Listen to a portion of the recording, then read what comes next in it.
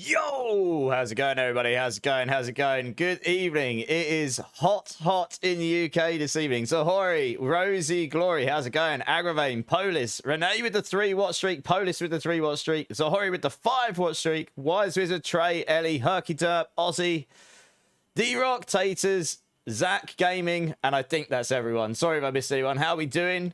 How is everybody? I hope everyone's surviving the heat. It is ridiculous. It is. I've literally got a fan blasting on me and a dehumidifier going here.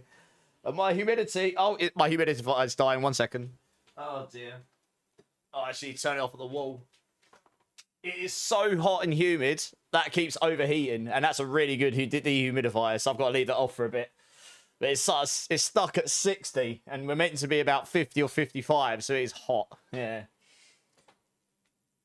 The thing is, right, the raw heat is less than what you guys get. It's the humidity that gets us, but it's so hot my dehumidifier keeps dying, so I've got to leave it off for half an hour. Got to leave it off so it cools down. It keeps overheating, which is pretty ridiculous. Anyway, how is everybody else?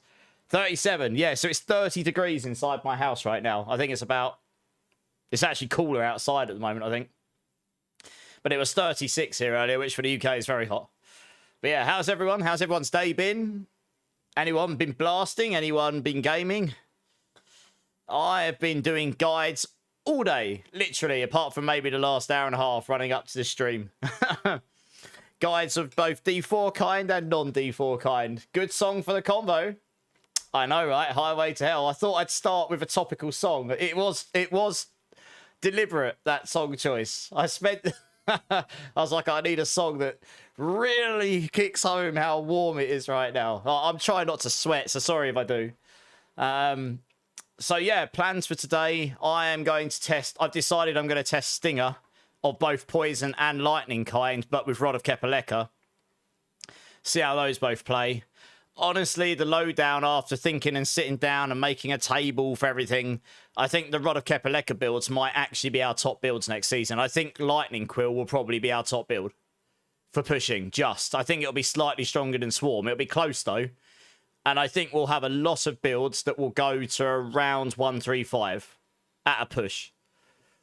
And I think Lightning Quill might push to 140 at an absolute push. But, I mean, that's just a guess. But as balance goes, Spiritborn will have a bunch of builds that can push roughly around the same, I guess, give or take a few pit levels. It's not going to be like 20 pits between them, unless we find a bug, of course. But at the moment, we don't have one. I wish I had an air conditioner. Yeah, that dehumidifier is not having a good time. I've had to turn it off for a bit. It's too hot in here. You're at 34 degrees, feels like 39. It feels like 40 degrees in here because it's so humid, yeah. But yeah, it's all right. That's okay. I've been working out for the last hour as well, so that doesn't help. But yeah, the dehumidifier has brought that down from 65 to 60, 61. So it's less humid in here. And give it half an hour, I'll put it back on again. You never noticed the electric guitar? I've got two. That one's normally on the wall, but the wall handle thing, it's come out the walls. We started to come out the wall, and I'm glad I saw it before the guitar fell off. So I need to get them out, refill the wall, etc. That's why I haven't done it yet. But yeah, I've got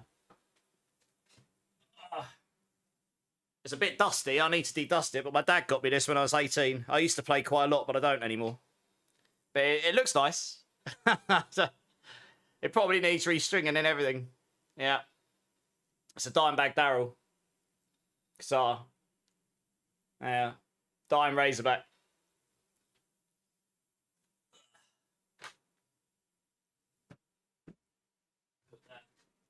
There we go. Only just about comes off the floor. Sell it to you then. No. Do you know how hard those are to get? When I got them, they only... there's like quotas that can come into countries. Like 3 of those a year or something. I can't remember the numbers, but it was very, very low. And the reason I got it is because my dad was the head of music services for the whole of Thurrock. And Guthrie Govan, who's a really, really... You can literally Google him. He used to do the guitaring for Hans Zimmer and stuff. Like Guthrie Govan, he's from Thurrock. And my dad did some work with him. And he's a really, really famous session guitarist. Like, ridiculous good session guitarist. And he, through him, was able to get the contacts to get me one. And I had to wait 2 years after ordering it to get it. My dad had to order it for me when I was 16. It turned up on my 18th. Crazy. So I'm probably not going to sell that unless I have to, to be honest. Even if I might go back and play it one day properly. I used to be pretty good, but I'm not anymore. If you start a stream with Symphony 9 by Dvorak on guitar, I will lose my sock. Oh, okay. Sounds expensive. Yeah, LA, yeah. Almost midnight and 35 outside with power outbreak for some reason. Obsidia, it is hot, isn't it? Yeah. I hope you're well, though. Been trying to get your third ascendancy since yesterday. Oh, okay. What on the... Which build are you playing again, Trey? Third ascension can be interesting, like, unless your build's really solid, because you have to either complete the Chaos Trials or you have to get past the third boss on the Sekimas. But the Sekimas is mainly just get loads of honor resistance relics and max honor relics. That helps a lot. He makes people stop playing guitar. Guthrie, God, you mean? Oh, you know who Guthrie is? Yeah, so my dad did some work with him. He's got some footage somewhere of him and his friend he's one of his really close friends, Simon, who's equally good on piano, but he's old now, so he doesn't really play much anymore. He used to do blues gigs with Guthrie Govan and a couple of the others that are like professional jazz players on the circuit around London. Back in the day when Guthrie wasn't completely like tied up. But yeah, my dad got it through Guthrie Govan. Yeah, Guthrie Govan's ridiculous on guitar. I got to meet him once properly. He's very strange. But I think to be that good at something like he is, you've got to have a little bit of strange and weird in you to have your brain white. Like, he's on a different level of good. Like, I was good on guitar when I was playing a lot, but that was just due to brute force practice. He was just naturally insanely good at this. He is just ridiculous, yeah. Obviously practice on top of that. It was 95 in Florida. That's probably hotter than here. It's the humidity that's getting us here. Like, I'm sweating under my top here. It's horrible. Oh, you're doing Spirit Walker Twister. Yeah, okay. Twister's maybe a bit squishier. You have the damage, I bet, right? But I bet you're taking too much damage. Is that right, Trey? Try and get honor resistance. Right? Are you doing Sekimas or are you doing Chaos Trials? I would probably do Sekimas. And... oh, I don't know, actually. For you, for Twister, maybe Chaos Trials is better, but you need to run a good run. Sekimas is easy if you've got relic, honor resistance relics. Hey, hi, Oaks. How's it going, dude? It's been a minute. How you doing? How you doing? Right, okay, as I say, today I'm going to test... I was going to do some leveling testing today, but I'm actually going to test Stinger, because I think Stinger's going to be pretty good. I'm going to test... I obviously did a little bit of Lightning Stinger stuff early in the season, but I focused more on the dot side of it. I think this time I'm going to test it, but with the Rod of Kepaleka. I'm going to start with the poison side of things. I haven't got that many Forgotten Souls, so I'm going to have to be really, really like frivolent with them. But hopefully I've already got a lot of gear that I can sort of use for this anyway, because I've done a lot of Rod of Kepaleka stuff.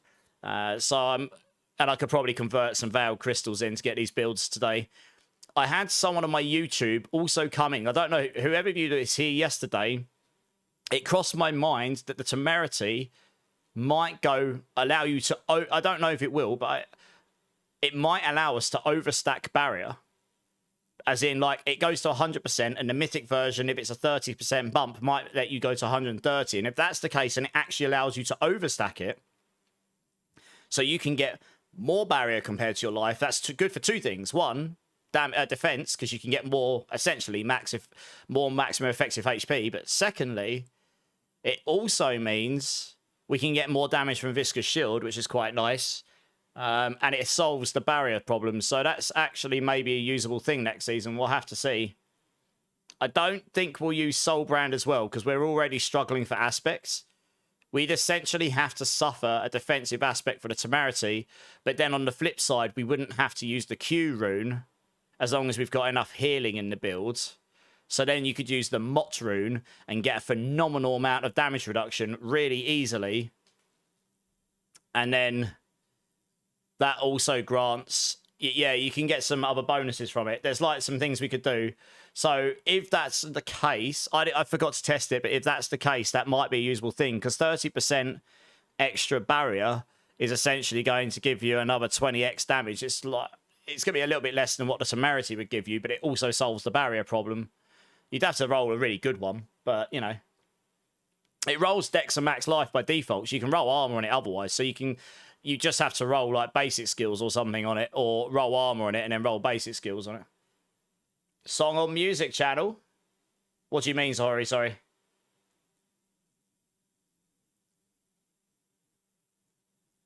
What do you mean on music channel? Sorry, I'm lost. Oh, right, in Discord. Yeah, no problem. I'll check that out at some point. Victor Wooten is a god bass player, is he? I haven't seen him. I used to follow Michelangelo Bascio. I've got a Michelangelo Bascio guitar as well, Rene. I've got two Razorbacks. I've got the V and I've got that one, and I've got a MAB 1. If you type into Google MAB capitals 1, Dean MAB 1, I've got one of those. I'm not going to get it out right now because it's in a different room, and I think one of the strings snapped because I haven't used it in ages, so I need to get that sorted at some point. If I get that back on the wall, I'll get my MAB 1 out on the stand at some point. You don't have to. Okay. Yeah, I used to play a lot. I used to be avid. That MAB 1 cost me a lot of money to get hold of, but, you know, not a lovely guitar. Lovely guitar.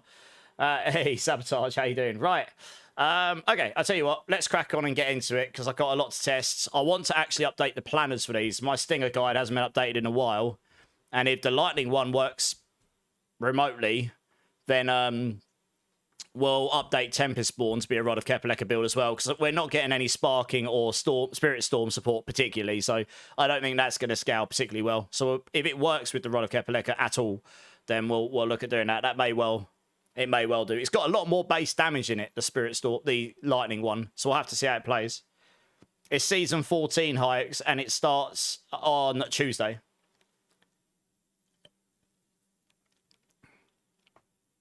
Yeah, I had the damage. Was going to try again, but with a more % armor and evasion. Yeah, make sure yeah, like I say, if you're doing Sekimers, Trey, make sure you've got honor resistance and max honor relics. They're really, really important.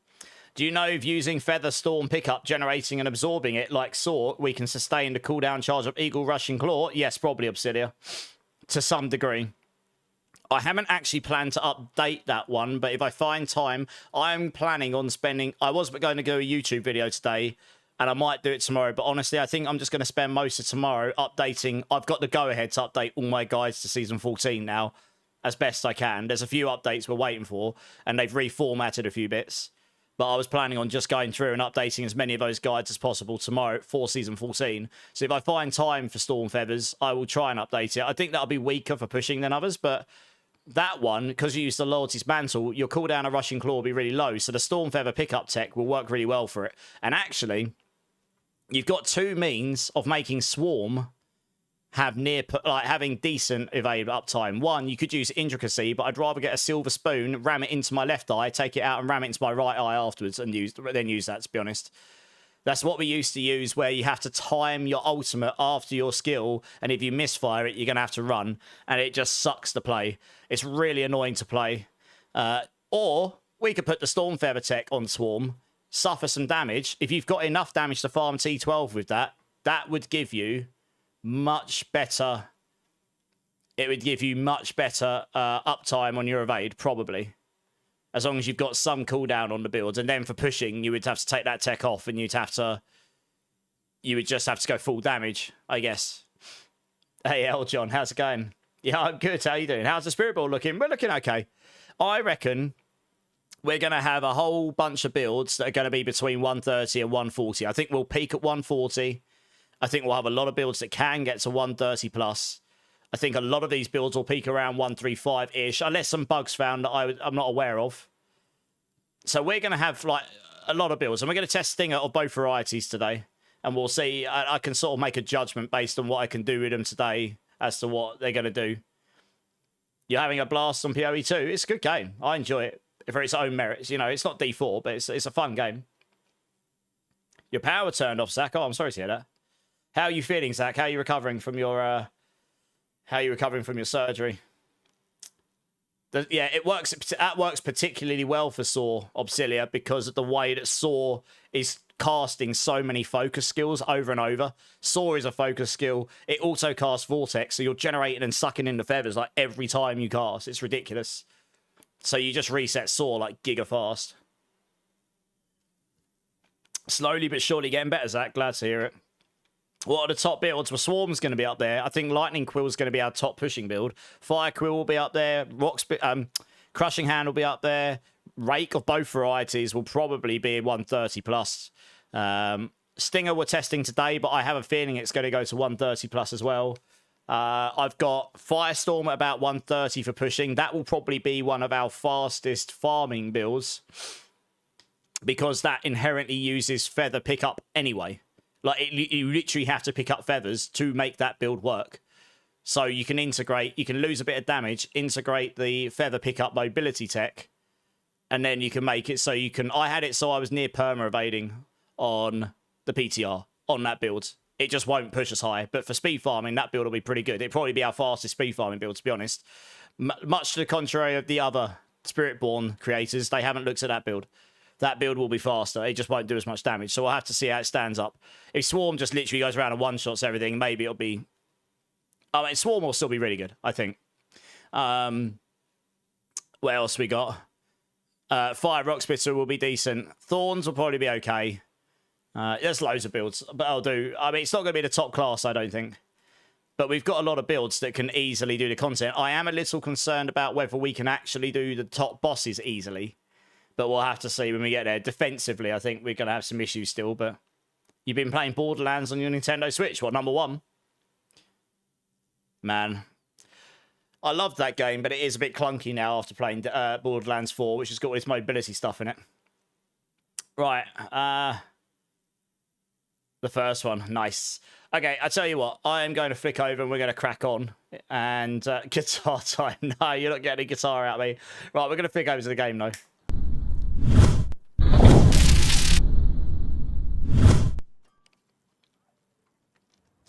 There we go. Yeah, you're not getting any guitar out of me today, unfortunately.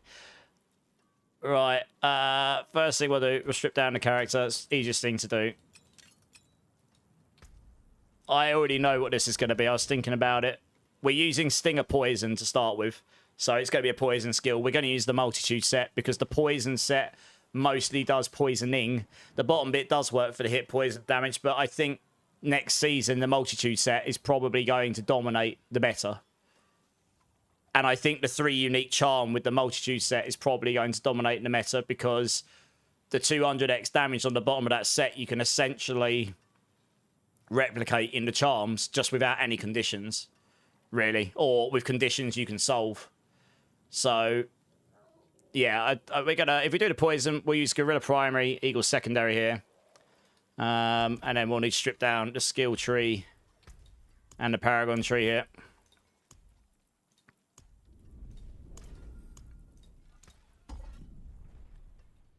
You were thinking about buying Borderlands 4. Is it good? It's a fun game.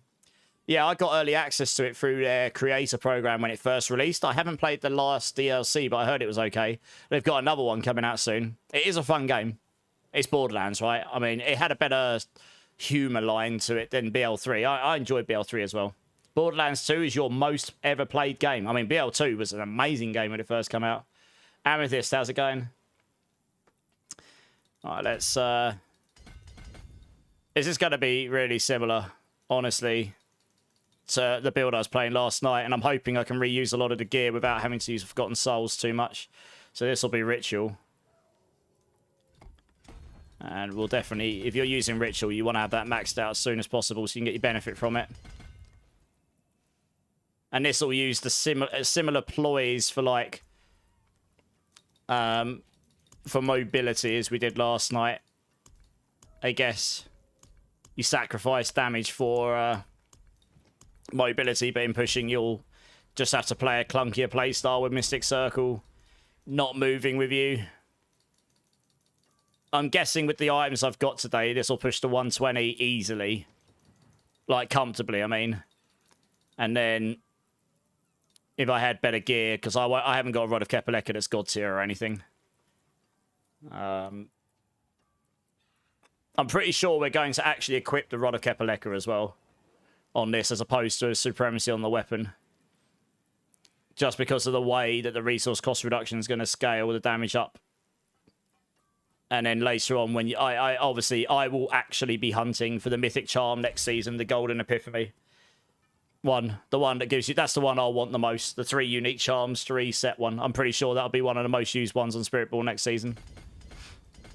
In fact, I actually think that's a really healthy add to the game, to be honest. Yeah,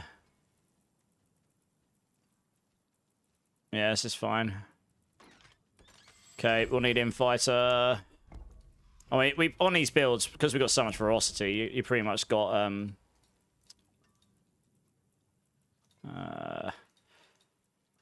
you've pretty much got attack speed solved by default. I kind of wish ferocity was cast speed, though, like it used to be, just because our attack speed does feel a bit sluggish on some of the builds now, and it used to feel like really nice, but what can we say? We can't really be too picky here, I suppose. I think I've got all damage on most of my items, so I won't need to re-roll those too much. Yeah, let's go through here. This will cap out easily on this because it's a poison. It's an elemental build. It's a bit trickier on physical builds, but I worked out last night, if you do all damage in your gear, it scales all of the non-physical additive damage you got, so that actually makes it easier to cap this. This will be Spirit in here, I think. Spirit may... no, it won't. What we'll do is we'll put Colossal in here. And then we'll have Viscous Shield at the end, I think. It's just the highest damage potential here. It's pretty, I probably should have just left it as it was before. It's basically the same board as I had. In fact, because we're going to put Spirit in here, we're going to do that.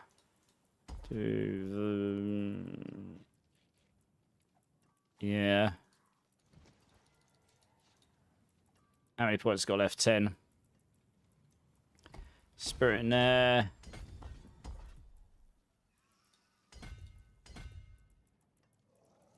It's 1 point over there. Colossal's not got many points in it right now.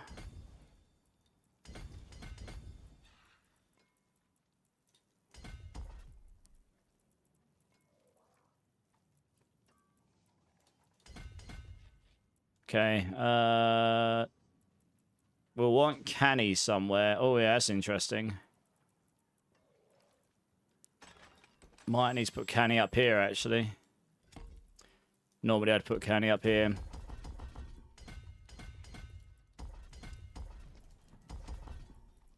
I mean, that means we'll probably do that.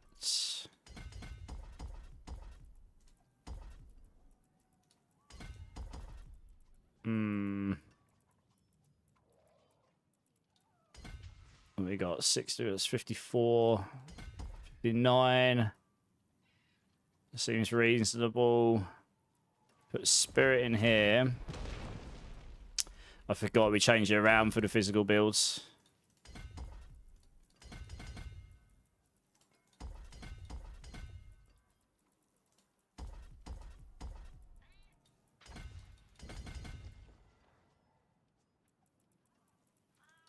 And that will be Colossal in here.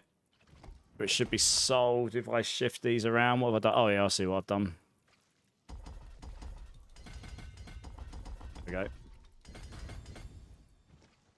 Let's see, we've got enough points. That's fine for now. Let's put that in there. Menagerie is activated. We've got all the bits. Ritual's good. Obviously, I'm not capped on my Paragon points, but that's good enough. Okay, that's that one there. Dirty Dancing. Well, that's a great Twitch name. How's it going, Dirty Dancing? Welcome in. Thanks for the follow. How are you doing? Okay, right. Stinger. Obviously, we're going to cap this out. What's the base damage on this? I've got a weapon on right now. 230 at rank 10. Rank 25. Okay. How much is it scaling its rank? 11. 12. 12. 17 on that one. What? Why does it scale so much on that one? 230, it's 11, 12, 11, 12, 17. Okay, every 5th rank, you get a bigger bump, it looks like. I never noticed that before. 12, 11, 12, 11, 17. Yeah, you do. Interesting. Okay, you want to get to the 5th ranks then. We're going to use Potent Sting because that's the damage option. Stinger's initial impact deals increased damage. I mean, you probably want this. And then we're going to have max size with the Rod of Kepaleka anyway, so you'll just take damage to weakened enemies. We'll make them weak with toxic skin, so that's fine. We'll probably be using the Ravager boots. So we've got Gorilla Primary, so if we put Crushing Hand on there, we can get some Barrier Gen here maybe. And some Resolve Gen, why not? The rest of these don't really do anything. Oh, it's enemies poisoned from Crushing Hand or weakened. Alright, you can just do that, yeah, make it a poison skill. Why not? Weakens enemies, happy days. But the main thing is it gives you some Barrier Gen and Resolve as you move around, so that's kind of nice. You've been watching the videos as I once play Spiritborn. As long as they don't make it rubbish, it's going to be good enough. It's not going to be the top class next season, but I was saying, and we're getting a lot slower in a lot of ways. But we'll still have some reasonable speed, and there will be a lot of builds that will go between pit 130 and 140 next season. Tower 130, 140, that range, I reckon. Your gamer name is goated. Nice. Hey, Tassive, how's it going? You just got to 300. Nice. GG's. Preparing yourself to the biggest metal festival in Finland. Which one is that, Ho? Because that sounds awesome. Hey, Crantree, how's it going? Star Sergeant, how's it going, dude? Yeah, we'll take these ones. Max out this for the cooldown reduction. Max Ferocity. Ring of Gen. Max out Toxic Skin for the defensive side of things. Healing. I guess the Vigor. We'll need this for the Unstoppable. This for the crazy damage bug. You'd probably put the Resolve in there otherwise, but it doesn't work on this version of the game. We got weakened in a few places, so we'll use the Vigor Gen here. That helps a lot with the Rodocap builds. And we want the Aura version.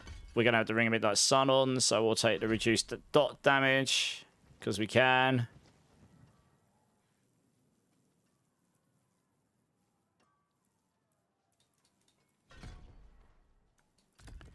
Oops. And then we are going to use the Hunter as well on this. Healing.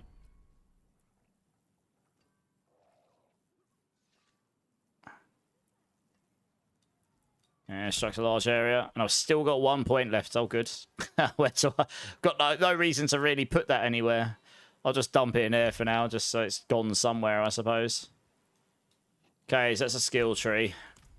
Right, now I don't think I've got a particularly good... I've got a good Rod of Kepaleka for the lightning version, actually. I've got a really stupid good one. No max life, though. It'll be crazy squishy. So, oh, actually, this one I've got here has got lightning damage multiplier. So, actually, for lightning stinger, I'll have a pretty good one here. But for poison, I don't have one, so I'll just have to use this. I'm going to have to use this chest and... yeah, these can literally just be used. Igni Cry makes sense for the pull-in. Poxic makes sense for that. Is this going to be almost the same setup? I've even got, like... Okay, we can change physical damage on that, I suppose. Oh, actually... yeah, I might not need the temerity on this version, actually. Because we're using the Gorilla Primary, so we might get away without that.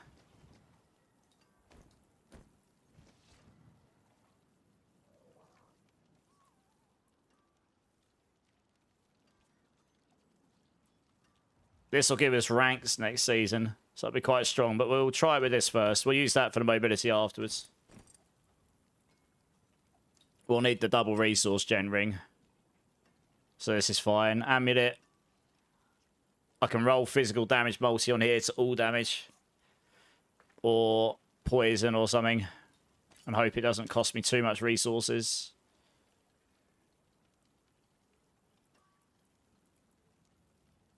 Ring of Midnight Sun, we're going to need that. So we will. That's right, I was doing payback last night. Might actually...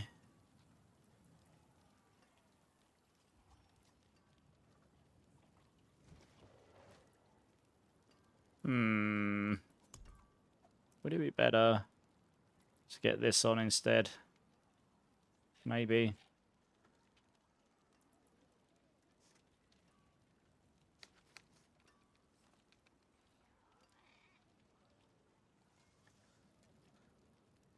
Okay, we'll start with... Have I got my Protean Heart on me?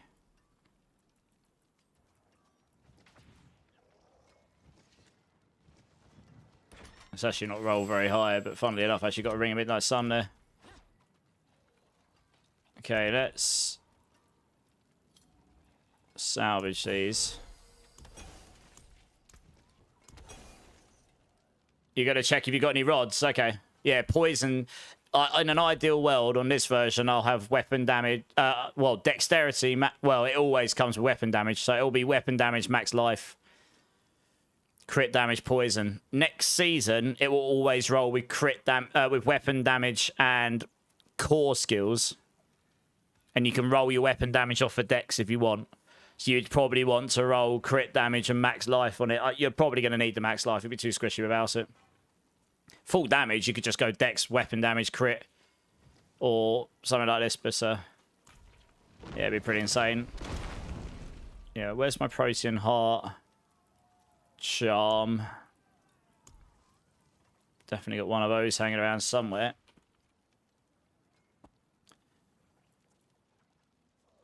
This'll do. Life per second, okay. In this version of the game, I probably should use the Rod of Kepaleka Charm and use a legendary weapon, honestly. Next season, though, kind of want to see what's going to happen with the Rod of Kepaleka equip, because next season, equipping the Rod of Kepaleka will be way better in a lot of ways, because you've got much higher aspects on it. And then the resource cost reduction and scaling. So you might be better off putting a Ring of Midnight Sun in there early on, so you can then put a Starless Skies or a Legendary in there or something. Maybe. But we'll try it with a Protean Heart for now. That doubles up my dex. My dex is pretty low here, but then I have got a pair of pants that'll give me some more stuff.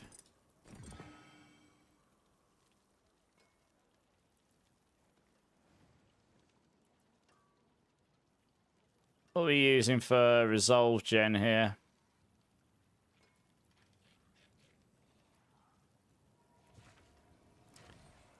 Oh, yes. I'm going to have to change that to Tenacity, probably. I don't think the running around will solve the Resolve Gen.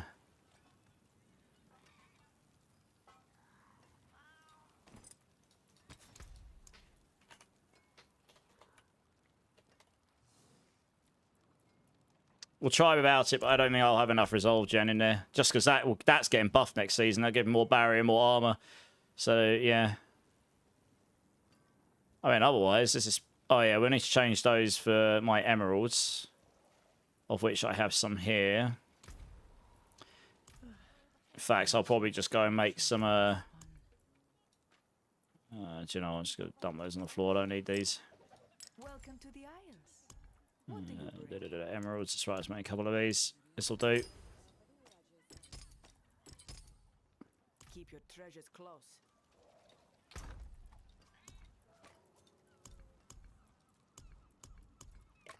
Oh, I already had a couple. Never mind. Ha! Check my whispers.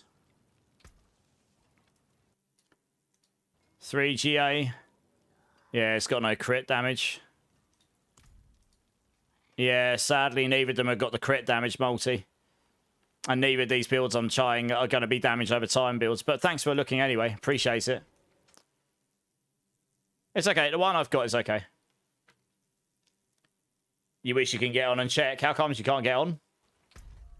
I'm going to be testing Stinger and Lightning Stinger. Yeah. Okay, so we'll...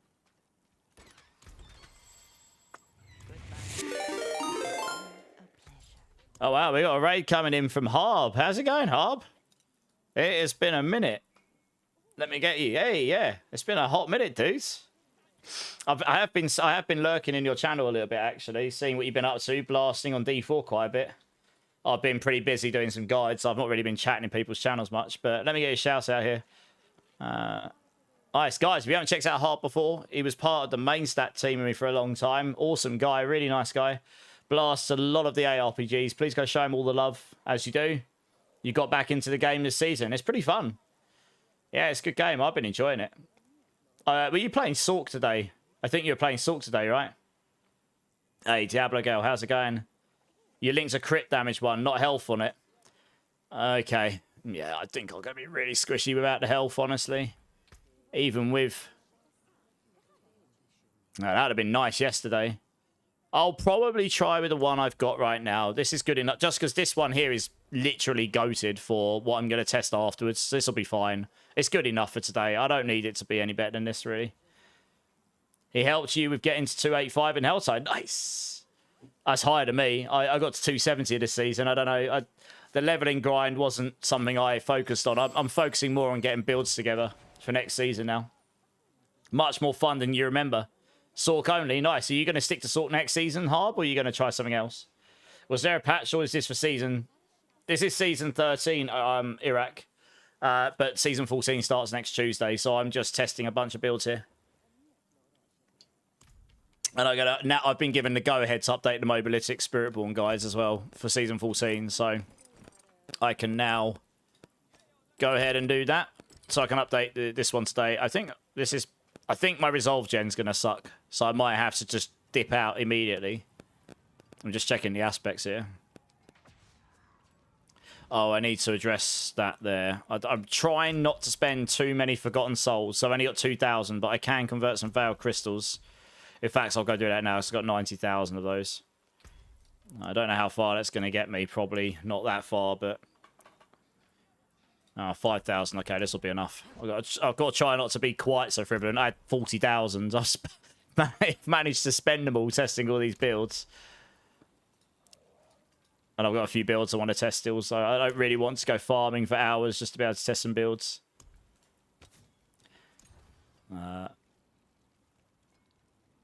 Vulnerable is fine.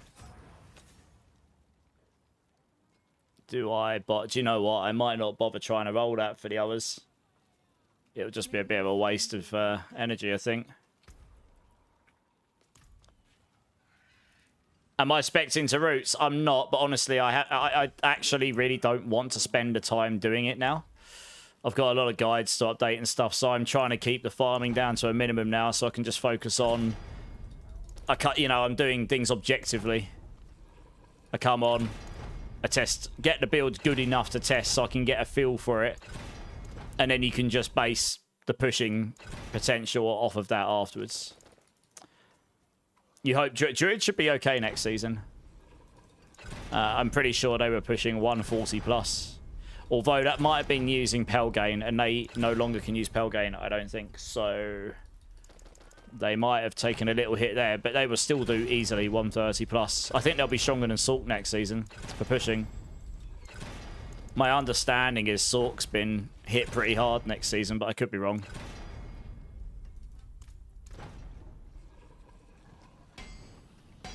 You miss smacking the ground, yeah, pulverize. That was a fun build when I played it back in the day. I haven't played Druid in a hot minute. Do you know what? I'm not going to sit here and waste loads of resources. That additive's not going to make the biggest difference. Right, this is probably good enough to get going. Although, I think my Resolve is going to be interesting. Hello, cat. My cats are, like, unsure what to do in life right now. It's so warm. Do you think the changes to Spirit Storm stacking will help? I don't know. I don't think so. I don't think we've got enough damage scaling full stop on them, but we'll see. I'll get around to testing at some point next season. Right, as always, I'm just going to go into like a T8 or something. First, I need to check what the Resolve gen's like, because if it's not good, we're going to end up dying anyway. Whoops. Yours is begging for attention. Mine, both of mine are just flopping around. It's just so humid here. Yes, mate, I know, it's hot. I know. He looks really sleepy, bless him. Alright, let's see what the Resolve gen's like. I think we're probably going to need to jump out and put Tenacity on. Oh, it would help if I put the right skills on the bar. Whoops. Oh, God, that would help. But yes, the Oh, dear. I knew there was something I forgot to do. I didn't even have my ultimate on the bar. Most of the skills are the same, but I didn't have my ultimate on the bar. Yeah, that would help.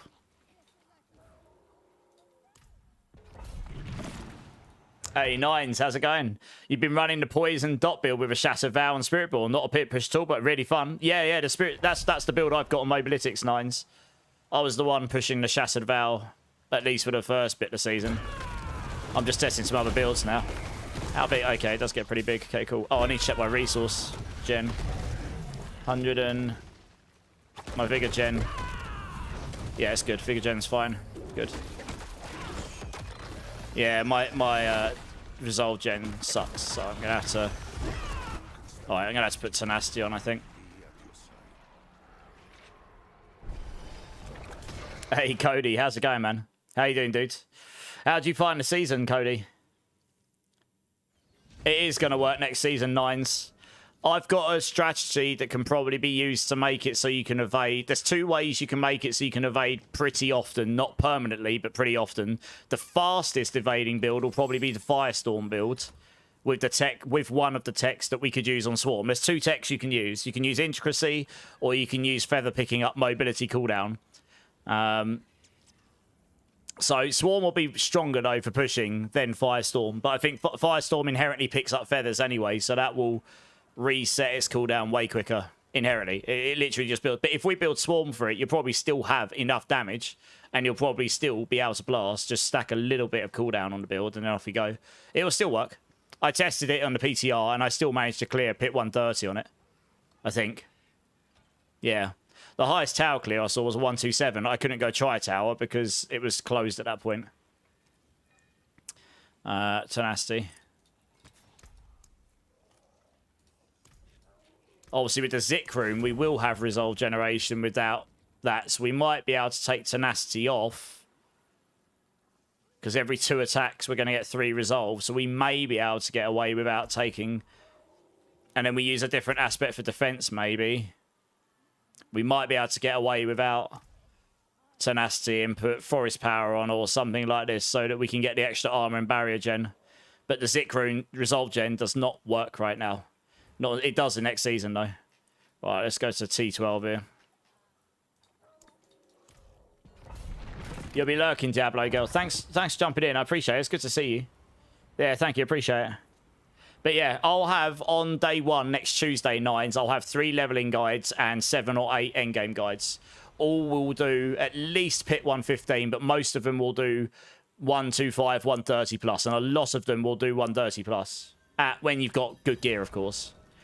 I think Lightning Quill Volley may well be our top pushing build next season. I wanted to test Stinger today, though, to see like what the damage numbers are I can do with the sort of setup I was using for Payback last night. And just see what we can do with it, really. The only problem we've got with these builds is they just attack so much slow. It's got such a long attack animation on it, this. But the lightning version of this might be pretty good, actually. But we just attack so damn slow.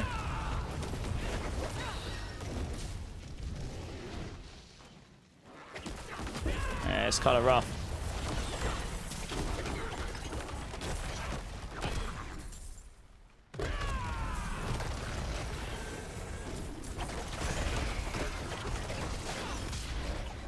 I just need to check something here. Yeah, it's been tackable for you. I mean, this is T12 on Stinger. And this will just be stronger next season. Like, this, with the sort of gear I've got, it will just be stronger. The Harmony of Evil Walker will be stronger. The Rod of Kepaleka will be giga stronger compared to this. And I can try and optimize this a little bit in a minute and see what we can do with it. Obviously, we don't run particularly fast. For farming, we can take the boots off and we can swap it for the Ravager boots. So we can test that in a bit and see how that feels for just farming. This one's got omnidirectional damage, like impact damage as well. So it might feel pretty good for farming Helltides and stuff.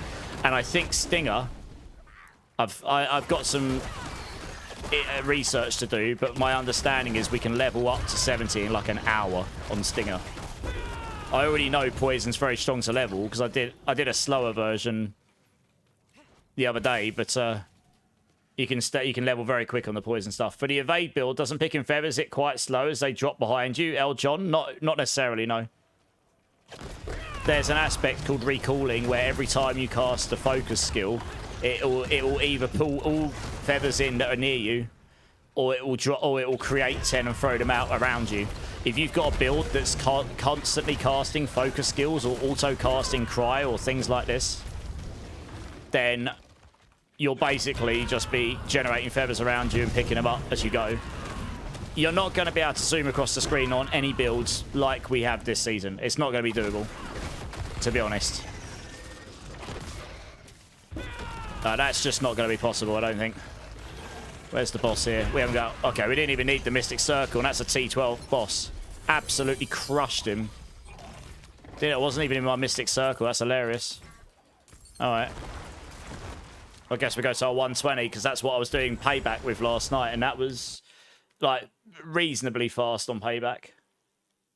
You followed some of Makuna's guys' builds this season, but I love trying out all the different guys. Yeah, okay, so I know Makuna personally. I get on well with him. His guys over on his website for the Spiritborn are obviously very talented at the game. I don't know them personally, but those guys obviously bring up some very good builds. So I'm not going to tell you to go and use someone else's builds. I am the Mobilistic Spiritborn guy, so I can vouch for my builds. They will only cover meta stuff, I think. I am covering the class as a whole.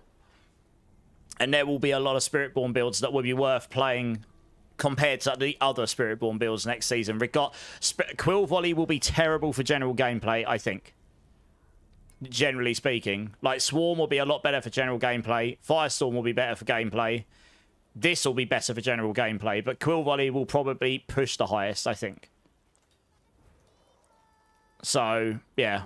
There will be a lot of builds for lots of different reasons, I think, next season. Hey, Galmods, there you go. If you want to level in 1 hour range, it's Rock Splitter plus Stinger Swarm. Yeah, okay, you're the guy that did it, right, Galmods? Yeah, I saw your video. I'm going to be putting a guide together because I've already done some testing myself. I haven't done an hour run, though. I mean, that's insane. But if I use anything you did, I'll credit you for it. Yeah. Yeah, Rock Splitter's fine. Yeah, use Rock Splitter to generate resource and then Stinger. I've done something similar. But I was using... I mean, just Toxic Skin alone, it was hilarious. Like, when I was testing it on the PTR, I was like, press the button and everything just died. I was like, oh, good. Toxic Skin's really strong. Everything else hits like a wet noodle. Toxic Skin just blasts. Like, what is this? Yeah. Yeah, but GG's on the hour run. I probably won't level that fast. I get distracted by shinies. I'll probably take a few hours. I'll probably take like 3 hours or 4 levels to level when we get next Tuesday just because I get distracted. But yeah, Toxic Skin just applies a lot of poison, doesn't it? Withering Fist was really good for leveling as well. The problem is you can't consume it until you get your Centipede ultimates. That's a bit annoying. But yeah. Right. I'm actually, funnily enough, testing Stinger endgame stuff here right now. Just the one build for the Rod of Kep I haven't tested yet, so I figured I might as well. While I'm in the zone of Rod of Kepaleka stuff. I don't need to push it the highest. I just want to gauge what it's doing, you know. I know what Payback was doing last night, and this feels stronger already. And I haven't even got optimal stuff on here yet, really. Necessarily. Why the hell did I kill that other guy so quickly? That's weird. Alright, let's see if we can even do it with this gear. See if I can even do a 120. I need to keep an armor. Yeah, okay. Wow. Okay, this is a lot stronger than Payback was. Then I have got the Protein Charm on right now. The Protein's Heart, I guess. I hit for 17.1 trillion there a second ago. That Mystic Circle didn't move with me. That was unfortunate. Why is this guy suddenly so giga-tanky? That's weird. My estimate is endgame Stinger poison will go to about 1.3. I think both this and the lightning will go to 1.35. But if the lightning version scales with Rod of Kepaleka as well, and the impact isn't too tiny, then it might actually be a bit stronger on the lightning version with the Rod of Kepaleka. We're going to test that after this. I've only tested the dot side of Stinger's Spirit Storms. I never actually got around to testing the Rod of Kep version. I already know how to make this better for farming. which we can test afterwards as well. I'm actually going to get these guys updated for these builds tonight, so they'll be Season 14 ready tonight. And they're not going to be that much difference. What we do? Wow, I just deleted that guy. What the hell? Those two elites just got deleted. I really wish we could get more mobility, but hey-ho. We can't really... Well, the Ravager boots is the mobility, I guess. Which we may well use more over what I'm using right now next season. I need to think about it more. I'm currently using the aspect where the Mystic Circle moves with us. It's quite nice for keeping your Mystic Circle near you, I guess, but with the core ranks on the boots next season, it may well be better to use that. I mean, it might even be better to use a Reckonops. Might, well, I don't know. No, the Ravager boots will probably be better. You can get 5 ranks on there. You can get a lot of damage on your skill if it scales decently. Can't kill that.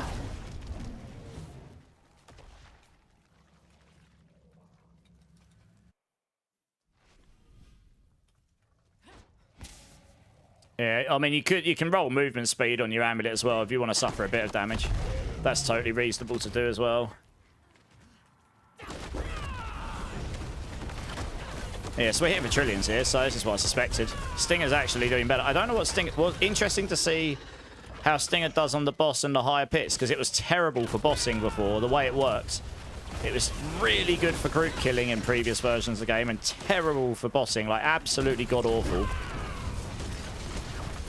How's my barrier gen looking here?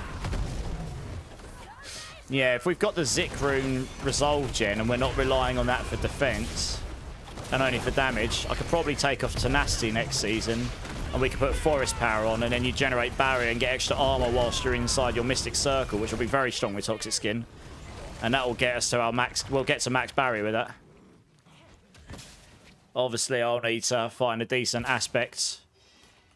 I suppose we could use... I mean, we could use Disobedience. It technically gives you more damage reduction, I guess.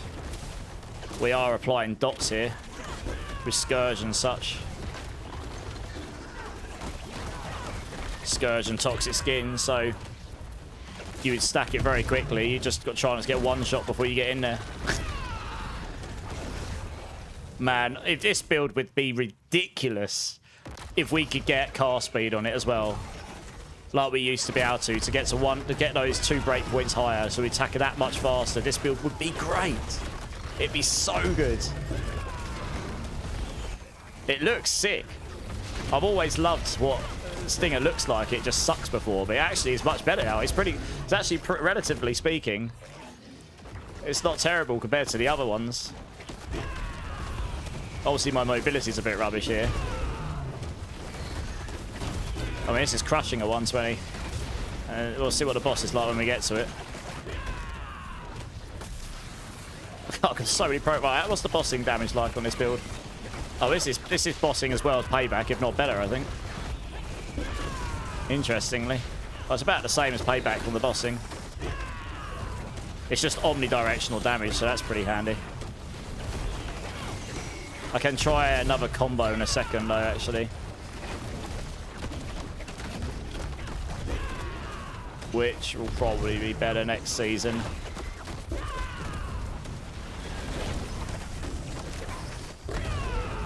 Yeah, we're still hitting bosses for trillions. We're not getting into the 10 trillions, but we're getting lots and lots of trillions, like even the small numbers. So okay, that was a convincing 120, so that's not too bad. Let me go try swapping out a an item here. Hey, Sacred Blood Bunny, how's it going?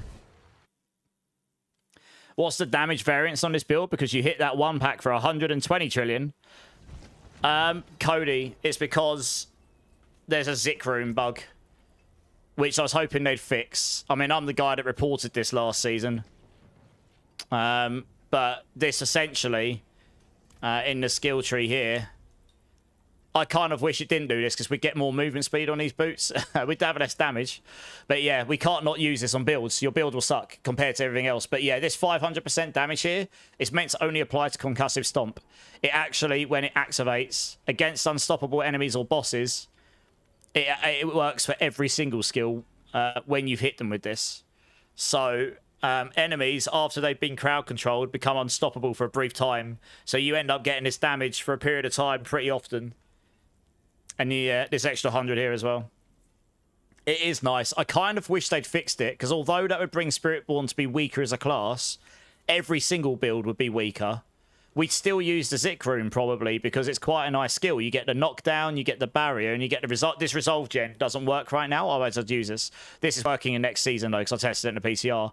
And then you've got two options. You could use Debilitate for more damage reduction and slow enemies' attacks. Really nice for defenses. Or you could use Crackling Earth to generate Storm Feathers and pick the Storm Feathers up for another 20% movement speed to give you more movement speed, which would be really nice as well. Like, both options would have a reason to be used, depending on what build you're using. But you have to use this on every build right now for damage because it's too good. So, yeah. I was kind of hoping they'd fix it. It wasn't fixed in the PTR, and it didn't look like in the patch notes it's been resolved either, so... It's hotter than the Hansu. It is very warm, yes. Supremacy stacks. My Supremacy should have been stacked pretty good. Hunter should have been stacking out. I'll have to keep an eye on that in a minute. So I'm actually going to take the Protean Heart off here a second. And, well, have I got a better Ring of Midnight Sun? I really want a higher one than that. I want to try something. Just want to see how the damage matches up. I've got a 51 with Gorilla Skills. That works. Yeah, so if we take this off. Right, this in here. Go get my diamonds. Because I want to try the Ring of Starless Skies. There's a reason for this. Ring of Starless Skies this season, of course, we can't get the damage multis. And we lose the core skills next season. But we will be able to get damage multis on this next season. And this gives us 50% resource cost reduction. So that plus all the resource cost reductions here will max our resource cost reduction against this, which scales your damage on your Rod of Kepaleka up to 8 times if you've got 75% resource cost reduction. It's a massive damage multi. And because the Rod of Kepaleka is getting giga buffed next season up to 1.38 rather than 0.75, this means that your resource cost reduction damage scaling also becomes more beneficial, because this scales the damage off of your other Kepaleka. So if the damage on your Kepaleka is high to start with, the resource cost reduction also becomes stronger. So you get double dipping damage, basically. If you look at it that way. I do need to roll. I mean, I might not need resource cost reduction on there. Oh no, I probably will, actually, to get to 75.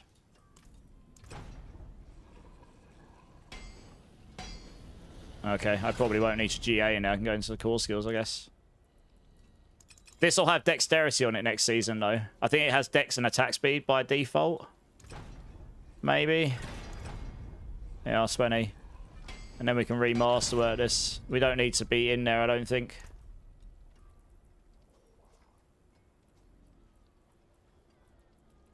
I might leave that in resource cost reduction, because we're not going to have the core skills next season, so I'll just be skewing the test here.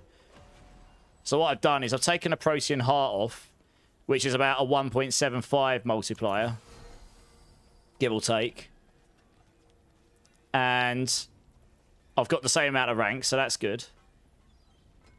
And then what I've done is I've put on something that gives me a 1.5 and the resource cost reduction, so it should give me more damage, in theory. That's kind of what I want to test. So I'm going to test in a 120 again, just so it's relative to what I did before. So, there will still be a pretty speedy build, Cody. My Firestorm build, I think I'm the only one that did it. It inherently picks up Storm Feathers. So there's a tech that I have on it, and I tested this in the PTR, and I had near permanent TP, near permanent evade, as long as you pick up Feathers. But there's a tech where recalling Feathers here, on this particular build, that you can have it so Feathers drop behind you. You can also have it so your focus skills generate Feathers, or if there's Feathers around you, it pulls you towards them every time a focus skill is called. You can have it so it auto-casts Cry, or you manually cast Cry. You've got Ravager, that's... yeah, you've got multiple focus skills that you're casting. So they're going to be pulling these in and whatever as you evade around. And you just stack enough cooldown reductions so that you don't... And yeah, there's a... where is it? Storm Feather. You have to sacrifice damage for it. But yeah, 0.5 second cooldown for every Storm Feather. So if you generate 10 and pick them all up, that's 5 seconds. So then you just want to get some cooldown reduction on the build. So I think the Firestorm build will be strong enough to farm T12, and it'll probably be the fastest build. But I think you can also use Intricacy, but honestly, I'd honestly rather jump off a building. I think this is what the max roll guys are going to do. It's what I did before with my Razor Wings build, but it was a lot easier to time with Razor Wings when you had a bit of time, when you had enough charges to make a mistake. With this, you'd have to cast your ultimate directly after the Razor Wing, after the Russian Claw. And if you don't, if you miss it, so you get 5 free casts. Yeah. Like if you put that on the ring, you'd have to cast your ultimate after you've cast your Russian Claw. But the thing is, you're using the Centipede, so you can only cast it once every 15 seconds. So that means you'll get 8 Russian Claws, essentially. At best, you'll get 11 in that time. So I suppose you get a decent amount of uptime, but you'll still not be able to perma-evade. The Stormfeather stuff will be less clunky, but I need to test it. It probably won't be perma-evading, but it'll be pretty close. Firestorm will be pretty close. I think Evade Stormfeathers will be pretty much perma-evade, because that uses the Loyalty Mantle with double Eagle. You'll be down. Your cooldown on your with a Mythic Loyalty's Mantle, you get your full 75 cooldown. So your Russian Claw cooldown will be down to 14, 17 and a half, 18.25. You'll be down to like 6.25 cooldown. With Ravager on, that brings it down to about 2 or 3 It brings it down to about 2 to 3 seconds cooldown. So all you need to do is pick up 5 feathers and you'll reset all your charges. So that'll be easy to do on Stormfeathers, but it just probably won't have the damage scaling. But yeah, so I think those builds will zoom faster, to be honest. Doesn't work. Loyalty Russian Claw doesn't work. It does. It will if you use double Jaguar Obsilia. Giggity. I know these things. All the people that tell you this stuff don't work, they just haven't found how it actually works. The people that tell you the multitude set only tags things with 3 tags, they're wrong. You can make it. I'm doing it on all the builds. Even on the variants, you can make it work for them. I've proven it in my videos. But yeah, it's what I did on my Saw build. Obsidia. The Fire Saw builds, I used double Eagle and loyalties. But actually, I ended up solving this without using loyalties. I think I solved this with the Stormfeather pickup tech. It works amazingly well for Saw, to be honest. Because Saw is a focus skill. It auto casts Vortex with the boots. You've got Ravager on the build. And I think you were running... I want to say you were running Toxic Skin. You had all of them. So you were just generating and picking up feathers like no tomorrow. So Saw cooldown was crazy. Yeah, this build will be okay. The Fire Saw build will probably do 130 plus next season if you want to push it. No, it should be double Eagle Obsilia. It is bugged, yeah. O'Meal, thanks for the sub on YouTube. Bro, do you have an extra Endurance Faith? I need one. Specteria, are you still here? Sorry, I've just seen your message. Do you mean a charm? Do you mean an Endurance Faith charm? If you do, I do have a spare one you can have, because I'm not going to use it for the rest of this season. If you're asking for item, I might not have an Endurance Faith. Oh, I do. I have an Endurance Faith gloves as well. So yes, I do. If you're still here, let me know. I can give you one. No problem. I'm not going to use it myself for the rest of the season, so you're welcome to have whatever ones I've got. Right, I'm going to test this. Theoretically, my damage should be higher, but this will be interesting. I want to see what my resource cost reduction goes to as well, because this is a tech. If you get the Mythic Charm next season, the 3 unique 3 set charm will definitely be giga for a lot of builds. This may well be very good for a lot of builds.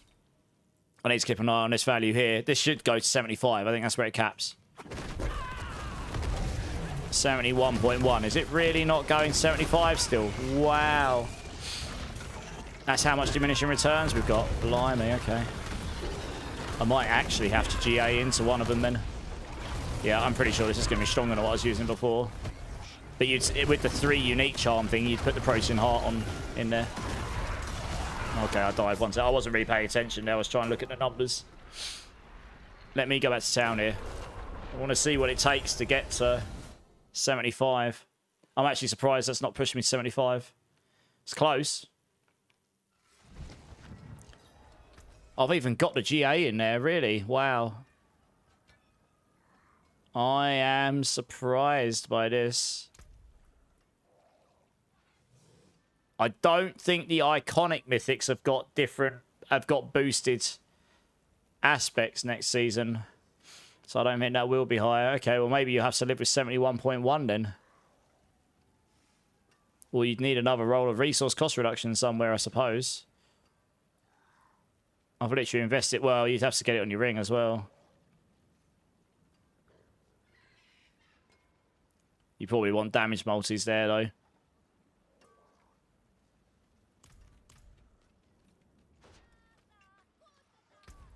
Okay, let's just see how the damage pays up. Hey, Sarah, 5 watch streak. Nice. How's it going, man? Right, let's try. Oh, wow. Imagine getting clapped there. Literally just starting right in the middle of the ball. I've got to wait for my supremacy to stack up here. I mean, this is feeling stronger than what I had before. Like, no doubt.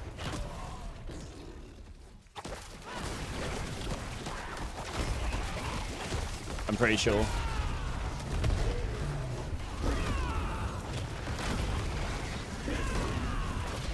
Crackling souls are going to be the end of us, I swear. They're terrible. Oh, dear.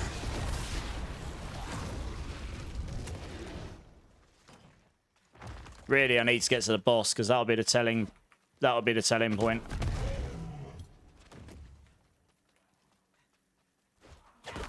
I mean, it might be better not to go with the full 75 resource cost reduction and to go with... I just hit for 53 trillion there. Giggity. Giggity. I've got 0 transfigs as well, other than the one on my amulet. Giggity. This is going to be stronger next season. The only thing that's getting nerfed is the resolve stacks, so we'll lose a bit of damage there, but we'll gain a lot more on the Rod of Kep. This is going to go well into the 100 trillion plus mark on the biggest numbers.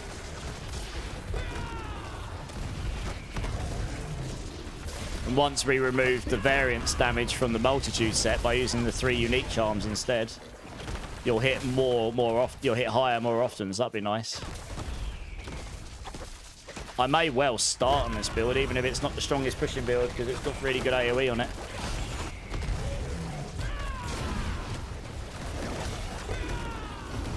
Probably just allow us to push. We just need to get a Rod of Kep earlier on that's not terrible. I mean, this is using a non-mythic. Like, the Rod of Kep is just going to be so much stronger than this if you get a mythic one as well. Oh, wow. Got another raid coming. Got a raid coming in from the Necromaster himself. Hey, Macro. How's it going, dude? How's it going? How's your... I was watching a little bit earlier, seeing what you were doing on Necro. How's your testing going for Season 14? I've seen what some of the other people were saying in the partner Discord. I sort of like, you have to smile and nod sometimes.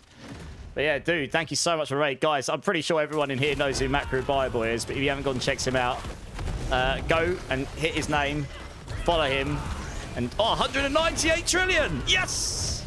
Stinger is slapping. Let's go. Wow, that's a lot higher than I was expecting this build to do. Good times.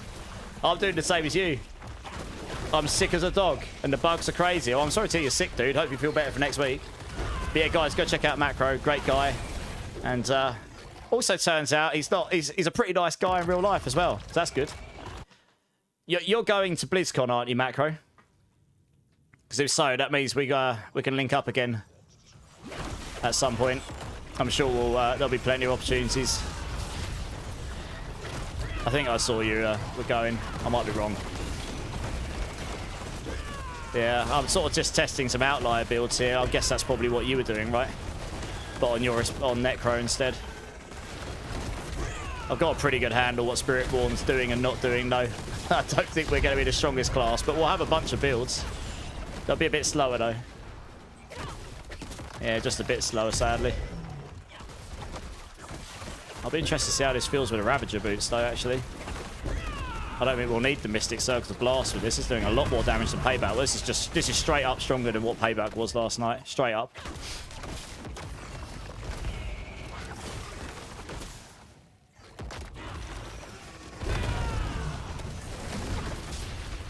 This is why it's important to look at more creators and just the top build creators and sites. Never seen anyone do this much damage with Spiritborn this season, Kings, though.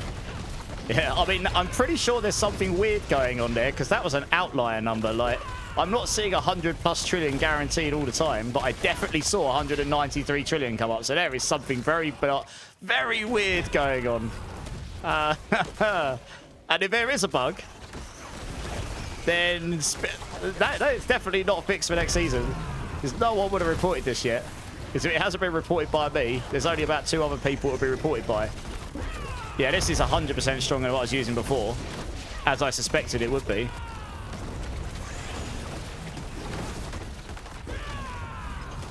Yeah, I don't know what... Oh, this is one of the worst bosses for Spiritborn, because you have to be right in their faces.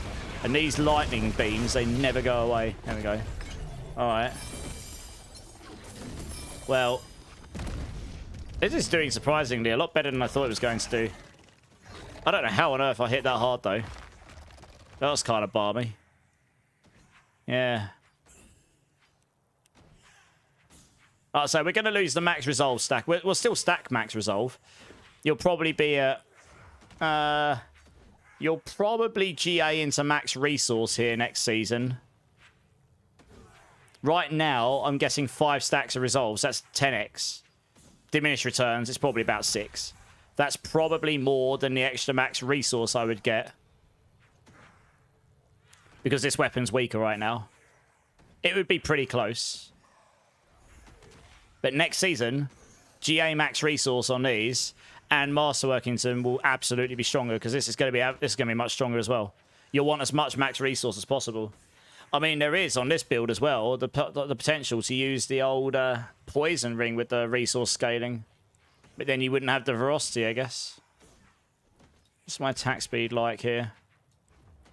If I took that off, I would lose a lot of damage from this.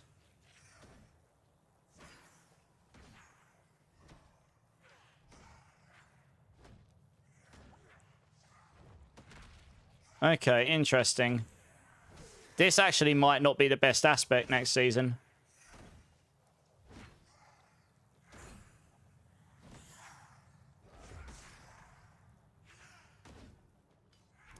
That's giving me 126. That's giving me 129% damage. There is a poison ring, the midday hunt, that gives you 50% more vigor. Now, if we had enough maximum vigor... I've only got 179 here for some reason. I had more last night. Why have I got less today? That makes no sense. Yeah, why? I missed a node in here. Oh, I missed a node in here. Whoops. Oh, we'll probably want this. Let's just go grab a node from over here somewhere. This will do. Yeah, there you go. Okay, well, I've actually got more damage. So, yeah. If I had GA in here, GA in there, that'll get you, and Masterwork them, you'll be up at, like, what, 40? 37, like, you'll be like 45, 50 on each of them. So you'd be up at near 250 vigor. And then you put the 50% thing on, that gets you to 375. That'll give me a phenomenal amount of damage. That may even be more now. Let me do some math now. Because the aspect's only 0.75, it might not be more in this version of the game. What's the variance here? It'll be about 165 or so. Let's just say 100 and let's say 150. 112.5. It'll be pretty close.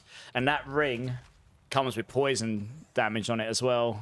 It comes with dexterity poison multi, which will be really good for Stinger.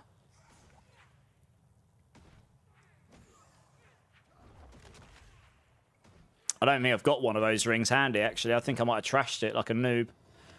Has anyone got a midday hunt ring hanging around? Stinger meta. Stinger will be decent. I don't know if it'll be the top meta, but it's definitely going to be decent, that's for sure. Can you charm the poison ring and run 3 unique charms? You can, yes. Yeah, Cody. I think the 3 unique charm meta will be meta for Spiritborn next season with this set I'm using. I'm sure for a lot of these builds. I might have a ring, actually. I think you can get it in a ring. Oh no, I don't have it in a in a charm, sorry. I don't have a charm for it, and I don't have one full stop. That's annoying. Yeah, I think I had one and I trashed it, actually.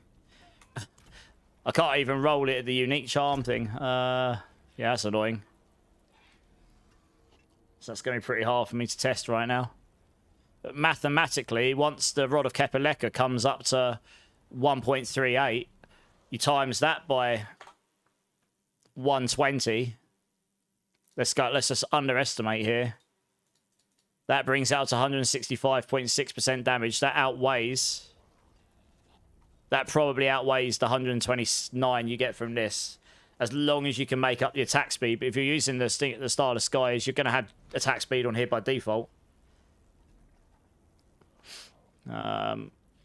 And you'll still have 8 stacks of Ferocity. Probably means you'd want to put Supremacy up here and Mystic Circle down here, maybe. Because that's still a really strong aspect. It'll still be like 100x damage. Even if you put it down here, this will be stronger if you put it up here.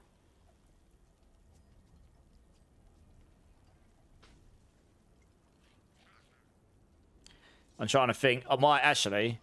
Where can I farm one of these rings?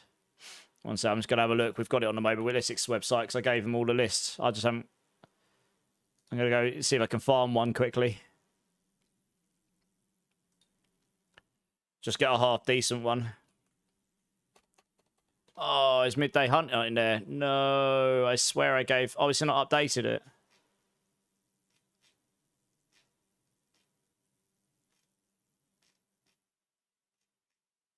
Oh, he's still not updated it, or when I deleted my list. He's got some of them.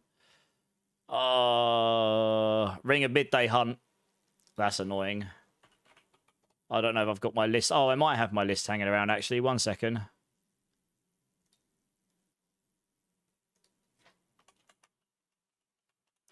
I'm just having a look. I need to find the person I sent the list. I sent a Google Docs to. It may well be in there. Where is it? Yeah, there you go. Okay, I might actually have it. Ring of Midday Hunt, Lord Zir. Okay, I can probably go find one. That's what I had down anyway. Yep. Yeah, I mean, to be honest, any damage multis would be nice. Well, I'll need to have one with resource gen on it. Oh, I can't roll it right now, can I? You can't until next season, so it'll be pretty tricky. I suppose I could temper on resource gen.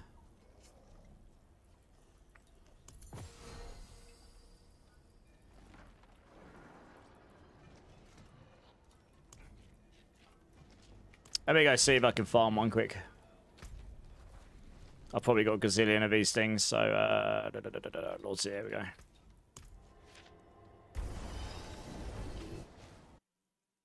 Yeah. Well, you have to run Starless Skies as an item. 3 unique charms will be Ring of Midnight Sun, Protean Heart,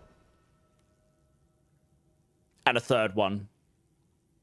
Now, you got different options depending on the builds.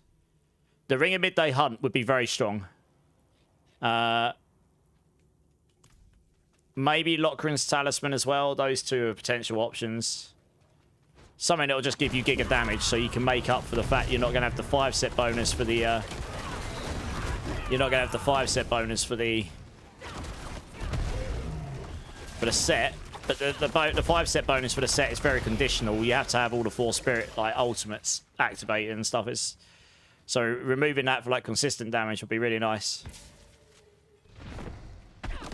Let's do this, because then it'll actually move with me. Here we go.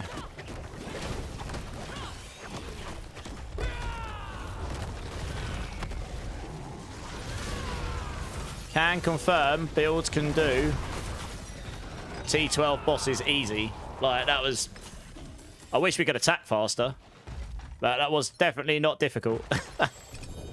Alright, let's see if we can get one that's half decent. I might have to farm this guy a few times. Oh, I've got Belial as well. Okay, good. It's crazy they knew to such an iconic build. No, it's alright, JB. I mean, they're gonna... To be honest, I kind of wish they did that more for all the classes. Actually throw the meta up each season, you know? Because it means you'll play something different each season. It makes the game a little bit more interesting. Ring a midday hunt. Yeah. Your maximum vigor is increased by 50%. While you have ferocity, your poisoning effects last longer. So that doesn't really matter. It's the 50% vigor, though. Like, if you've got enough vigor to start with, essentially you're just giving yourself a lot of damage on your rod of Kepaleka. That could potentially be a very good option if you can stack enough to start with. You can technically transfigure max resource on your chest and your helm as well, I think, if you're really lucky.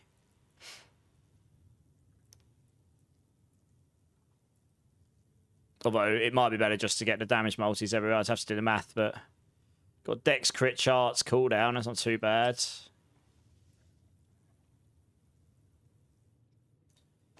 We'll do a couple of kills. That one's not too bad, though.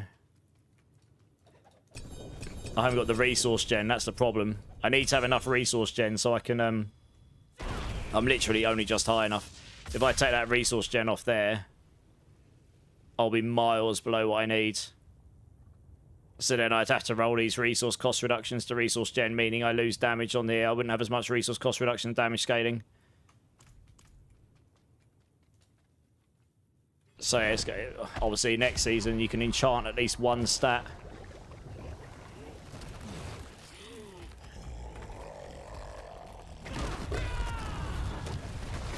I remember when he hit Grandfather Sank on that ring a couple seasons ago. Oh yeah.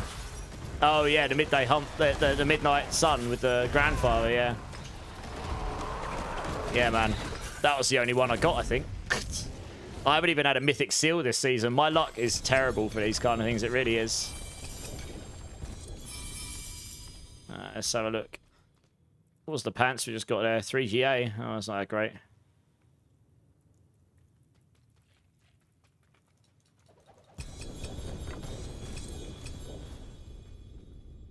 Hello, cat. Yeah, I know, mate. It's really, really hot. Yeah, that ring's going to come with by default with Dex and Poison multi, so that's going to make it quite easy to get a good one of those midday hunt rings. Wow, this boss slaps bosses compared to stuff like Paper. This is much, much better for bossing. Much better for bossing than Quill Volley was. Way better. You don't have to charge up Rizokas. Like, the impact damage here. Oh, got an Nemesis there as well. Yeah, it's way better.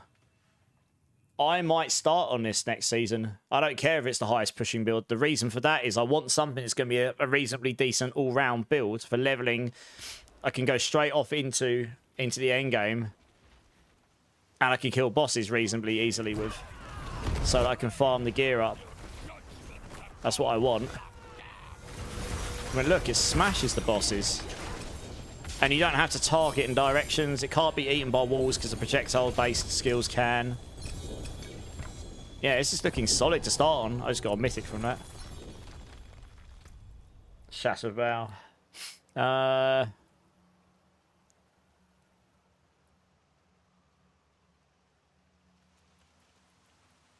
that's a pretty good ring, that. I'm going to keep stuff I might actually need to use, but... Yeah, adding Thorns damage back onto the Wound Drink was nice.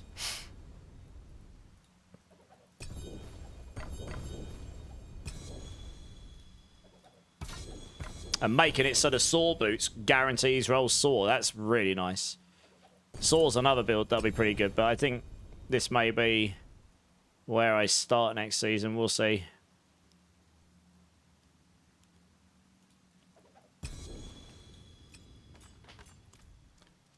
Alright, let's go back to Lords here again. Let's do him a couple more times. Yeah, Cody, thanks for jumping in, dude. Appreciate it. Varshan and Zir. Yeah, Zir drops some JDI. I don't have any transfigurations, King Snow. When I test, if you'll see, when I test builds, I test them without transfigurations other than the one on the amulet, because you can keep re-rolling them. So everything you're seeing here is without any power spike from RNG. That's the reason I test all my builds that way, because then it's not, because then I can give it to people and be like, this is something you can achieve. You need to get the items, but it's a lot easier to attain an item that's got sort of the right stats, as long as you hit the breakpoints, and then not rely on total RNG on transfigs. That is why I'm short on Forgotten Souls, yes. Well, I'm short on Forgotten Souls because I've tested a lot of builds. I had 40,000. I'm rolling. I've been repurposing my gear. So like, every build, I've literally been taking the gear and repurposing it for different elements and stuff. Because then that way I don't have to farm like 10 different versions of the weapons and stuff. Yeah, this smashes bosses. This is great. This feels good. Daniel, sorry, I missed your question earlier. What would you say is going to be the best build for Spiritborn in Season 14 and best non-dash build? Okay. Top pushing builds I am expecting to be along the lines of Lightning, Quill, and Swarm. But I mean, this...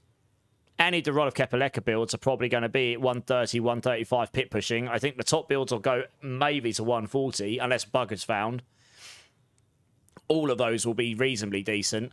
Fastest builds will probably be Firestorm or Storm Feathers, but Swarm will still be reasonably speedy. But the Firestorm build gets a lot more movement speed. You actually stack all the Storm Feather movement speed. And Eagle Storm Feathers, those Eagle Storm Feathers will have the nearest thing to perma evade. Firestorm will be the second closest, regardless of what tech you use. And then you'll also have much faster run speed because you use the Storm Feather stuff. Firestorm inherently requires to use the Firestorm stuff, so you can get your movement speed up to near 300% on that build. So even if you're not perma evading, you run giga fast, which is really, really nice. So that'll be a really good farming build. If you drop a really good Sunbirds, it's pretty easy to play. Just requires a bunch of aspects, really. Yeah, I mean, and then you've got some other builds like Rocksplitter, Fire, Rocksplitter Thorns will be okay. There'll be a bunch of builds. I think, actually, Swarm won't be the top pushing build next season, but I think it will be close. I think there will be a few builds that'll be combating each other. It won't be like Swarm is 20 ranks ahead of everything next season, I don't think. Not unless there's a bug found. I did hit for 193 trillion on this earlier, and I don't know how. And that's very high. Like 193 trillion, and this isn't getting ramped down. But I think Swarm will still be up there. I think I've got Swarm at like 138 maybe. Daniel, I'm going to update the guide for this for Season 14 in a little bit when I've tested enough stuff. I'm just trying to test a few bits out as best as I can relative to Season 14, and then I'll update the guide so it'll be decent enough. Yep. And then I'm going to test the Lightning version.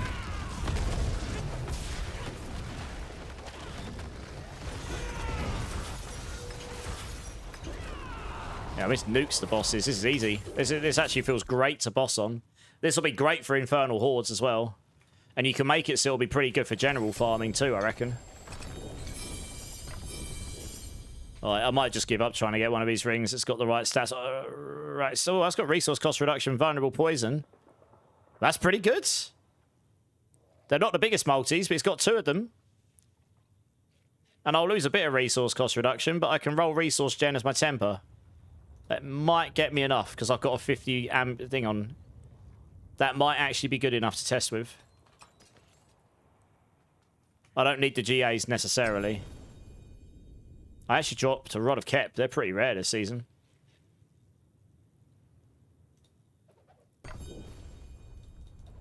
Okay. Let me go and see if I can see if I've got enough resource gen. If I have, then I don't lose too much resource cost reduction damage, so this will be a reasonably close test. I think the thing is, this will be a lot stronger next season, as I say. You probably won't masterwork into max resolve stacks because you only get 1 for it.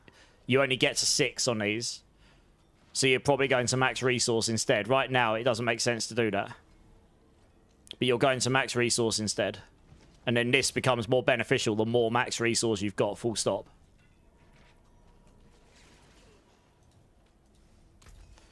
Yeah, let's try this one. We can roll the resource gen here. So I'll lose a little bit of resource cost reduction and damage scaling, but... if I need to masterwork this into there, I probably will need to be honest. And I'm hoping it'll be just enough. I'm a little under, but it might be enough still. I think it will be. Let's put the socket in there.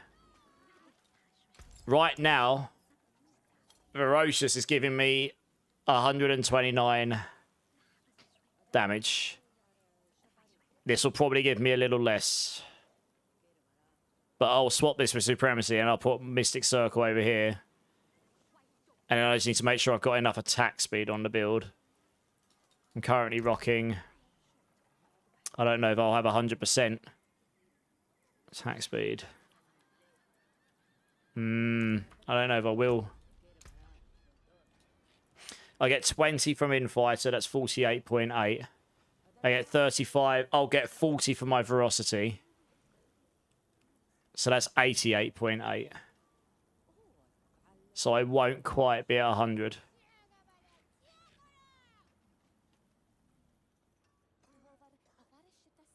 I'd need one row of attack speed somewhere that isn't on here, or you'd need GA attack speed on your Ring of Stylus. Or I'd need to crit into attack speed there, and even that might not be enough. You don't get as much attack speed in here anymore. Okay. Yeah, that might be painful to solve right here, right now. I would actually just take the crit damage off here and put attack speed on there. But this is transfigured, so I can't. So I'm not sure I can fully test this right now properly. But we'll see how it works out. Keep your treasures close. You could use this as a charm. I think using this as a charm would be better. In general. Probably. Yeah. You could go Ring of Midnight Sun. This. Protean Heart. A 1.7 at 5, 1.8. This will be massive damage if you stacked enough max resource.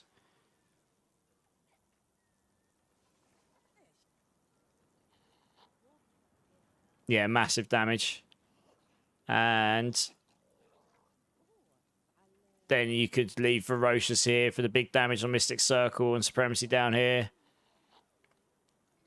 The other options would be you put that there, take Ferocious off, put Mystic Circle, Supremacy there, Protean Heart, Midnight Sun, and either Lochran's Talisman or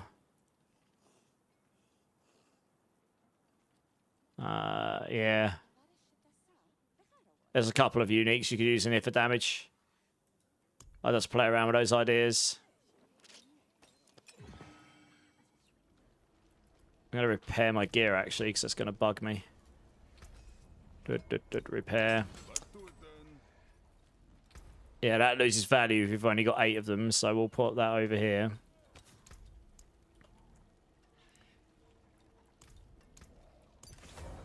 Put Supremacy up here. That does mean you don't get the instant damage as quickly. You have to charge Supremacy more, but you get a lot more damage from Supremacy, so... Okay, let's just go try like a 120 with this and see how it feels. So yeah, I'm at 283 Vigor now. And if I Masterworks into these right now, I would gain another 24, so I'd gain another 36. That'd put me instantly to 289. Like 310, 312. I don't think this is going to be as strong right now because the Rod of Kep... But that would be stronger if I had the Rod of Kepalekron, I think. From next season with the 1.38.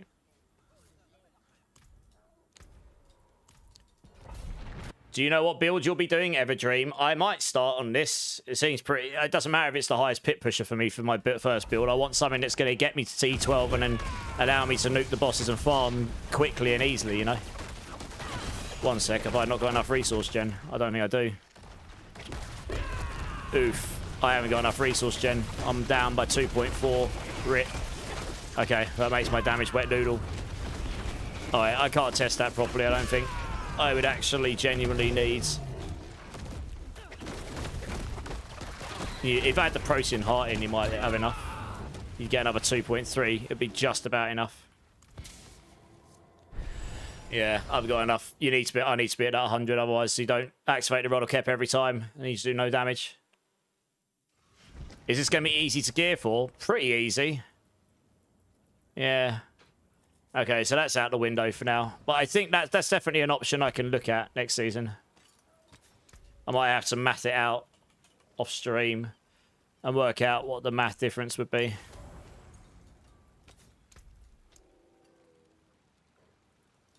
I haven't got all the right pieces. I definitely haven't got the resources to make that work right now.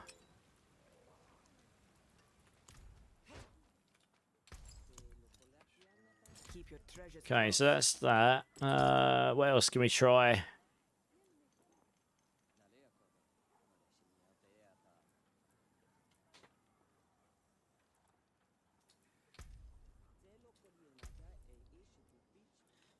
Just checking through my glyphs again.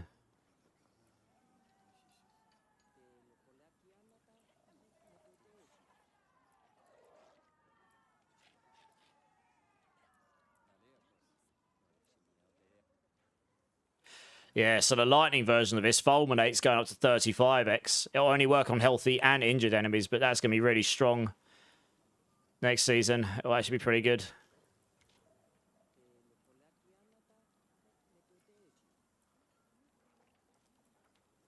Yeah, no, we've got the right stuff on there. We've got the right stuff in here. All right, I think this is probably the setup then, to be honest. That I can test right now. There's like a gajillion midday hunts in there. Yeah, I'd have to have a GA resource cost reduction actual affix on it, which is going to be really hard to drop when I can't even roll it.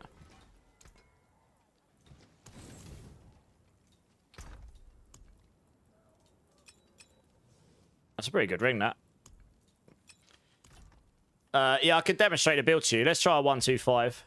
If I could do a 125 on this build, then you'd easily get 130 on this, just with the fact that the stacks of Resolve are coming down, but then you go into max resource in those.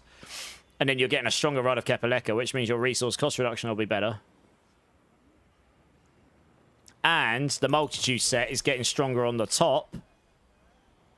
So that's going to be 80x instead of 60. And Harmony of Ibawaka is going to be 39 instead of 30. And you get all four of those. So that's going from 120 to 156.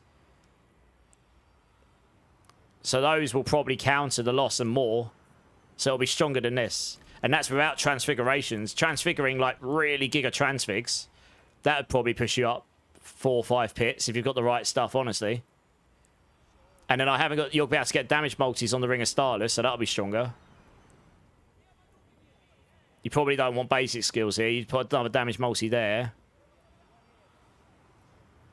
You might put these boots on down here for pushing, because they'll have core ranks on them. The weapon will be a bit stronger because you'll have core ranks on it. If you had this but remove lightning damage multiplier and get core ranks, that'll be stronger. So all in all, and then you could transfigure on max life, yeah. And then if you get the mythic seal, so you lose the 200x on the bottom there, but then you have the 3 unique charms. You put the protein heart on and Lockrans or probably the midday hunt or something. That probably makes up the 200 or more. Except it will be all the time. So you won't be conditional. So all that in all will easily push you to 130 plus. Easily.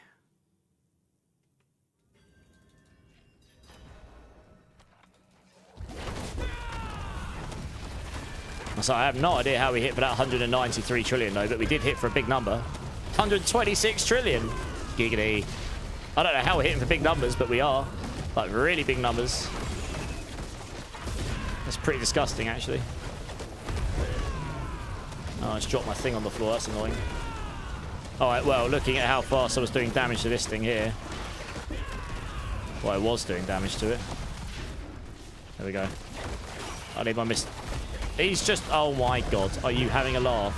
It's one of these elites that jumps away from you, and it's ranged, so his AI will make him run away from me anyway. Go on, die. There we go. Right, I need to pick this thing up. There we go. Right, let's go. That was not the best of starts, to be honest. Yeah, somewhere along the lines, I hit for like 130 trillion. I don't really know what causes that. There's some big numbers though. Most of them are in like single or 10 trillion plus. 65 trillion. Yeah, occasionally we hit really high. That's hilarious. Man, I got a really bad pull on enemies here. I think all the elites are going to be these range guys that jump away from you.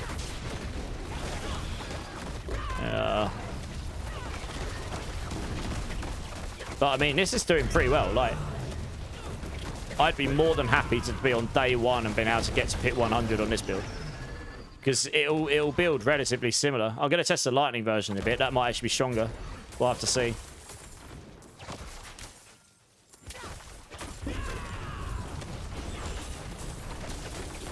Like, this is actually stronger, I think, than Quill Volley was when I tested it. To be honest.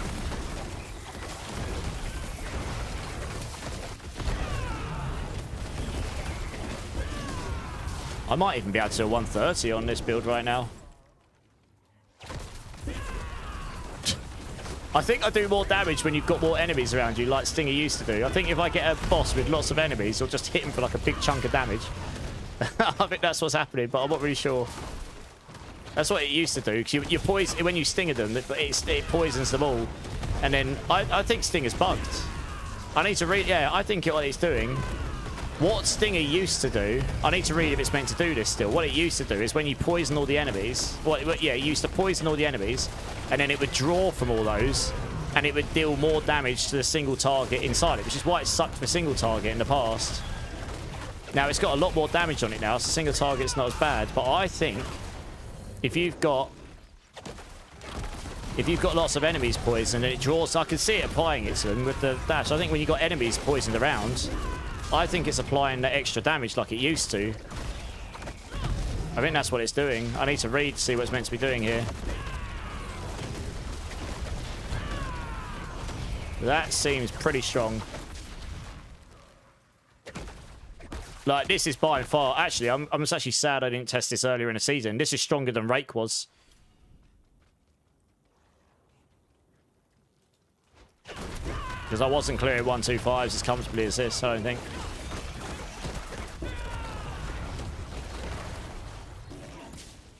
$579. Yeah, exactly. I'm hitting big numbers. So I think it's that draw damage thing it used to do. It's going to be a pain hitting this. It might not be worth chasing the goblins, to be honest. And if you build your resistances right with the multitude set, it's going to have a 70% damage resistance buff on it next season, not 35. And that will buff your cold, physical, fire, and lightning. So if you build into shadow and poison resistances a little bit, you can get all your resistances decently high, like next season. Probably a lot easier. I mean, these have got elemental resistance, and I'm still nuking them. I need to be in my Mystic Circle. A lot of conditional damage going on.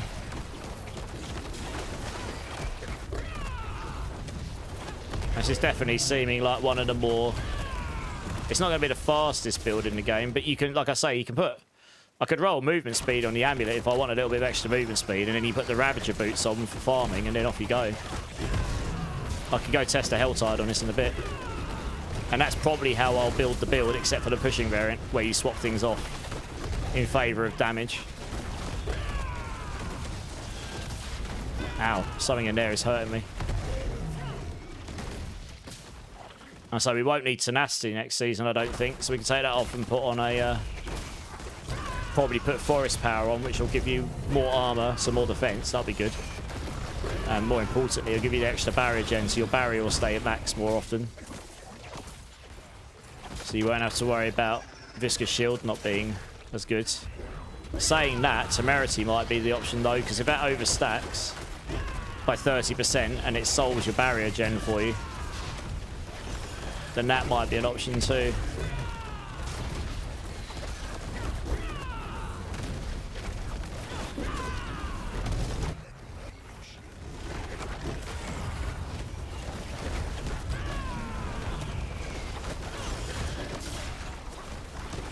So they're going to proc the boss for me, because I want to see what my boss damage is going to be like. I mean, this is literally without any ads around, so I can't test the ad theory.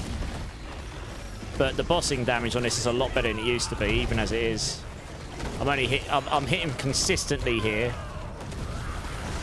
Like, something in there is hitting frequently for trillions. And that can't be Stinger, because Stinger only hits once every now and then. So something is hitting frequently for trillions in there. Like, you can see them, all the little trillions.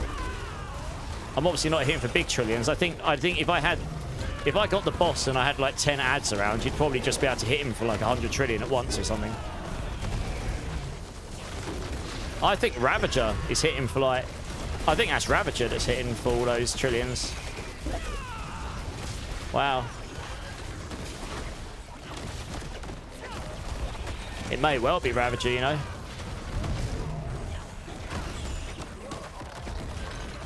Ravager meta build, guys? I haven't exactly spec'd into Ravager.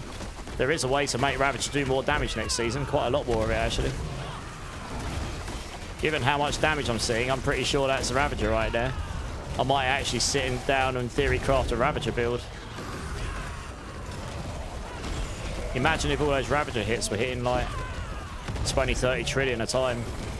And then you use a really fast attack. You'd use Rake probably, because you can get all the car speed. You get 20% car speed in it by default. So you get 120% without having to use the Rizoka set. War Staff, Charm and Payback. A+, how's it going? I haven't tried. Kep is better than Supremacy. Not right now, but it will be next season, plus. I'm testing this as if it was season 14. Next season, this gets buffed big time. I think we've still got Supremacy. It's up. I've got it up here on the gloves. But I think you will use the Rod of Kepaleka on your weapon, I think. I haven't tried Touch of Death, no. I don't know if I'll have time, but we might get around to it at some point. Hey, 20 like, how's it going? Don Selim as well, thanks for the sub on YouTube. No worries, Daniel, you're good. So you're gonna, I think Stinger bugs when it crits on and already poison enemy. It's nutty difference. Yeah, I think it's doing the... Let me read Stinger here a second. I think it's doing what it used to do. Strike a small area, dealing damage to enemies within, as well as all surrounded poisoned enemies. Yeah, something in there is bugged. Because that's what it used to do. And then there was a... Was it an upgrade? That's right. It was Rampant Stinger. It used to make it so that it no longer did damage to the poisoned enemies. It drew through them. It drew from them, so you did more damage in one go. I think it's doing all of it. I think it's damaging the poisoned, and I think it's drawing and doing the damage, because I'm hitting for like 100+ trillion there. And I got no transfigs on. Like, as I say, I mean, my damage is probably going up by 10, 20, 30% from all the buffs you're going to get to the items. And that's including the maximum resolve stack damage losses. And then you can put transfigs on top. Those big numbers I saw will go to half to a quadrillion. You'll be like half a quadrillion to a quadrillion, I reckon. Yeah, I think there's something really, really wacky going on. I mean, that was a comfortable 125 on Poison Stinger.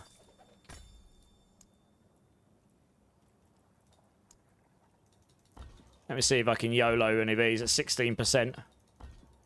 I did, I got one of them, nice.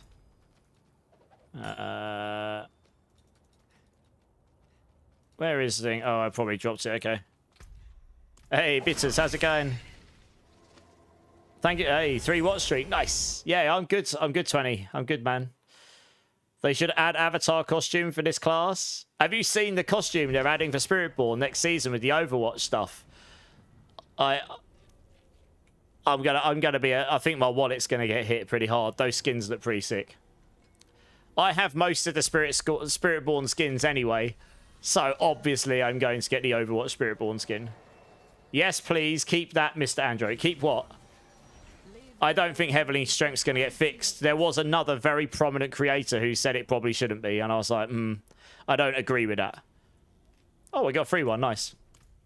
I think Heavenly Strength should be possible on the Spiritborn. That would be really, really nice. But, oh yeah, Stinger's not... I mean, I can't see this getting nerfed before Tuesday. I don't think anyone's tried it enough to find that damage that I know of. I'm sad I didn't try it earlier. It's doing a lot better than I thought it was going to do today, honestly. I might even be able to do a 130 on this setup. Which is a lot. I didn't think I'd get that high. Not with these items. Yeah, look. I haven't got enough Spiritborn skins to fill the list anymore. I'll wait for them to go on sale, though, because I'm... yeah, I've got so many skins. I don't need to buy any more right now. Some items owned. What's this one here? What don't I own in here? I've already got this skin. Oh, it's literally just trying to give me, like... Oh, it's trying to give me barbarian stuff. Okay, yeah, I don't need this. Yeah, none of those are good for me. As much as these pets look sick, I don't overly need to buy them. I don't have this one. I don't have that Warcraft skin. I'm not willing to buy that full price. It does look good, but I've got so many skins.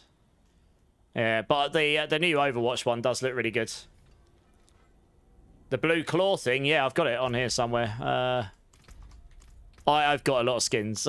It's quite sad, actually, how many skins I've got. I really like this one for fire builds. I'm using a poison build, actually. I should probably look more poison, shouldn't I, really?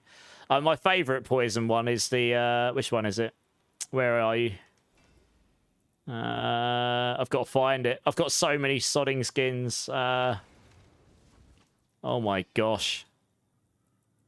I haven't even used half of them. It gave me a sale the other day where I got 4 of them all at once. Yeah, that's quite cool. I like that one. How does that look in green?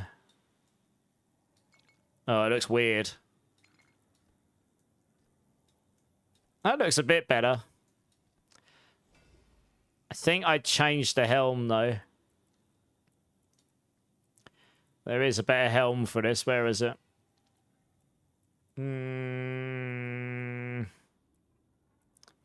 I think it's this one here. There you go. Oh, yeah. Now we're talking, boys and girls. That's better. And then, it's changed to a weapon. I don't know if I've got a poison-looking weapon, actually. I've got a glaive that's poison.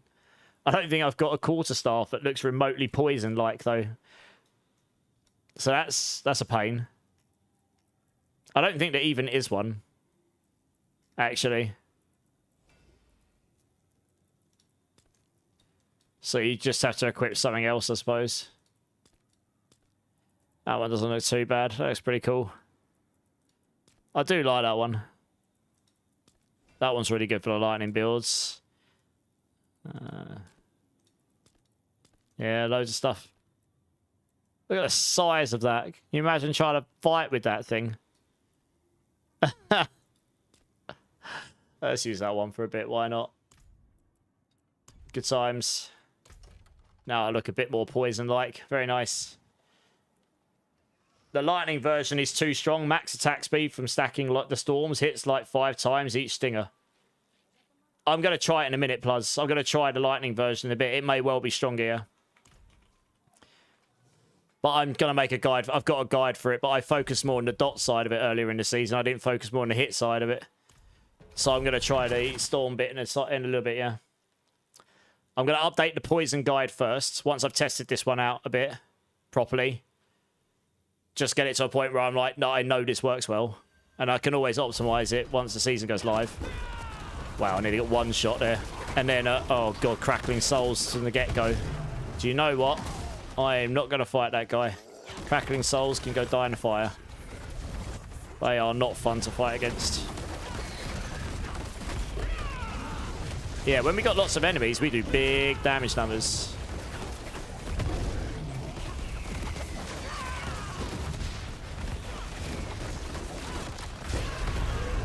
Seemingly.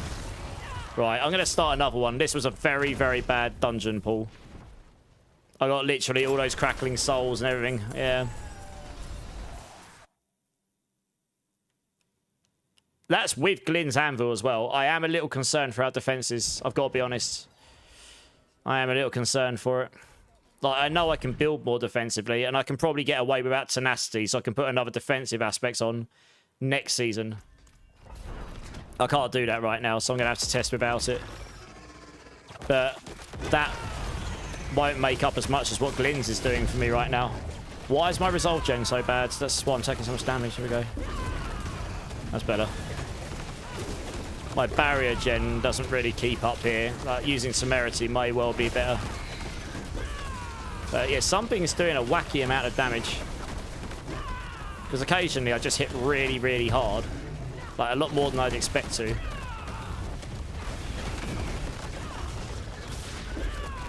I'm a little concerned about some of these affixes in here, but hey-ho.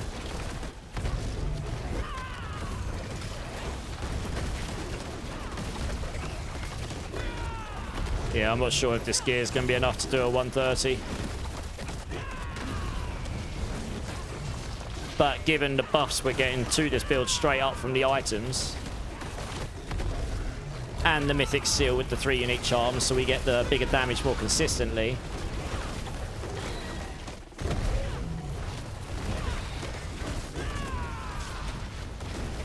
Yeah, I mean, and the transfix. This build, I put this build down as probably getting to 135. I think this will do a 135.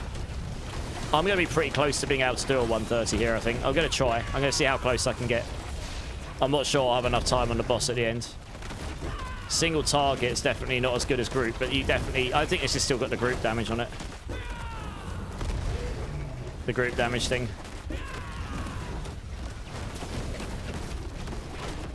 But I think everything's just going to have so much life here. We're not hitting hard enough, often enough here. Yeah, it's not even worth killing this guy.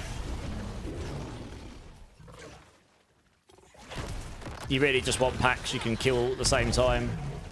So you're not left with like one enemy at the end. That's got loads of life left and then you just can't kill them. So I was trying to pull them all together.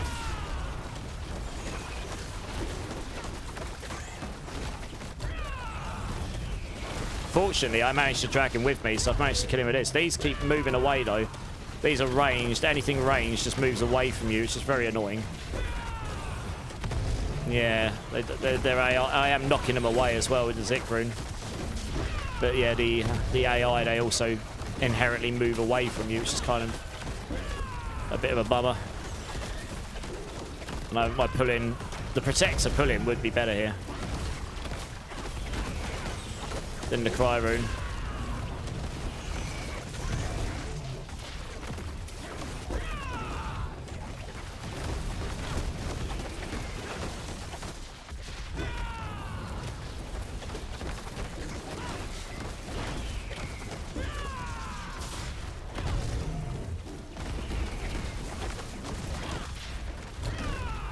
Yeah, it's a bit of a grind. Haven't quite got enough damage to kill this stuff like convincingly fast.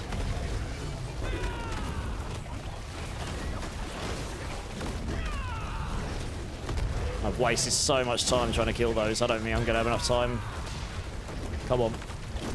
Oh my gosh. Take some damage, will you? Effing hell. Alright, there we go.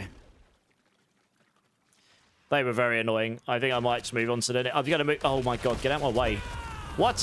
Why did the portal disappear? No! I wanted to leave this dungeon there. I want to go to the next one because every enemy in here is ranged. Every single enemy type. Oh, I might try and kill these.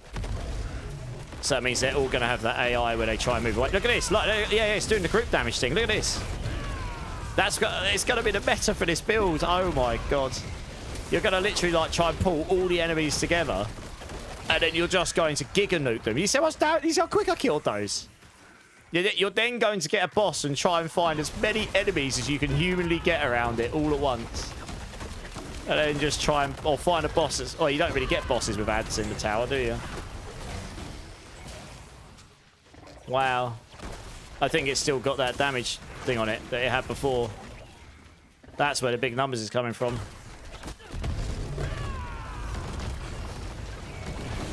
I wonder if the lightning one pulls it over as well, because lightning's got a lot higher damage. I think it's like twice as high or something. That'll be very interesting to see in a bit. So yeah, you want as many ads as you can, at least to start with, so you can chunk them down at least. Group everything together and then you just nuke it all at once.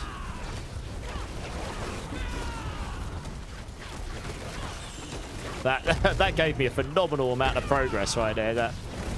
That quick kill. Managed to group them all together and then just hit them all for like some absurd amount of damage. I must have hit them for like half a quadrillion or something because they really died very fast. Why does miss its circle not moving with me? But yeah, single target. If you've literally just got one enemy, I think I won't have enough time on the boss. You got just one enemy. You do hit for trillions, just not. No, I'm hitting for 5-6 trillion there. But that's not going to be enough on a 130 boss, I don't think.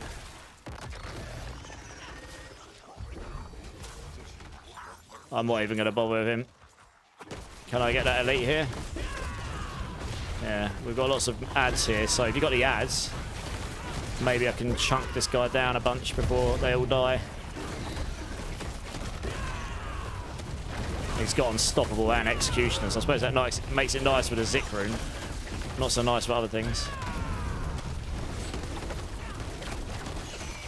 Yeah, so you can see all my stuff is hitting things over there still. A single target. Oh, he's spawning ads up, this guy. Oh, that's nice. Oh, it's because he's got Splitter. Nice.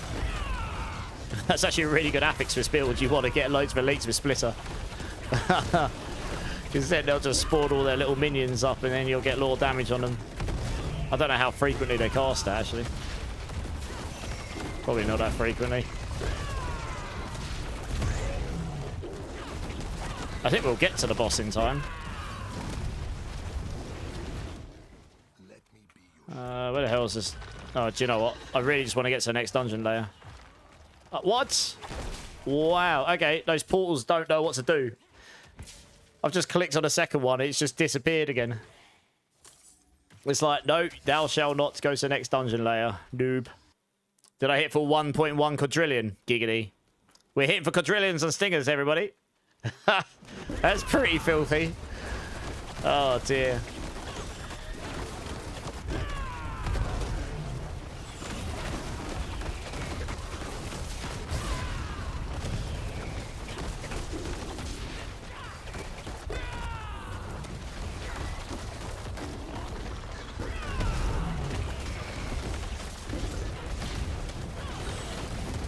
Yeah, you want to group these all together. I mean, I do wonder if it'd be better to, if you had the temerity on instead of tenacity, and then you swap out, you put in Jaguar.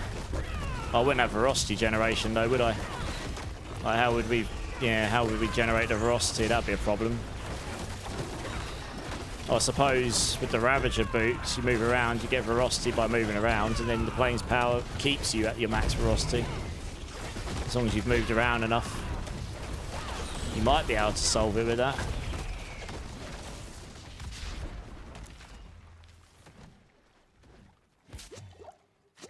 That would give you better barrier gen. A bit more damage on the primary.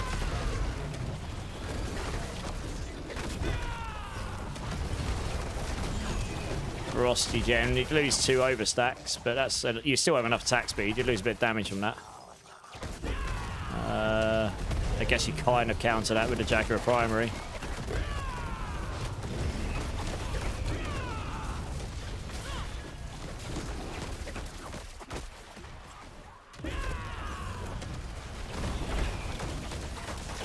Yeah, it's nutty how much damage that does when it does hit hard. Holy cow. Did like half their life to them all at once. What you're going to want to do is you're going to want to go up and like find a group of enemies and try and drag them with you. Come on, follow me, please. Yeah, I'm just thinking, getting a protector. But you'd have to use the Heshrek Sungis with it, which would be a bit poop. You'd lose on aspects, but then you'd have the constant pull-in, which would be great for grouping. Wouldn't help you much on single target.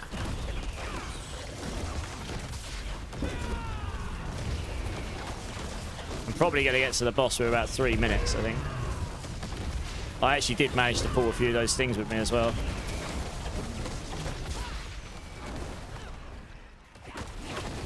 That debilitating storm keeps getting me a bit. These guys have got elemental resistance, so that's one of the reasons they're taking a little bit longer to kill.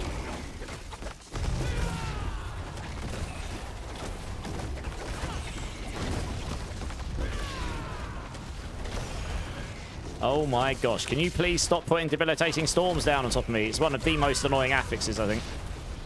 I don't like how it works very much.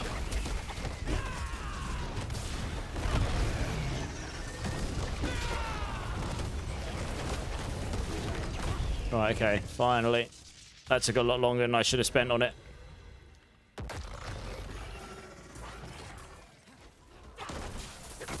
Out my way, please.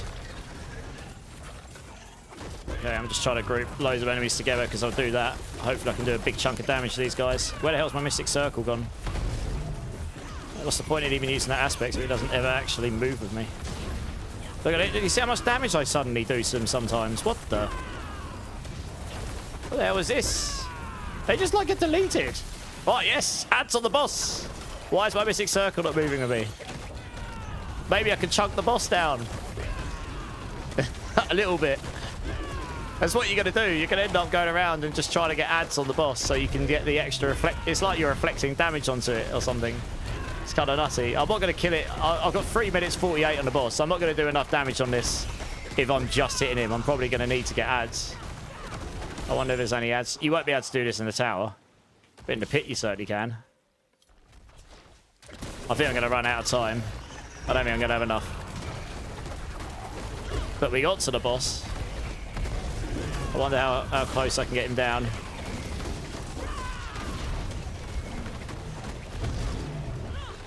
How many of these globes are on the floor? Is there any more enemies over here? Yes. Follow me to your doom. All of you, follow me. Get out of my way so I can... There we go. I need the boss to move over here with me as well. Follow me this way. I know I'm wasting time, but if I can reflect a few 100 trillion damage onto him suddenly, that would be kind of giga. God, I need all these enemies all at once so I can hit them all inside my Mystic Circle and hopefully get a nice chunk of damage on this guy. There we go. That was worth it. So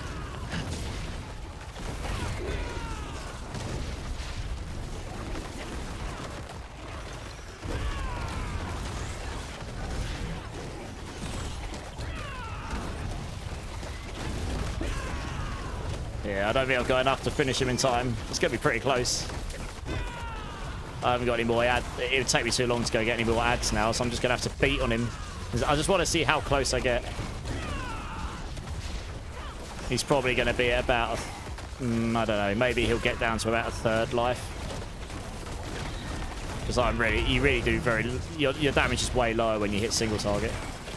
I don't think this guy spawns ads.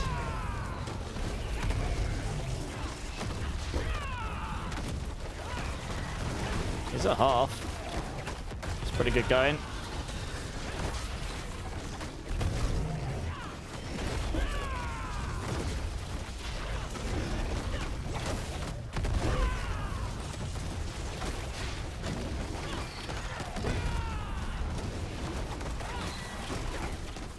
Yeah, I think he'll get down to his second potion proc.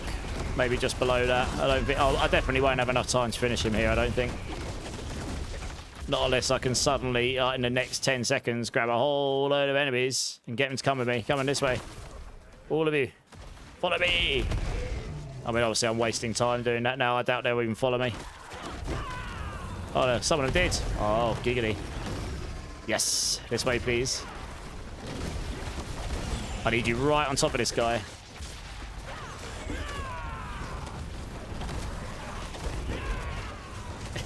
You do so much more damage when you do this. It's disgusting. It's such a bad play style. Yeah, you have to like find enemies and drag them in. Oh dear. It's gonna suck for tower pushing because you don't get the ads on the bosses. Yeah. That's probably the only reason this won't push as high as something like Quill Body, because the boss damage doesn't fall off any more than it does in normal. Okay, well, to be honest, on a slightly better run where I had more minions on top of this guy to start with, or maybe a slightly quicker run at the start, I probably could finish and complete a 130 on this setup right now. Successfully. It would be tight, but I think given I'm that close and I'm only just about running out of time now, I think it would be doable, which means it absolutely could do a 135 next season. That's all I really need to know with the current setup, and it will be stronger next season with the set. Like, I'm pretty sure with transfigs you'd smash a 130 on this. I don't really want to transfig this gear because I want to pre-purpose it for other builds. Hey, Samwise, thanks for the follow. Appreciate it. Welcome in. How's your day going? I'm going to try the lightning variant in a bit, Mr. Android, but I'm going to update the poison guide first. While I'm in the zone. Hex here, how's it going? Buffs? What buffs? Loads of buffs. Rod of Kepaleka's getting stronger. The Harmony of Ibuwaka will be stronger. We'll lose the damage on max resolve stacks, but you can just go into max resource, and that will scale your Rod of Kepaleka more. The new Mythic Charm, so we can have 3 uniques. We'll lose the 5 set here, but we can make up the damage and more consistently all the time here, so that'll be nice. You'll get more consistent damage. What else? Yeah, there's a few buffs in there. It'll outweigh the losses for sure.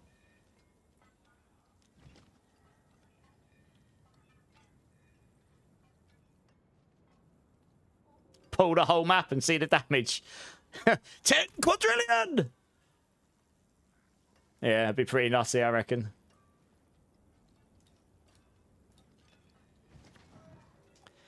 Okay. Right, I think I've done enough pushing on this. Do you know what? Even if this isn't... I think I know what the top pushing variant is going to look like. The only other thing I could do, but I can't really test it right now, is you could go Jaguar here. You would have to use the Ravager boots. You would swap this over so that it uses Rake. Generates, when you cast Rake, it generates Ferocity. Casting Rake grants Ferocity. You can put a point in Spirit Jaguar so it casts more than once. You get more Ferocity as you move around. And you could have cooldown reduction here. And then you could put the Protector Ultimate on for barrier gen and such. But I'd have to then use the Heshirek Asungi gloves, which means I wouldn't be able to have the Ferocious aspect. I suppose it literally, damage-wise, that replaces the Ferocious aspect. Near enough.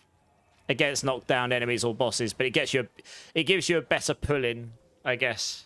And barrier gen. And you put Supremacy over here. Like, do I even have a half-decent pair of Heshirek Asungis I can test with for this build? Crit, fire, vulnerable. It's not bad. Oh, no, it's not crit. Yeah.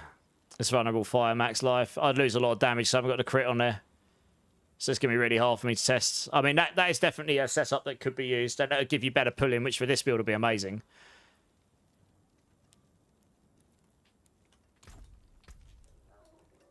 And then you'd have more resolve stacking. More barrier gen. You can get your unstoppable there. So then you could theoretically take off Armored Hide if needed. Manual cast Cry. Put on the Mott Rune for defense. Or something like that. There is a world where that setup might be better for pushing. I think I'd have to sit down and do that. But for now, I'll stick with what I know. Like this setup, I'll do a 135 for sure. But I want to test before anything else. We're going to go test the mobility side of things here. I won't roll the extra movement speed for now. I just want to go test like how does this farm in the open world. Because that's... Basically, I want to know what I'm going to play first. And at the moment, this is high on my list. It probably is. I don't think it's bugged, Zach. Well, I don't think the skill is bugged. I think it's still got the interaction it had before. I think the poison interaction still exists from Rampant Stinger. I think what they've done, when they've recoded Stinger, Potent Stinger is what Rampant Stinger used to be in terms of the data. And whoever coded it has probably missed that bit where it draws the damage and deals big damage to them. It's not meant to draw the damage and hit inwards for big damage anymore like it used to. Even out of one of his upgrades is gigabugged.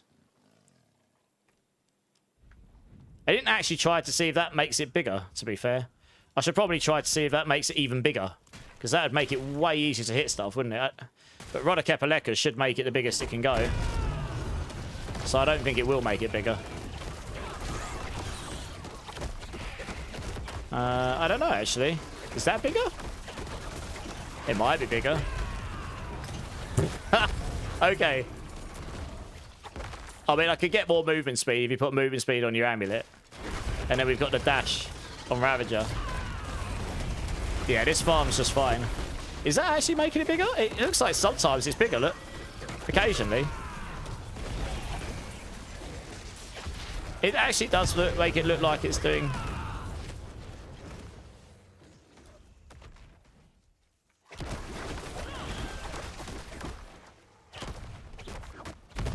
Sometimes that does... Oh, no, wait. No, it's because it has to activate the Royal Kepaleka. Let me take that out. I want to see... Does it make it even bigger? I don't think it does. It'd be amazing if it did. No, it doesn't. Okay, yeah, so the Rod of Kepaleka puts it at the top size. That's what I thought. That's fine. Yeah, when the Rod of Kepaleka activates it, it makes it the biggest size it can be. That's fine. Yeah, this is fine for farming. We don't run the fastest. But I mean, it's... omnidirectional nukage.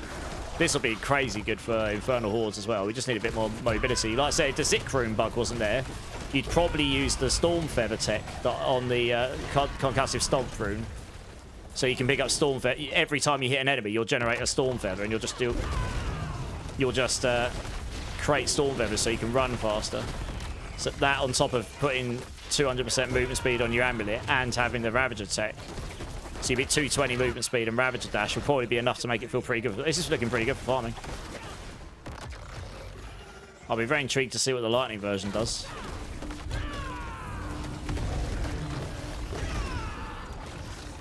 That was some crazy particle effect there. Okay, this is feeling pretty good. This is definitely looking high on my list to start on next season.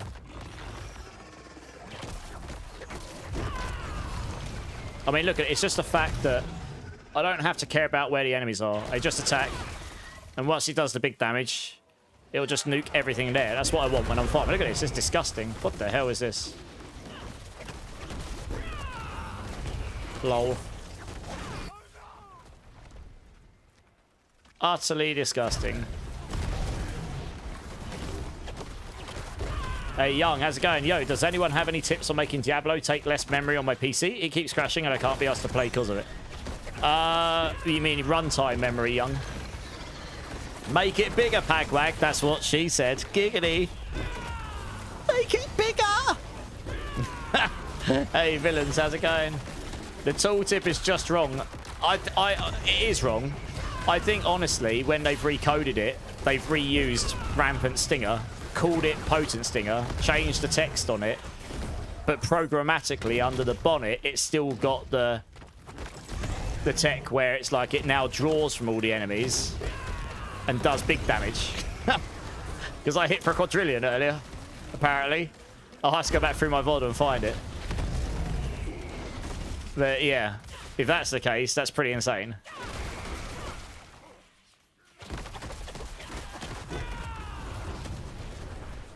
This is feeling really good to farm on, though. It's got really good size on it. I mean, look at it. And getting your max ferocity on this is going to be really easy. Like, you need the ferocious aspects.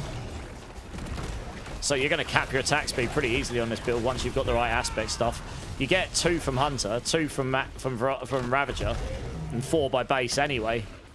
So that's going to give you 40% attack speed straight off. What other content do I need to test here? Let's go test a random dungeon. Let's just do an escalation. I want to see how does it feel to go through an escalation. The only reason I'm not rolling movement speed on that amulet is because I'm going to test the lightning one in a bit, and I want to have resource cost reduction on there too. Actually, yeah, let's just do this. Let's go to Astroth at the end. What charm am I using? I'm using Midnight Sun Plus on this current version. Oh, what's happening? There we go. That was weird. You saw it on YouTube. Okay, nice. I'll have to go through and get a clip of it. Hey, Willie Rayno, how's it going? The build of Evade is enough. This isn't a build of Evade, Willie. This is Stinger. I'm not using it. I mean, I can manual Evade. It's not using Rushing Claw, though. I'm testing this as if we're not going to have Rushing Claw on it. This is actually pretty decent. Like, legitimately, this could, without, yeah, legitimately, if Swarm wasn't completely insane this season, this would have been competitive with it, I think. Even in this season. Look at it. It's nuking stuff. This is way better than what I thought it was going to be. I'm actually really happy with it. I nearly cleared a pit 130, which is mental. So yeah, you'll definitely be able to do 135 on this build next season. I think even a tower 135, which will pot it, is a solid... I need to find out where the general tiering is going to be. I think 135 is still going to be A tier at best, because there's going to be classes that can... Well, it looks like Rogues is just going to like 4-minute clear 150s, which means it's going to be God tier, you know? So it'll have to be 140 plus to be S tier, probably. Which basically puts nearly no Spiritborn builds as S tier pushing, but...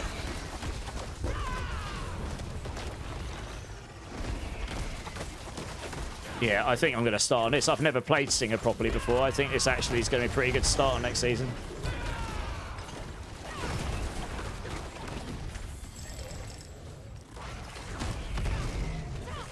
I know it's going to be good to level them.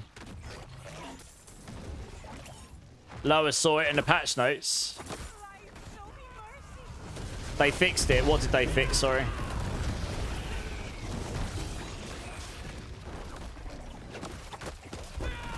That looks fun as hell, Robert. Yeah. It's actually working a lot better than I thought it was going to. What did they fix? Sorry, Zach. H3, how's it going?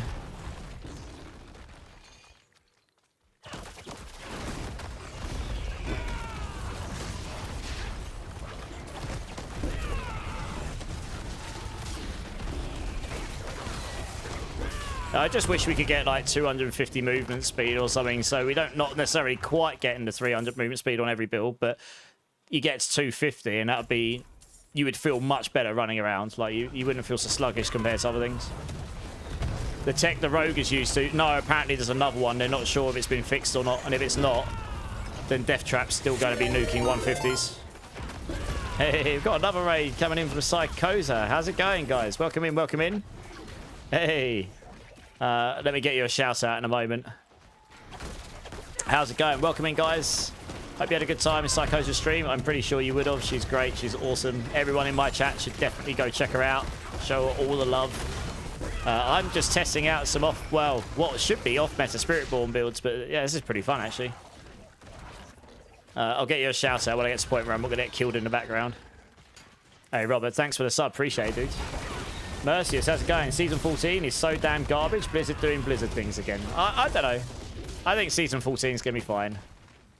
Honestly, I think it's going to be more fun than people give it credit.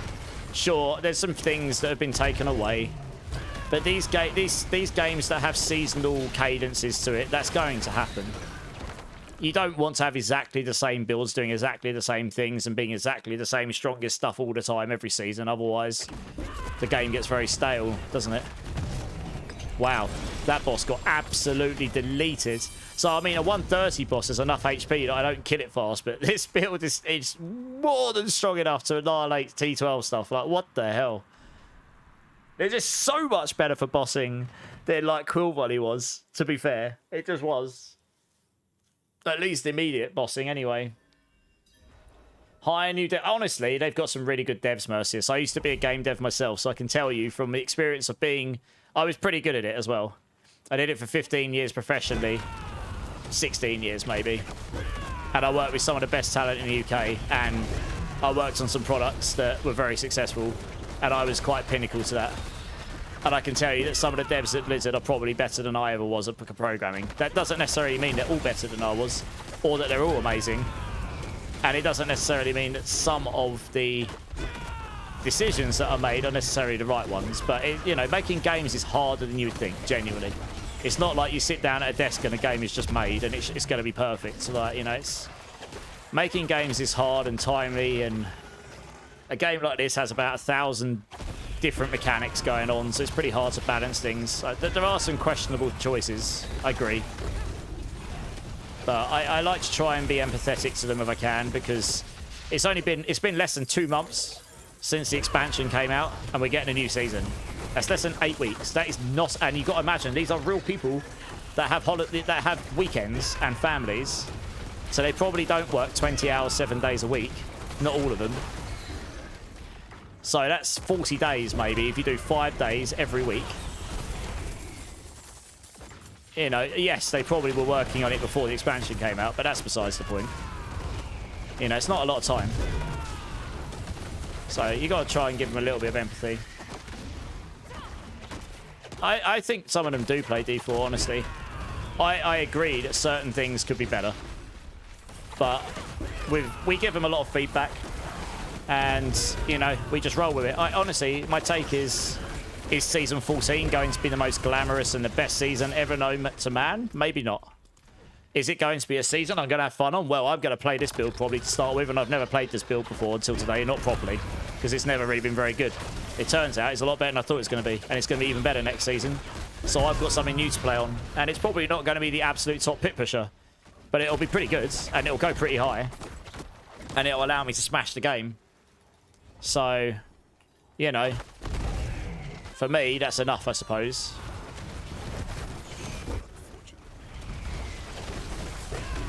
How did you do that for 16 years? You can't be that old. I'm 37. I got lucky. I trained for it at university, but I had a placement year in my 3rd year, or 4 years. And I ended up working for a company called Straw Dog Studios on mobile social games. And they were really good guys, and that gave me 2 years of experience. So when I left uni, I got very lucky again, and I found Hutch Games. Now, some of you may have played Hutch Games, phone games, like Hot Wheels Race Off and MMX Racing, or Top Drives, or F1 Clash, any of those. Like, they're mobile games, so some of you might not be into them, but that's what they were. I worked on all of those. A lot of those, and I coded a lot of those, or a lot of those games. And, yeah, that company taught me a lot of life, to be honest. But I also kind of achieved everything I wanted to achieve in game dev.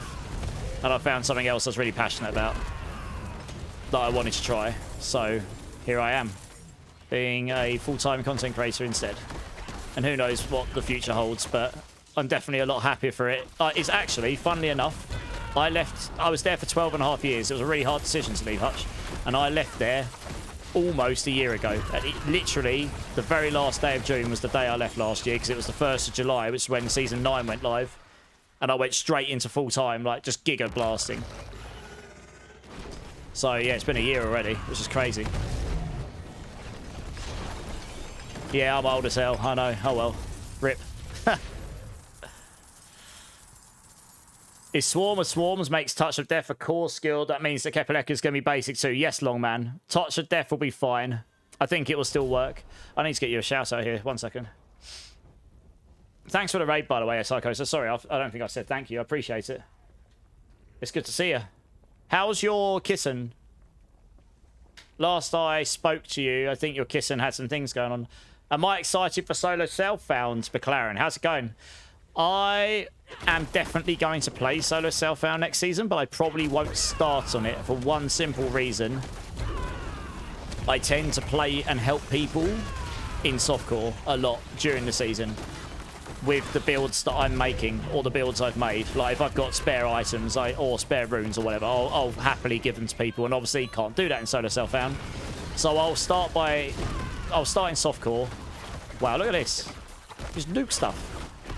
Yeah, so I'll start in softcore, and then I'll probably later on in the season go and do some Solo Self-Founds to make the game interesting to myself when things die down a bit later in the season, maybe.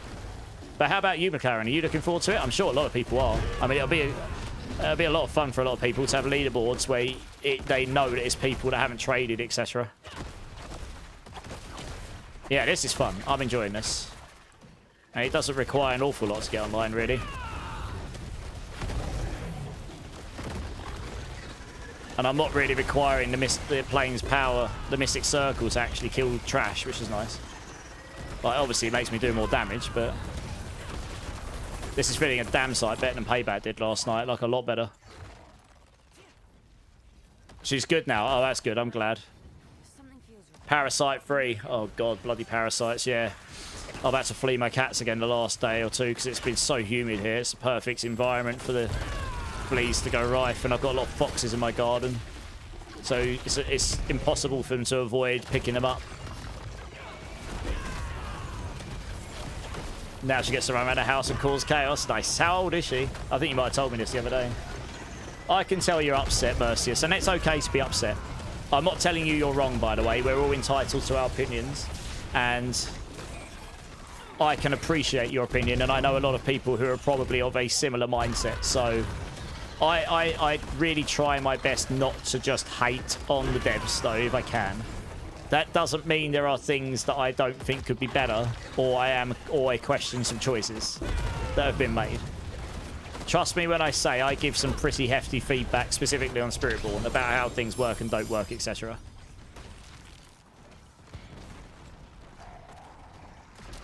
But, you know, it ultimately won't help anyone if we just go in all guns blazing.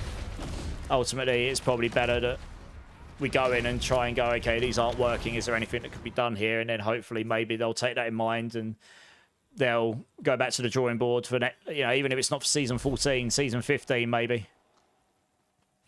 It's a big corporation, my guy. It is. I mean, Blizzard is a big company. You can hire literally thousands of people working on a game, but they won't because it's not financially the smart choice. I don't know how many people they've got working on Diablo 4, and I don't think I'll ever find that out. I don't, unless I work there. Which I'm not really interested in working in game dev right now. Like I said, I've done it to the highest level. There's not a lot left in game dev I particularly want to achieve myself.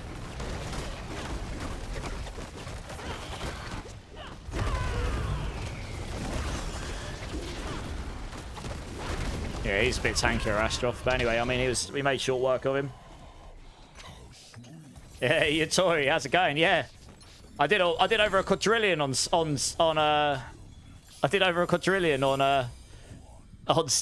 on live. Giggity. Okay.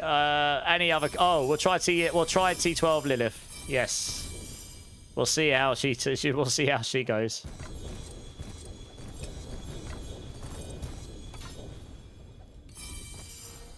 Any of these any good? Oh, that's quite nice. Get that one.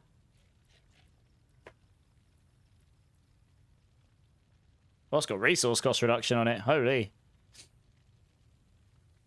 That could be nice for stacking up your resource cost reduction affixes.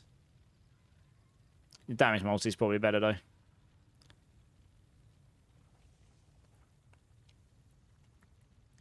Yeah, we don't really need the rest of these. I didn't really want to reorder those, but never mind. Alright, I don't really need all these items, honestly. How's damage looking in comparison to before all the changes check? Oh, this build will be stronger. The Rod of Kepaleka builds will be pretty strong next season, I think. Will probably some of our top builds. Swarm will still be up there as well. Funnily enough, even after all the nerfs. It's still going to be up there. But I think there will be some Rod of Kep builds that will be stronger, honestly.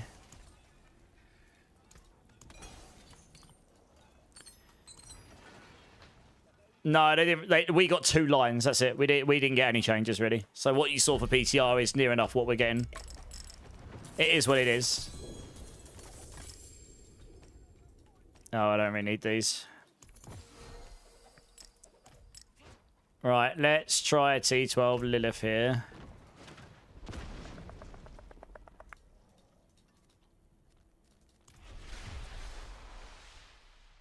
She'll be 4 months in July the 15th, so she's still a baby.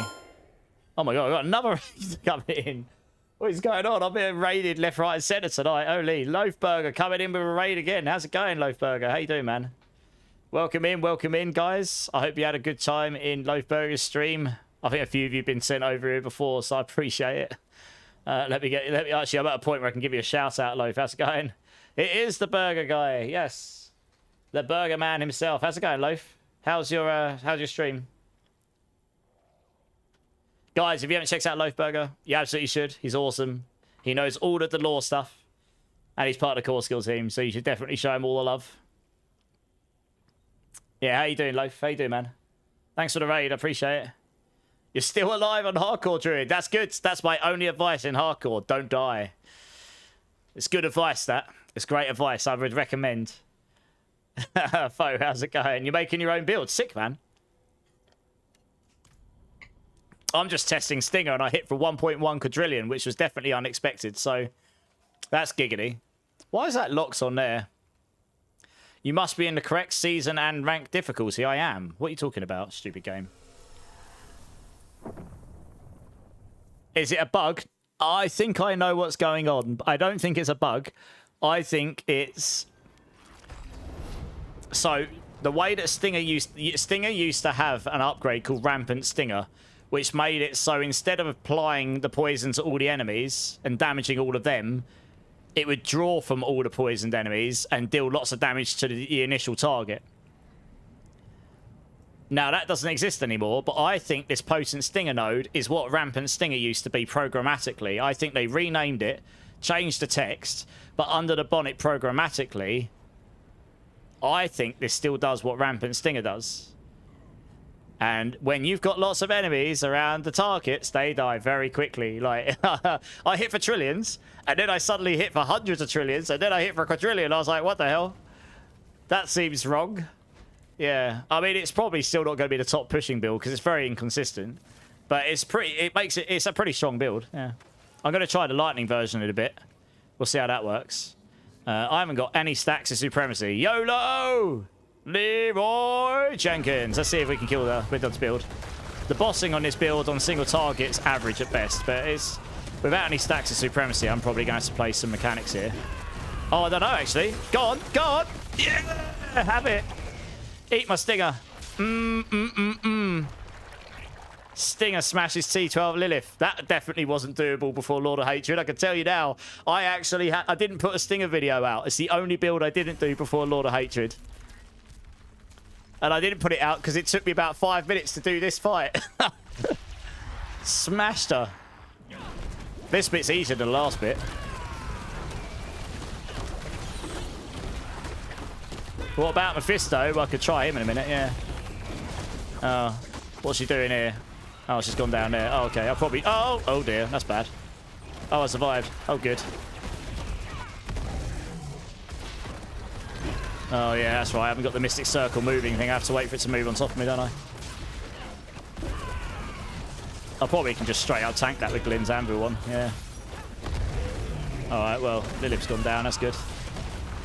Oh, okay, well, Lilith was easy enough. We can go try it. Mephisto. Mephisto's a bit trickier, to be honest, because the second stage is a bit more chaotic. But we'll go give him at least... I'll give him one go. I'm not going to sit here and try and grind him out. I mean, he'll be doable, right? At least in this season.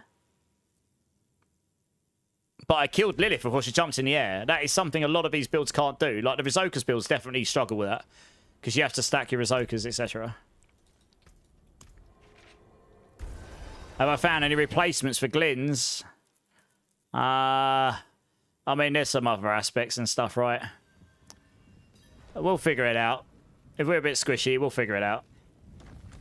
I might end up using the Temerity on some of the build tutorial. Because I think the Temerity overstacks to 130%. Which means you can get more damage on Viscous, which means you also can get more max barrier. But we'll see. We'll see. Might have to use a second defensive aspect to get enough damage reduction. So you can use Disobedience for the stacking up to 45x. And then you can use, like, Debilitating Toxins for the 30 flat to start with and 15 damage reduction again when you poison the enemies and such. How important is Starless for Kepper builds? It'll be very good. Yeah. Next season, there's going to be a... I haven't got any Mythic Charms this season, but I'll definitely be trying to get one next season. There's a Mythic Charm next season that allows you to have 3 unique charms and a 3-set bonus. So we'll lose that 200x on the bottom, but then you can make that up into 2 other unique charms, and then you take away the conditional damage here.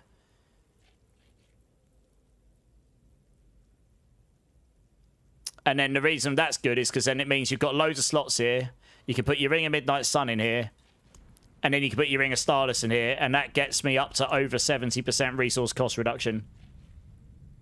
Near max. Which is very strong. And the Rod of Kepaleka is also going up in damage. So not only is your max resource scaling on this going to be stronger, the damage scaling from the resource cost reduction on that is also going to be a lot stronger. So you get double dipping damage bonus from that aspect being buffed.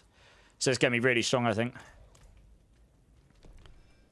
I think you can roll resource cost reduction on here. Maybe. Or is it resource generation? You probably want to try and roll max resource and resource generation on here rather than cooldown reduction. But I don't know. I'll have to think about it. That would allow you to take... Maybe that would allow you to get resource gen off your ring eventually if you had enough. The deflection tech. Which one's the deflection tech again, Utori? Remind me. Hey, Bonebill, how's it going? Hey, Robbie, thanks for the sub on YouTube. Appreciate it. Right, let's try this. I probably should pre-stack Supremacy, but YOLO. YOLO!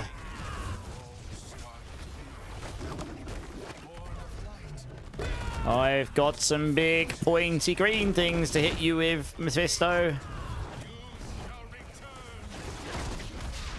Alright, we'll have to wait for the stacks to go up. Has he moved already? Wow. I've got to wait for my Mystic Circle to spawn now because I haven't got the other boots on. I've got the Ravager boots on. The Ravager boots will have core skills in the next season, so I'll have damage on them for us.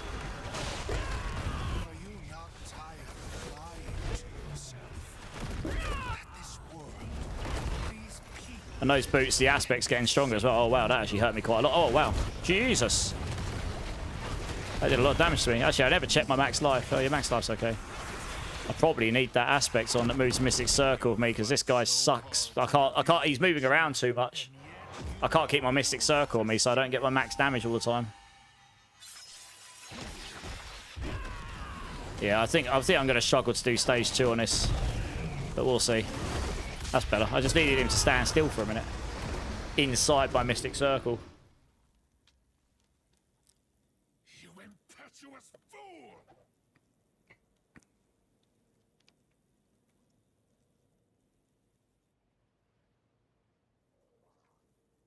So be it. You want the truth of what I am. I think this is going away, right? I think the cutscene's going away here. I believe. I think this is getting fixed next season. But obviously it isn't right now. That's why I'm not going to do it more than once. If I die, I die. It doesn't matter.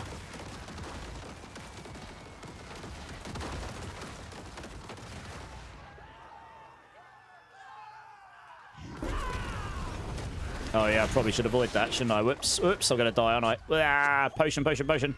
I used all my potions to stay alive there. I'm a noob. I totally forgot about those. Ugh. No potions now. Bad times.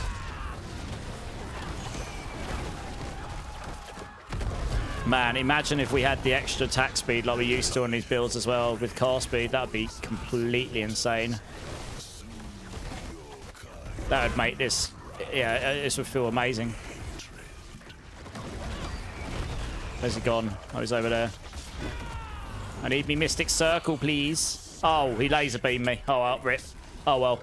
I saw the laser beam too late. Oh, anyway, we could definitely beat him. I'm not going to try and grind him out. I don't need to. He could definitely be beat, though.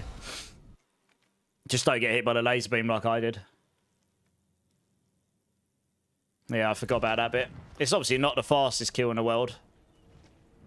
But, yeah, that's the problem with the Mystic Circle stuff, I guess.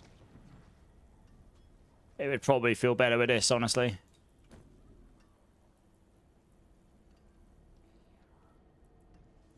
But that feels better for farming.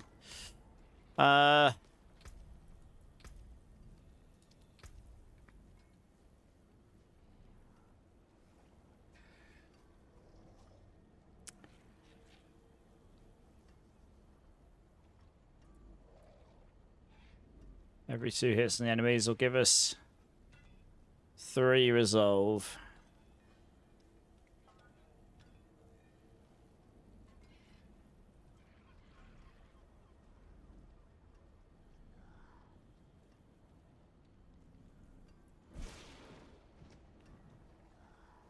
Yeah, so you'd probably put a damage aspect, a defensive aspect here.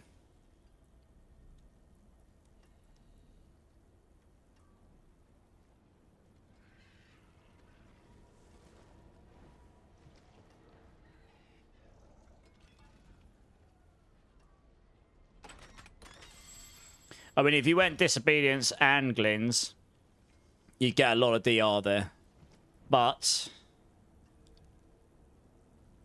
both require you to hit and stack resolve or stack dots to get the DR, so you'd be one-shottable before you do that on either of them. Which would kind of suck. Debilitating Toxins gives you 30 DR to start with. Let me have a look at the rest of these defensive aspects quickly.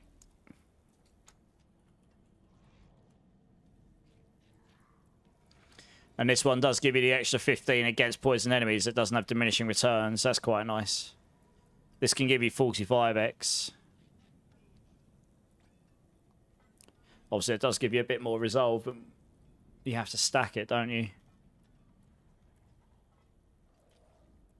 I mean, you can get 30 from aspects of might as well.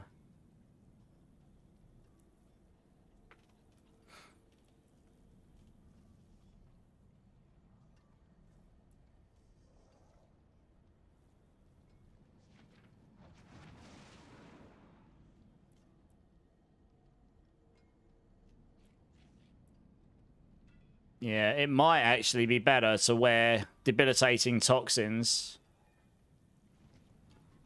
and use disobedience on top of it if you need to have a second one. So you do have one stacking one, but you've at least got a baseline DR, and poisoned enemies will do less damage. That probably gives you more DR overall. Maybe.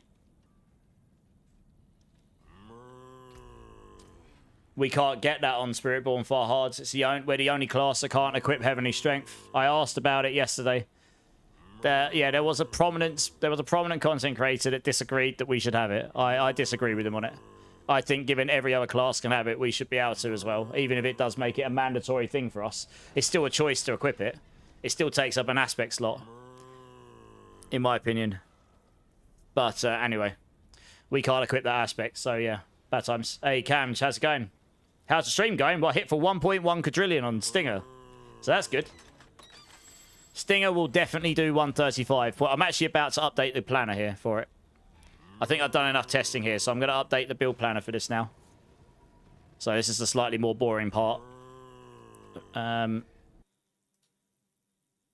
that killed my frame rate? What the? It actually has. What the hell is going on there? Alright, well, I'll close the game, I guess, while we're doing the guide. Yeah, I was looking at this earlier. I'll boot the game back up again. I'm going to go test Lightning Stinger afterwards, but I want to update the Poison Stinger build. I haven't done that in quite a while, actually. I thought I had it open already, but clearly not. Where is it? Here we go. It's been a while since I've updated this. That's so long. It hasn't had that updated. Oh, God. Alright, let's fix that quickly then. Pushing tower, speed farm. This is going to be good for all of it. Let's just speed farm and Infernal Hordes for now, but melee. This is definitely beginner friendly.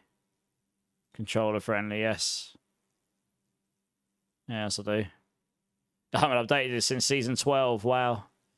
Massively out. Okay, let's update. I think I can actually update that season 14. Yeah, here we go.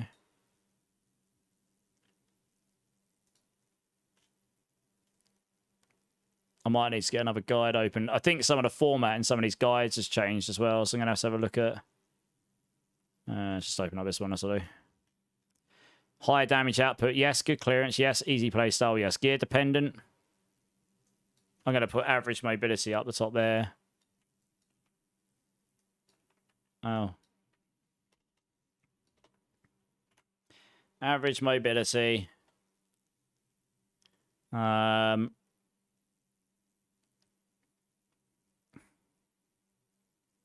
Other negatives. Single target lacks without ads. It's kind of true. Or minions.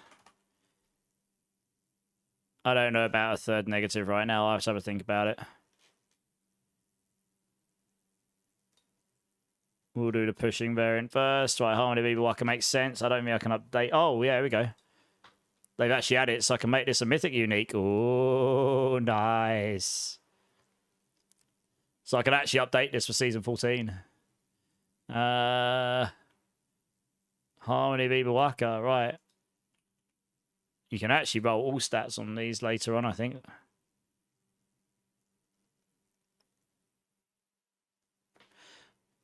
When your max, if you have all stats everywhere, you won't get the max damage from dexterity, but it will definitely give you more resource gen, which will help you hit your cap, which means you can get another multi. So that's probably the play. In fact, this comes with dexterity by stat. It comes with dexterity and max life. I should get the patch notes up here, so I know what the uniques actually come with. I mean, you can obviously roll some of them off, but I'm gonna have to boot the game up again because.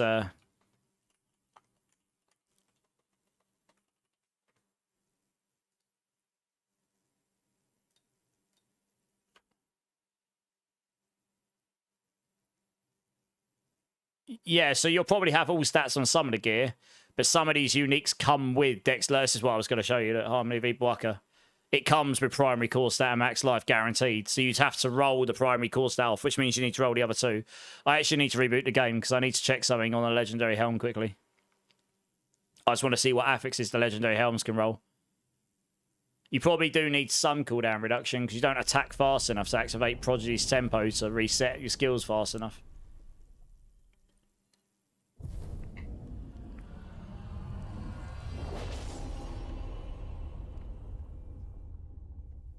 Block stack DR.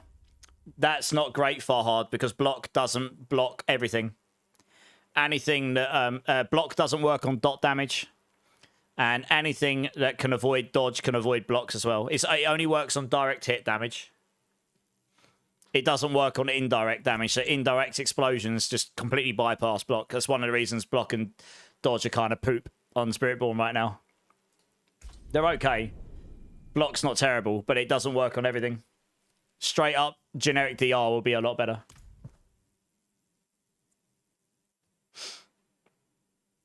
So you don't just get one shot out the gate. Have I got a legendary helm I can... I don't know if I've got any legendary helms. I might have thrown them all away. I never keep them because there's no need to. Oh, I'm going to have to go roll until I get one over here. I just want to check the stats. Or actually, I just need any helm, don't I? This'll do. Oh, there we go. We were just getting warmed up.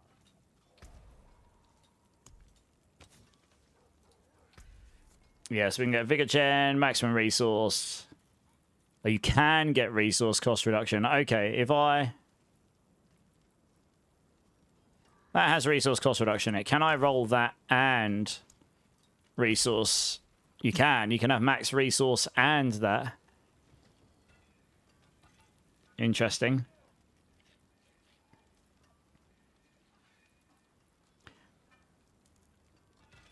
Might be better to do resource gen, though. If you got a GA of that, that'd be insane. You'd be able to replace this. Choices. We do need some cooldown, though. I think if I didn't have that cooldown, I'd really struggle to keep all my skills up all the time. What do I put in there?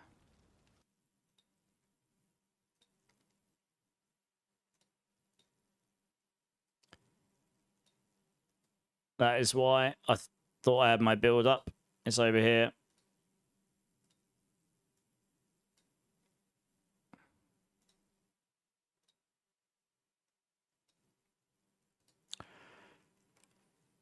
Yeah, you're going to need max resource. Like max resources are mandatory, and you're going to GA into that for sure. You'll still have max resolve stacks as well.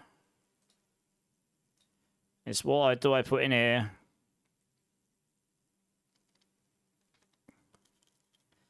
You can get 11%. So that'll just start trying to work out. Is that going to go less than the ring? GA will go to 16. No, this will be the same as the ring. If you had a GA and you masterwork, well, you wouldn't masterwork into this, I suppose. But if you've got all stats in some places, then you'll make up the difference and you only need the one roll. Okay, we'll do this.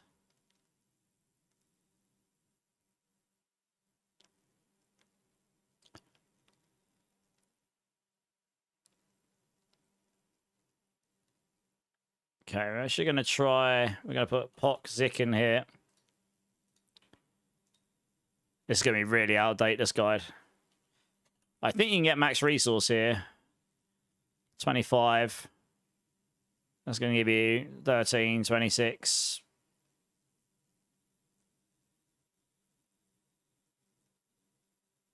Like 30%. Is that going to be more than a new multi? Probably not. You're probably still going to want poison. Oh, I was saying that though, if you use the Ring of Midday Hunt, stacking max resource everywhere would be insane. You get more value from it. I think just putting poison damage in here to start with is probably the play. That's a safe bet.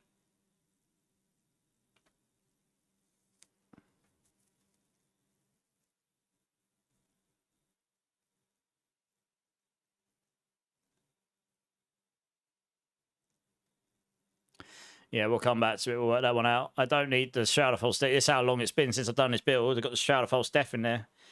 I think for defensively, I'm probably not going to put Glins in here. I'll probably have Debilitating Toxins.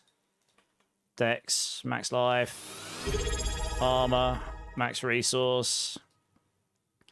Hey, gun maintenance with the 9 months. Hey, how's it going, dude? Thanks for the sub, dude. I appreciate it. How you doing, man? Appreciate it. How are you doing, Dan Whiting? I'm good, mate. I'm good. How are you doing? All right. We'll probably go into max resource here because you're going to get all the win off the Rod of Kep. Max resolve, of course. Emeralds. And I guess we'll put poison in there as well. For now. Supremacy over here. Dex. It's a good point, actually. Is Dex going to be better? Or is Ranks to Stinger going to be better there? That is a tricky one. If you use the Protean Heart, you get double value out of the Dex. 281. You're getting 27, so you get 54x. You get 54%, which would be about 20%.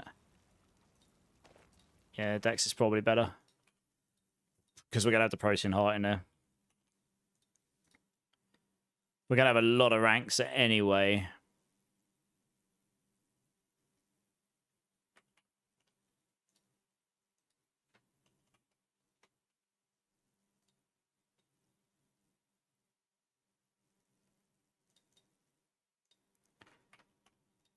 So damage. Poison res in there as well. Poison damage.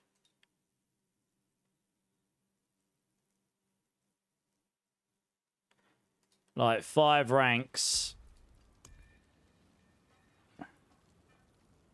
644. 1, 2, 3, 4, 5. So we've lost 63. Which is about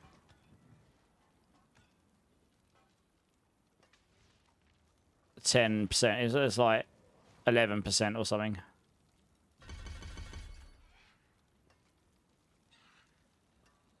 So I think that it's just because of the Protean Heart. It doubles it up. I think that gives us more.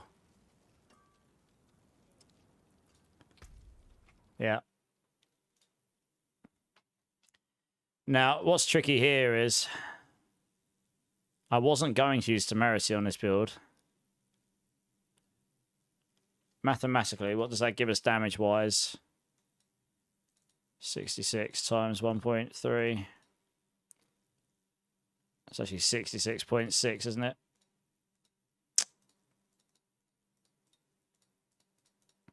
$86.58. It's just giving us about 20% more damage. And it solves barrier.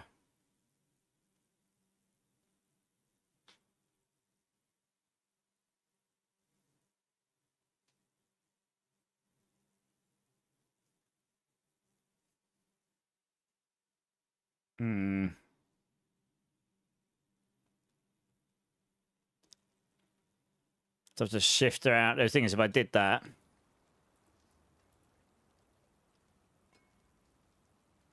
I can't even test it right now because I need the max resolve stacks. Well, I could actually. I could put that on the boots here, I suppose. And then you'd shift that to... Well, you wouldn't need this anymore.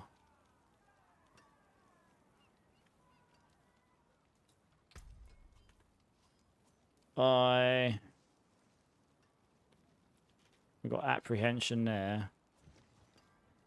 You either put a defensive aspect. We're probably going to need another defensive aspect there. I think, because the Glins won't be doing all the heavy lifting. You'll just be too squishy, I think. So I think... I think you put disobedience on here. Dex, max life, armor, basic skills.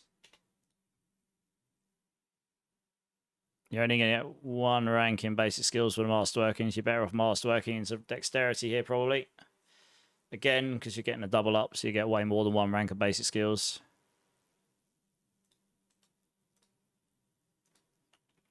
That's resolve stacks.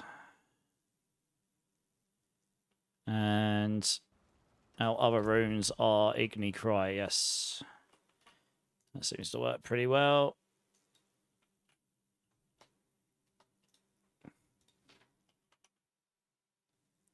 Do you think Heshirek Asungi could be meta since they added ranks to gorillas back on it?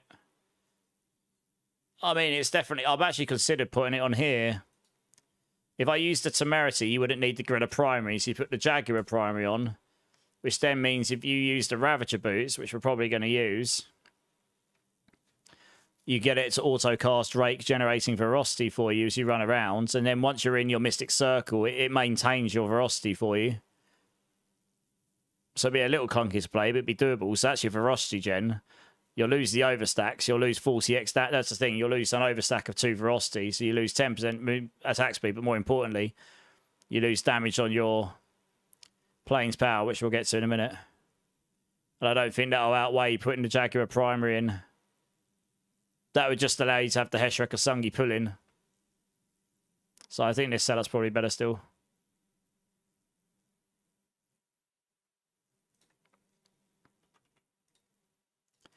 Well, it'll be these. That's what I think. I'm just going to put in what I've tested, and I can always update these later on.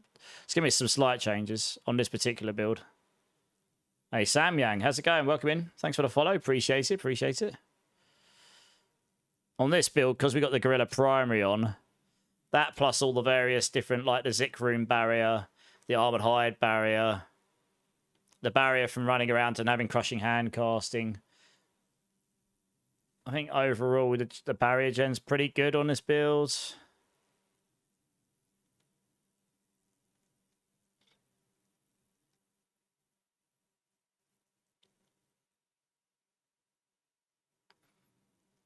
I mean, having Forest Power here would be really nice. But you'd have to be in the Mystic Circle for it to work. That gives you more barrier gen as well.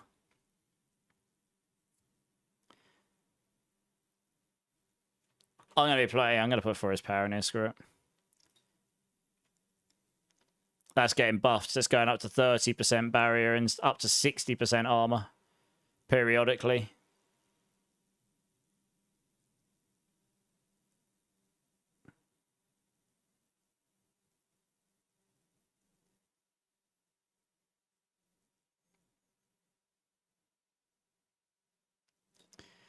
And I think for pushing, you're going to use the Path of Emissaries, probably. And this comes with... Where's the patch notes at? Wow, that's very bright.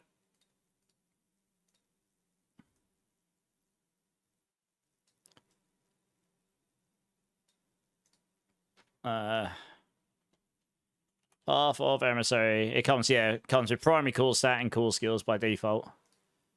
So you're going to have dexterity, you're going to have core skills, which I can't add. Great. So I'm going to have to ask them to add that. And then you'll look for, well, max life.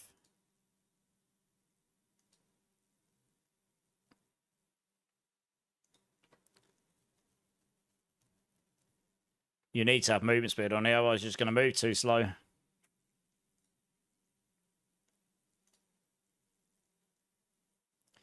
So you'd have to choose to sacrifice max life for attacks, reduce evades. You need the movement speed, otherwise you're just going to be way too slow, legitimately. For pushing, you can go core skills here, but you're going to be super slow, so I think I'd prefer to have that there. So you can actually move at some I mean, you might be able to roll movement speed here, but...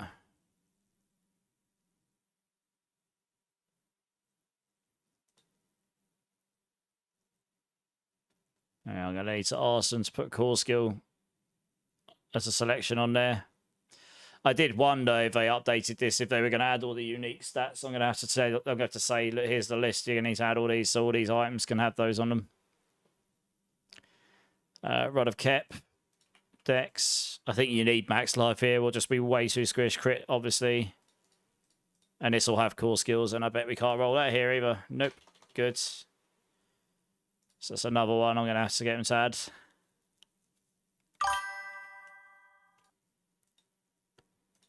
And then obviously emeralds because we're on a poison build. And then I guess here we're going to probably be using the damage multi as well because gem strength isn't as strong these days. Hey, Abgoose, how's it going, man? Thanks for the follow. Welcome in. How's your day going?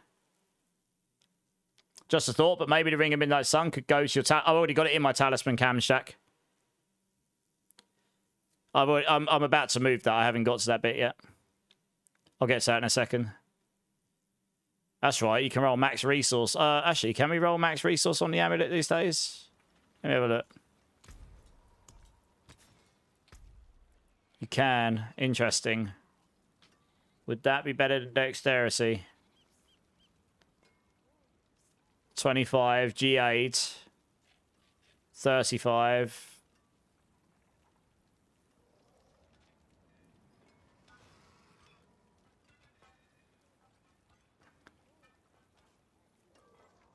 That's like 40. It's like 46% damage, multiplicative. But if you get 200 dex and double it up, it's like 54. But then it scales with your resource cost reduction, so maybe max resource will be stronger still. Especially if we stack max resource and go Ring of Midday hunting the charm, I think max resource will be better. Here. So this is going to be like some giga insanely difficult amulet to get, but...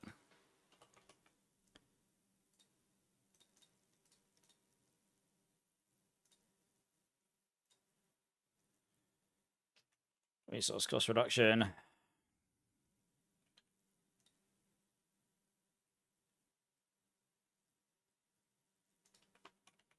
Diamonds.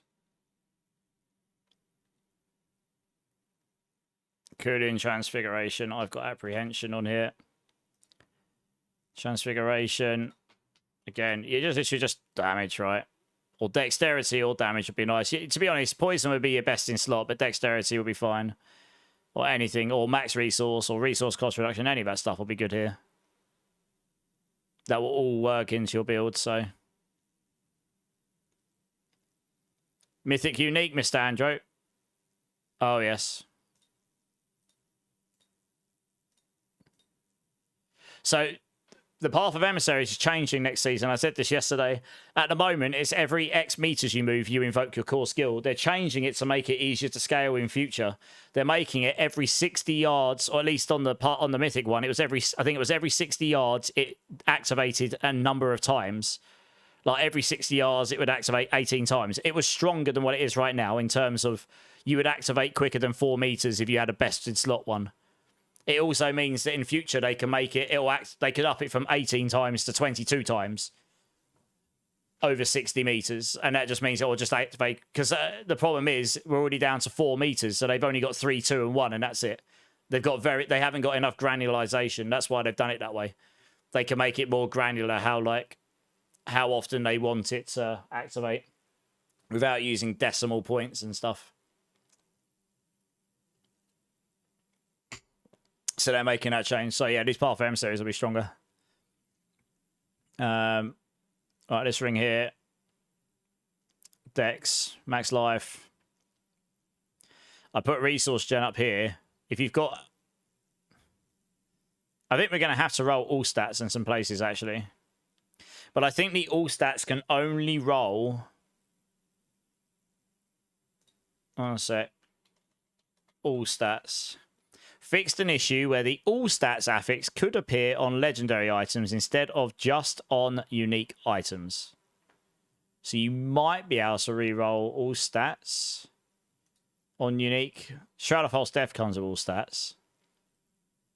Maybe all stats can be reroll. Maybe when you reroll on uniques, you can reroll your primary core stat into all stats. I don't know. I don't think I'm going to put that on any of the guys until I know what's going on. That was a bit crazy, getting at level 9 or something in the PTI, or level 6 or whatever it was. I got 180 all stats. I was like, what the hell is this? That's broken as hell. Yeah, that was pretty giga.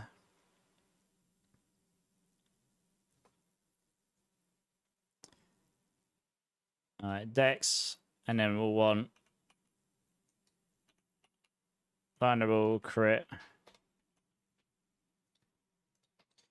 In an ideal world, poison damage multiplier.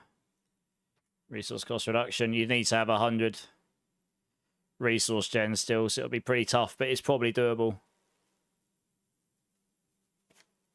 You get 50 from Ravager, so you'd only need...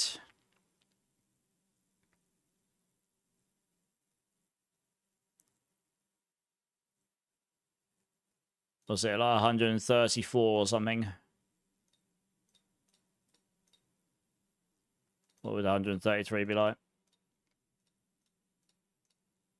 Yeah, you need 130. So we'd need 34% resource gen additive on the build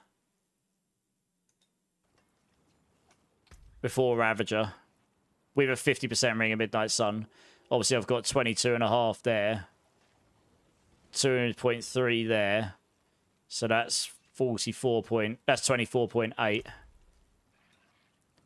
I've got 38.8. Where's the rest coming from?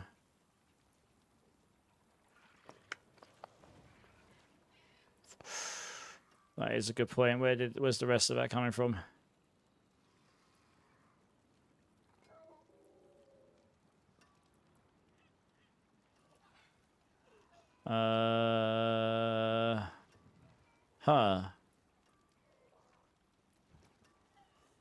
Not actually sure. Oh, it's coming from the Paragon board. Of course it is. Yeah, 2, 4, 12, 14. Yes, that adds up, 14. Okay, so you got 14 in here. So we need to get 20. We need to make up 20 in here. With a 50% Ring of Midnight Sun, and then you'll have enough Vigor Gen to activate your Rod of Kepler all the time. So if we have Resource Gen on here with a GA, that would not be enough. That would be 16-ish. 2.3 on that. That would be 18. With the Protean Heart, it would be enough. You would just have enough. You'd be just over 134, which means that would go just over 200, and that means it'll be just enough. So you can min-max it for pushing, but you would absolutely, mandatorily need that Resource Gen to be GA. So I guess I'll have to put that in there.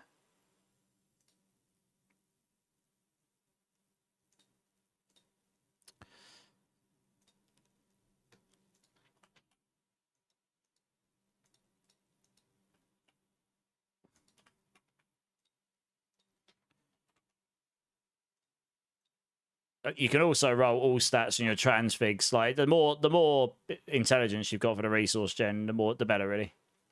When you have a team member who is from Morocco and your big boss is from Brazil, are you talking sports here, Taters? Just hanging out with a guinea pig, watching some YouTube. Dan Whiting, nice. Right, and then we got Starless guys here because that was Giga, and I don't think you can equip this in the charms. And this hasn't changed, so this all needs to change. I think some of this stuff is getting changed later down the lines. I can't actually update that properly yet. Resource cost reduction. But that will be Dex, attack speed. I mean, we don't necessarily need this attack speed, honestly, because you have 14 stacks of ferocity. I would solve attack speed anyway. In an ideal world, if you can re-roll the attack speed, you'd get Dex attack speed, your damage multi, and you get 2 damage multis. And then if you can re-roll attack speed, you'd roll it to your other damage multi, and then you'd just be laughing your head off. You'd have the most ridiculous Ring of Starless Skies ever known to man for this build. But, I mean, obviously, that's going to be insanely difficult to get. Like, it's going to be proper try-hard. So for now, I'm just going to put that like that. I'm going to have to update this again at some point before the season goes live when it's fixed, I guess.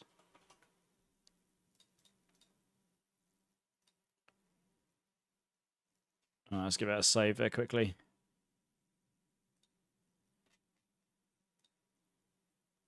Right, I need to...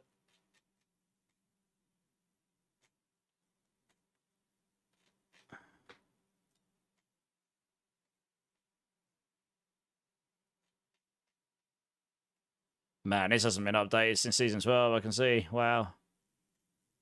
Oof.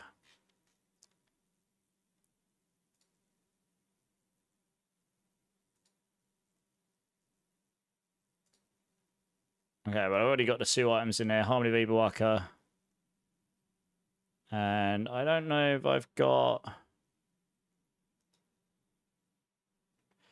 Did I add... No, I forgot to add it in that one. Did I add it in here? If I got the text for the boots. Oh, I need to add the boots into these. Okay. Alright. We'll need Path of Emissary in here. Path of Emissary. I believe that drops some Butcher. Where's that list I had up earlier? Oh, I closed it, did I? Oh, no. It's that really bright white thing. Here we go. Path of Emissary. Butcher, yeah. Sorry for blinding you all.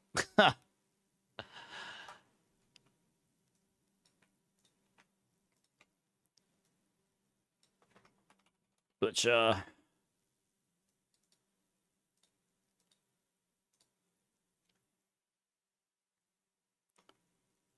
Core skill ranks. And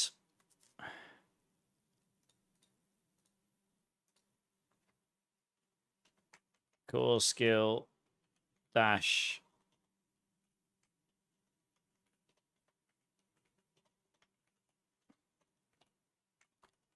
when Ravager is active.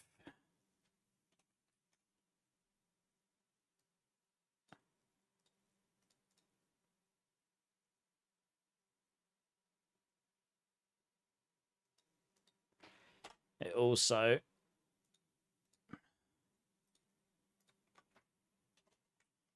activates primary spirit hall core skill after moving X meters in game.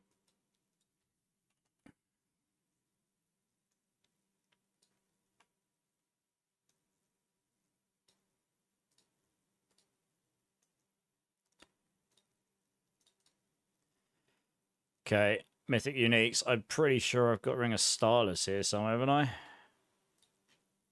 Means I didn't add it in some of these. Do I have a guide with Ring of Starless Skies these days?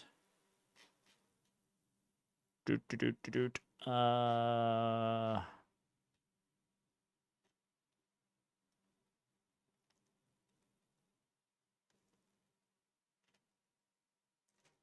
I have it on these? Maybe. Yeah, the World Cup. Yeah, no, I've not really been following it that much, to be honest. I'll wait for the big games. I'm assuming we'll get there. I haven't actually got the Ring of Starless Skies in this list. Might have to rewrite it. What about Touch of Death? Do I have it in there? Might do. No, I didn't use it on any of these builds. Ugh, okay. Fine. I'm going to have to add it in here then.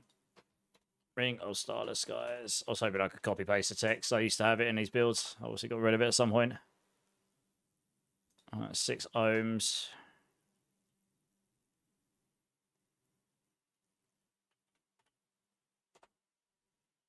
I'm actually going to... Oh, actually, you're not going to be able to craft these next season, so that's gone. Yeah, you're not going to be able to craft iconic mythics anymore.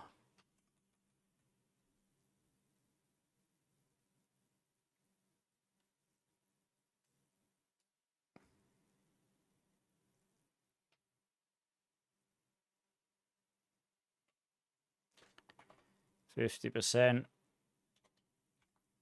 damage. 50% resource cost reduction.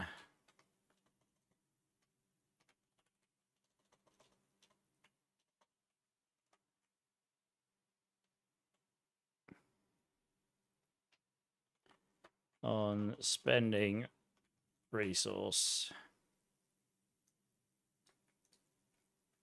Yeah, you're not going to be able to farm this anymore with runes. You can random roll it in the blacksmith one with you just go chuck it. What the thing I always recommended against doing, because you could just save up and manual craft the one you wanted, but you can't do that anymore.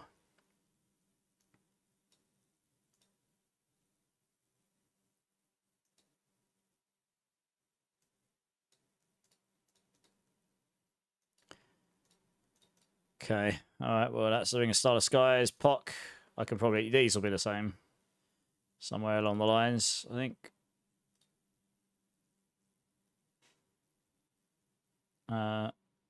Where's Crushing Hand?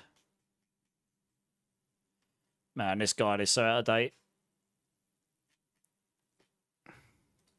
That's better.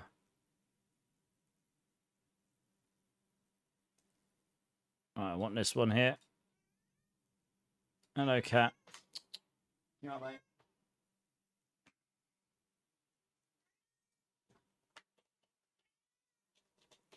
Right, Pock, Zik.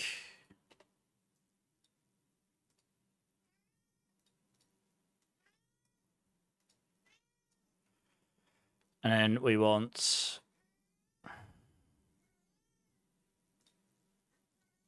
Agony Cry.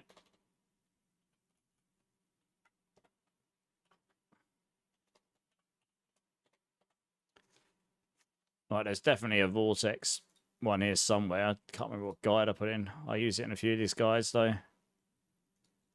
Not there. Not there. I'm probably doing this one. No, not that one. What about... Oh, no, that's got it on the manual bar. That won't, because it's got the Heshra Kasangi. I think Swarmborn might.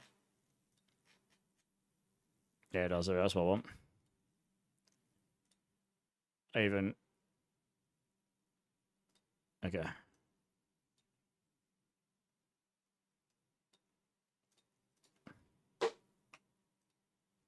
Okay.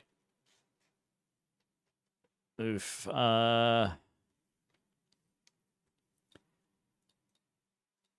Definitely don't need any of that stuff anymore. Or any of that. Or any of this. Try to keep it simpler and less to read, I guess.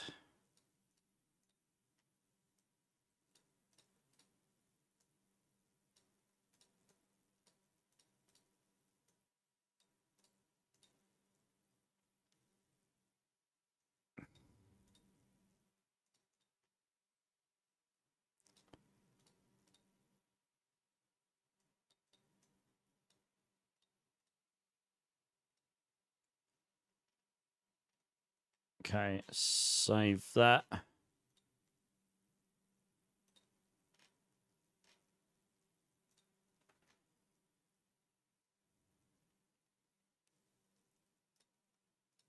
me check the text I want for this.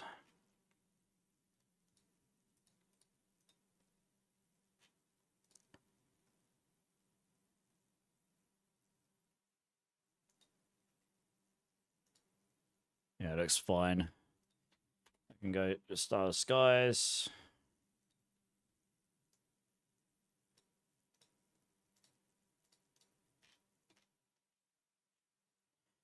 Okay, Talisman. Largely copy that.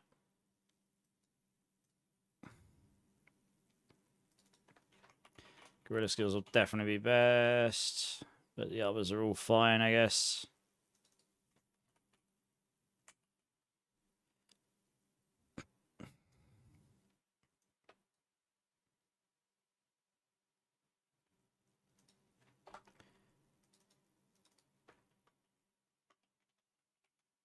Okay. Yep. Critical damage. Looks fine. Eagle skill damage. That works.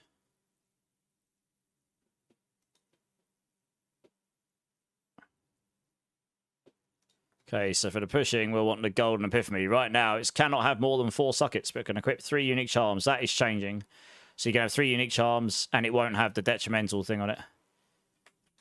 So, yeah, hopefully it won't nuke it putting in here right now, but let's just put eagle skill damage in there. That's fine. You don't need the +1 charm, because you get that by default. So, in an ideal world, I guess you'd get, like, gorilla skill damage and eagle skill damage, maybe.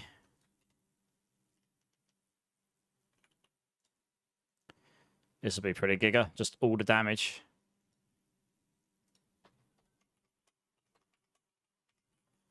Jagger skill damage will work as well. Or centipede damage. That's all of them would work. Just going to double check you can actually get that. Yeah, you can. Unique charms. Midnight Sun Ring. Gorilla skills. And we'll put some cold res on there. No. We're going to have Giga, Physical, Fire, Lightning, Poison. So we'll need Cold and Shadow. That's right. Cold. Protean Heart. Gorilla skills. We'll do Cold here as well. The last one is interesting, actually. Yeah. Now, that doesn't nuke the Rod of Kepaleka damage. The Lochran's Talisman is pretty good, actually. But that does get reduced down. 150. That's 1.5, so we need to reduce it to times 0.66. So it comes down to, yeah, it comes down to 100. What am I talking about? Of course it does. So that'll be 100x, the Lochran's Talisman. It's a 2x multiplier.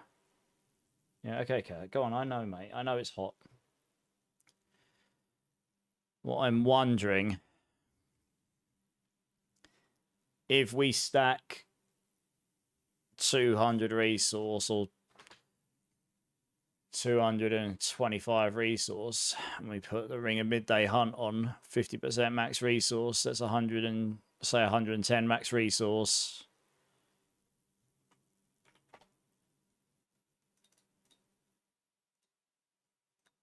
Times 1.38. That is 151.8. It's diminishing returns, but that's more damage that's then scaled by your resource cost reduction as well. And I reckon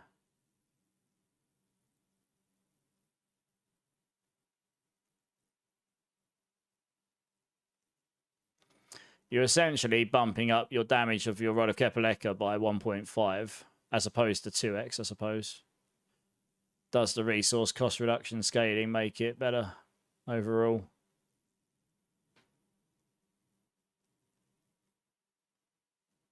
I don't know.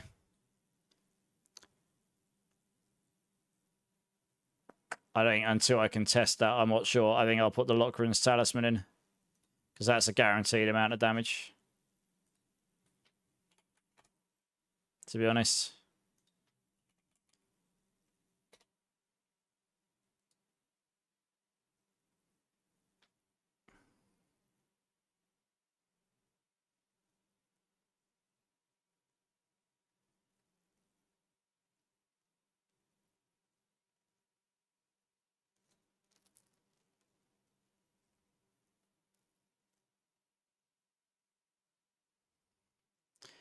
Yeah, I think it would have to be the resource cost reduction scaling that would make it better.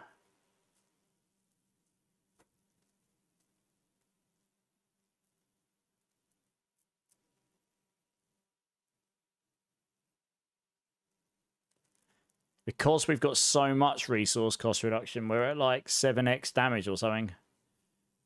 I actually think the Ring of Midday Hunt will be better here. Legitimately. If what I'm thinking, if my math in my head is correct, even if we only get an extra 100 vigor, and that'll be easily achievable, you'll probably get more than that. That's 138. 100 times 1.38. So, okay, that's higher than 100 Lockrins, but the Lockrins is essentially whatever you've got before. If you have 200 before, 200 times 1.38, that's what you've got before, and your Rod of Ket before you use the Ring of Midday Hunt. Your Lockrins essentially doubles that, right? So your Lockrins is 276. So the Ring of Midday Hunt is half the value. But then if your resource cost reduction comes in,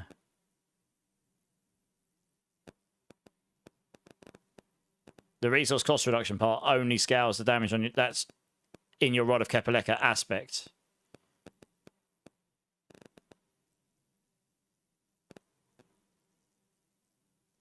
I think I need to do a Google Sheets thing here. Base damage 100.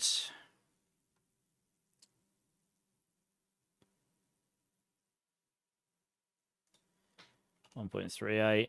Oh, well, let's just have max resource 200. Oh yeah, base damage of 100. Base damage. Max resource.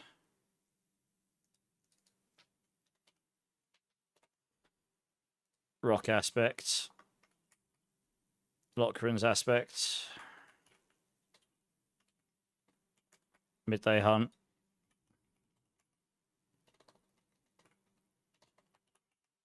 Total.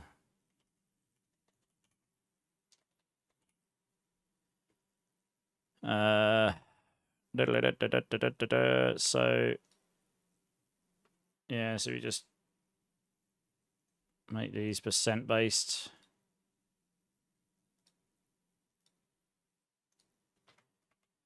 $250. Well, you can't have them both on at the same time, I suppose. So make that 0.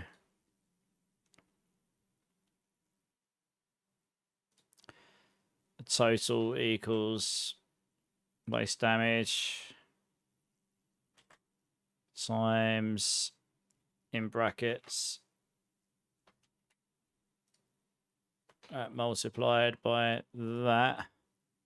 See what that comes to. 100 times 276. That's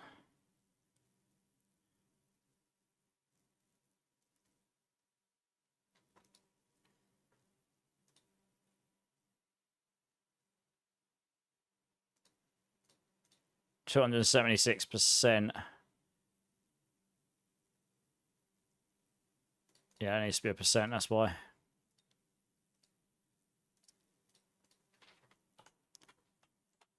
There we go, 276, that makes sense. And then multiply that up by this. 5252. That makes sense. And then this will be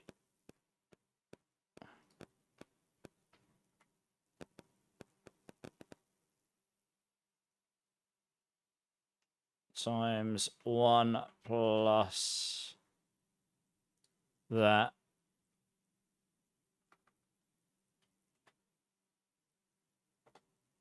Okay. And if we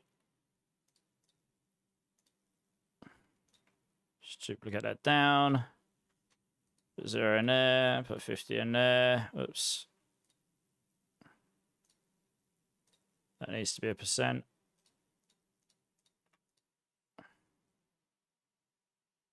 Alright, something's gone wrong here.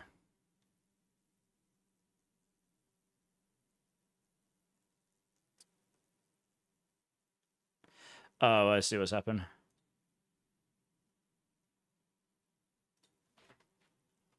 It's to be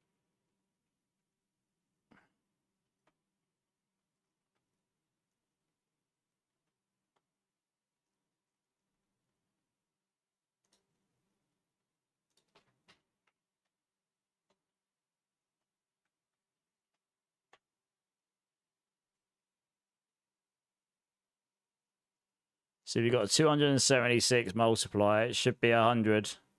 Yeah, it should be 100 plus that. That's right. So this should actually be 1 plus this as well. Oh, I should have done this up here. Bollocks.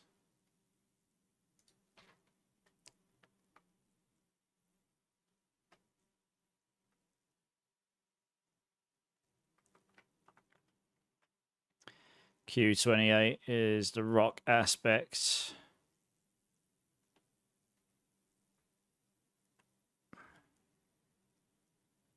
$300.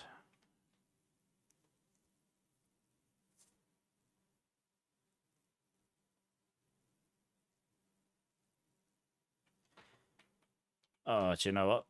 I was trying to make this live. I was trying to make this easier for me.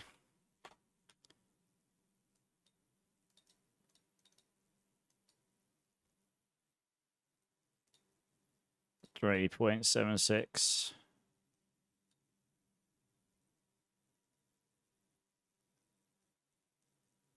And then a 200 aspects. You want to take the original number and then multiply it by another. Oh, Lockrun's is only 100 anyway. What am I doing? It's a double up, isn't it? So you just multiply that by 2. 752, that's correct. 100 multiplied by 3.76. But it'll be more than that. It'll be 100 multiplied by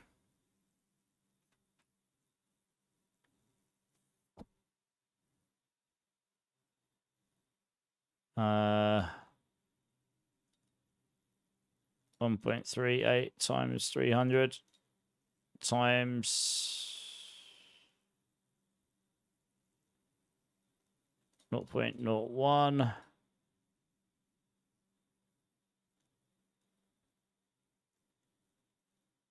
plus 1 times 100. Okay, so those numbers don't lie. So how much max resource would we need for it to win? So Lockrun's is more powerful, but as we add more resource, the midday hunt gets more valuable. I think it's going to be impossible to get enough, though.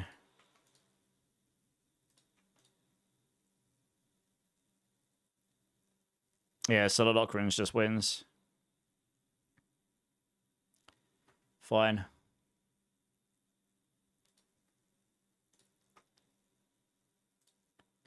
So yeah, Lockrun's is better here, for sure. Excel math kind of like work. Wise Wizards, yeah. Yeah. I sometimes have to do that because I have to like make sense of it in my mind. Like I can do a lot of numbers and stuff in my brain, but sometimes it's you have to actually like put pen to paper kind of thing just to make sure you've actually got the right numbers in your head.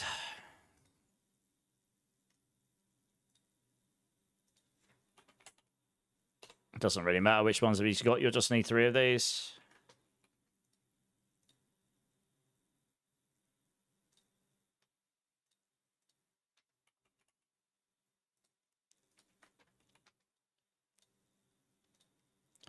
Shadow. So if you stack these here, well, it's going to be hard, but if you get them, then you'll have pretty leveled out resistances full stop. You're going to get a lot of fire, cold, physical, and lightning anyway from your second bonus set here. Second set bonus. And then, yeah, you've got a 2x multiplier there. Instead of, you get a 3x multiplier from that, but it's conditional. So you get a 2x there and a 1.75x there. Or 1.8x, somewhere around that. So it's like, again, if I do math here, you do 100. Obviously, 100 times 3 is 300. Or 100 times 2 times 1 point, let's say 1.75 equals 350. So that actually ends up more damage. If you use the Protean Heart, Lockrun's Talisman together and they're maxed out, that's more damage than the 5 set bonus there. And it's non-conditional, well, apart from critting, which we do all the time anyway. So as long as that critical chance reducer doesn't do anything to us, we also gain some life per second here, which I guess is all, you know, and we get the, oh, and we get the doubling up of the core stats as well. which is mega because that gives you a whole load of damage. I mean, that's going to grant us another... Oh, that actually, no. The core stats doubling up is the 1.75, so that's about right. Ish. Yeah. Yes, it works out stronger, and it's consistent damage. And we get a bit of life regen in there, and in this build anyway. We actually get movement speed in the lightning version. This will be the same for the lightning version, pretty much.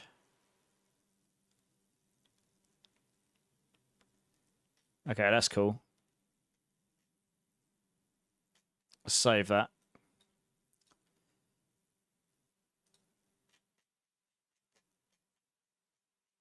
Yeah, I'm going to duplicate this over. Yeah, they moved it, so the skill rotation stuff's down here. Skills and rotation. Does that mean I've lost my rotational stuff on all these builds? I hope not. No, it's here. Oh, it's been moved. Oh, you are having a laugh. They've nuked all my rotation stuff. Is that in all the builds? He didn't even think to copy it. Thanks, guys. So you've literally lost all of my rotation text in all my builds. Yeah, that's a crappy solution they used there. They could have made it copy it into a different section or something. Come on, guys. Seriously. Value my time. I spent freaking ages on these. One sec. They did tell me there was a way to maybe get this. That's a little bit annoying, though. I don't like it when my time is not valued. And that's absolutely something that could have been done better there programmatically, frankly. I don't even need to see their code to know that could have been done better. Where the hell did he post this earlier? He said to use something for it.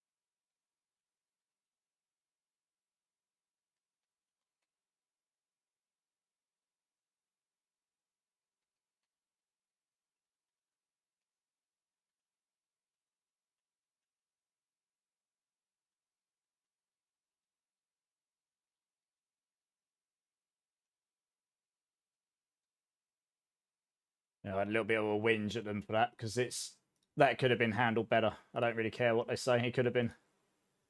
Right, where did he post this thing? I know it's here somewhere because I saw it. I just don't know where it is.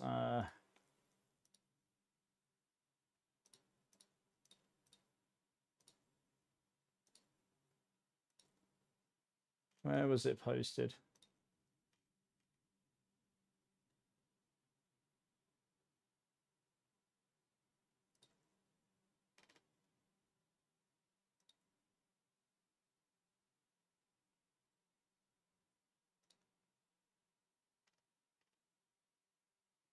I swear I saw something about this earlier.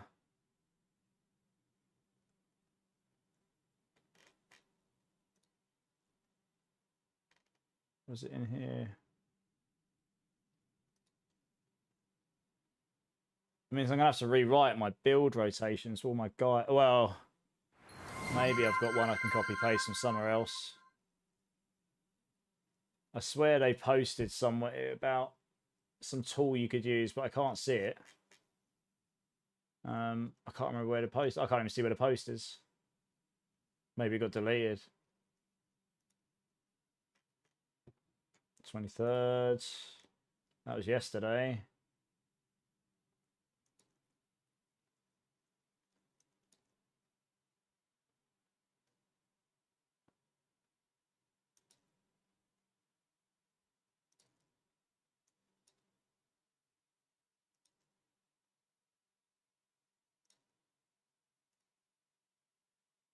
All right, I'm going to have to just rewrite it, for God's sake. what a waste of time. Never mind. Hey, stay suspicious. How's it going? Kerrigan, how's it going? 65 watch streak. Nice. Drink City Streamer. Cheers. Appreciate it. I do have an inkling they might have said it might have only updated. Well, did they only update tier list guides? But if they didn't, I might have a random one lying around somewhere down here. Just my general format, which they've nuked entirely on all my guides. So I'm going to have to rewrite them all. I think they said go back through your VODs and find them. I'm certainly not doing that. Yeah, they've nuked them all. Yeah, that's a little bit bad. I don't like that. They could have given me a heads up there, so I could have copy-pasted them all today before they did that. I'm going to have to rewrite the rotation. I don't think I even... Well...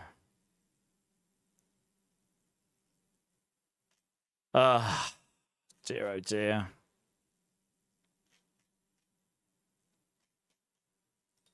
Doesn't look like any of these guides about this here. This wasn't published. Maybe this wasn't updated. I just want the general format. I can update them again. It's not an issue. No, it looks like they've all been done. Even them. Literally, even the ones I haven't published have changed by the looks of it.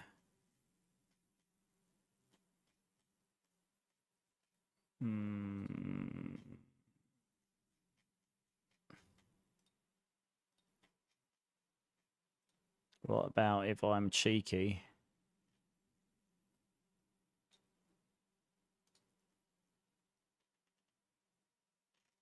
No, it's been removed, doesn't it?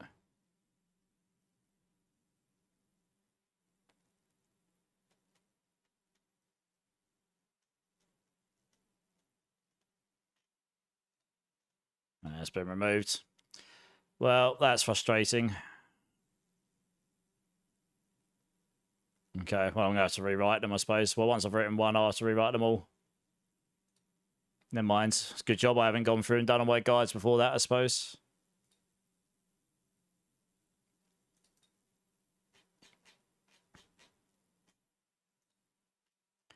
Right, Stinger, Hunter, Eagle.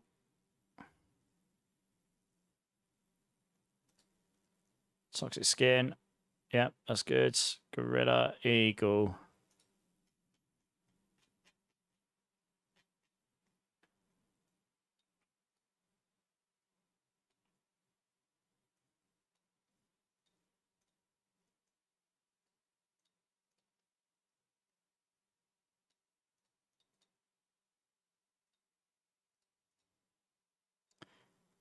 Got to work out what format I want. It seems they want build rotation in here now as well.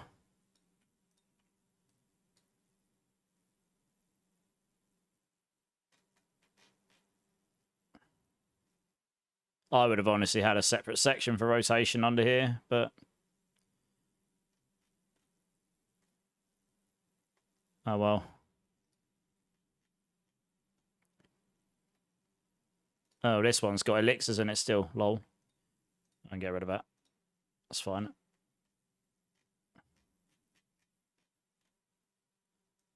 Yeah, I'd have probably had a separate section for rotation here, honestly. And then I wouldn't have nuked the rotation. I would have just moved it here. I think this is going to look... I honestly think this is going to look messier. I preferred it where this was just simple. But hey,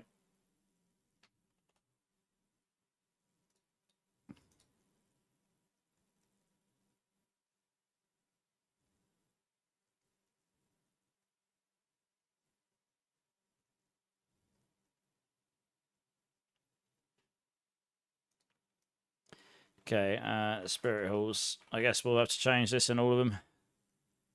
Make it... I don't care about that. For the barrier gen.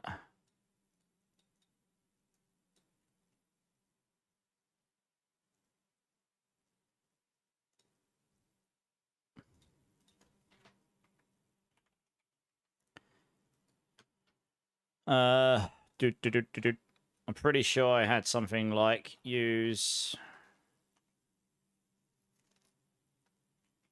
Oh yeah, I had something like Repeat each step as necessary or something like that.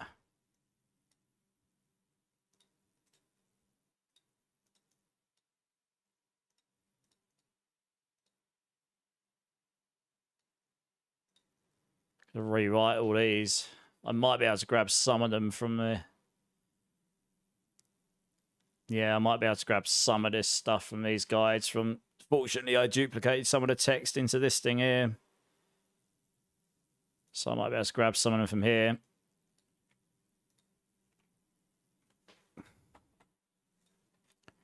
Let's go through my guides and see if I can nab all the bits I need. What about Cool Wally? There might be some in there.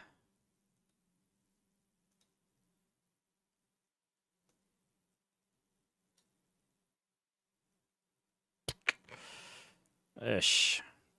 I don't think Ravager's going to be in there. Okay, what we got? Scourge.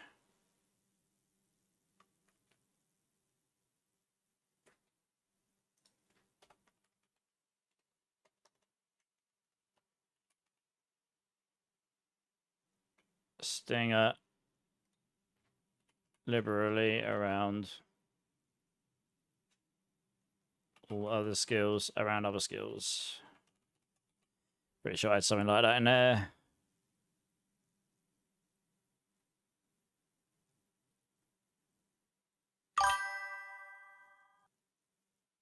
Hey, Rizza, how's it going? Welcome in, welcome in. Thanks for the follow, dudes. Oh, hello, Mari. You right, mate? It's hot, isn't it? No? I might turn my dehumidifier back on for a bit. It might actually survive for a little bit. Might be a bit. Oh.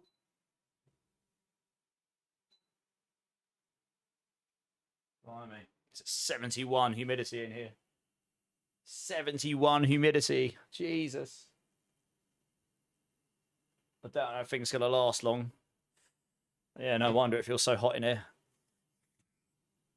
No, it's going down a bit. It's probably in the 60s. I was going to say 70s is very high. I'd be like sweating. I'd be just be profusely sweating, I think. Ravager. Oops.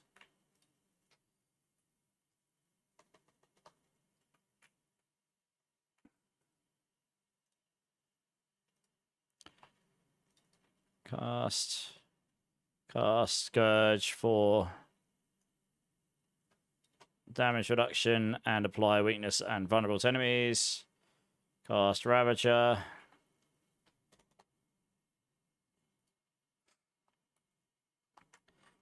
Oops. I understand why they put the variants in here, because I think now we can have a variant per... We can change the build rotation per variant. So that makes sense to some degree. For mobility, lock on.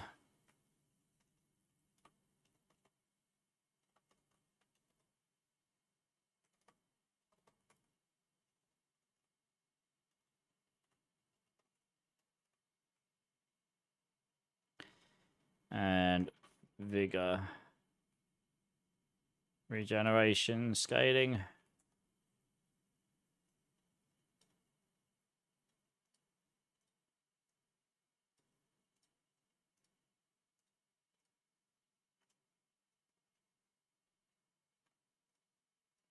Via Path of Emissary.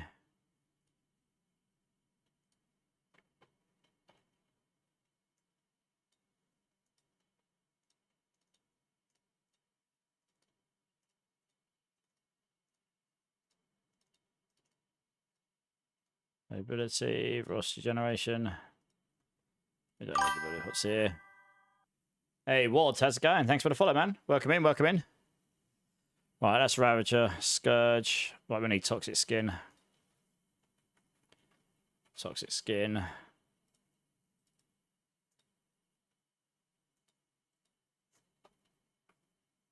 Or additional armor. I'm trying to remember what I wrote in these before.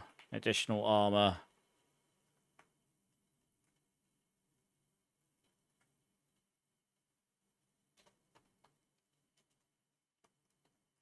Vigor generation. And weakness application.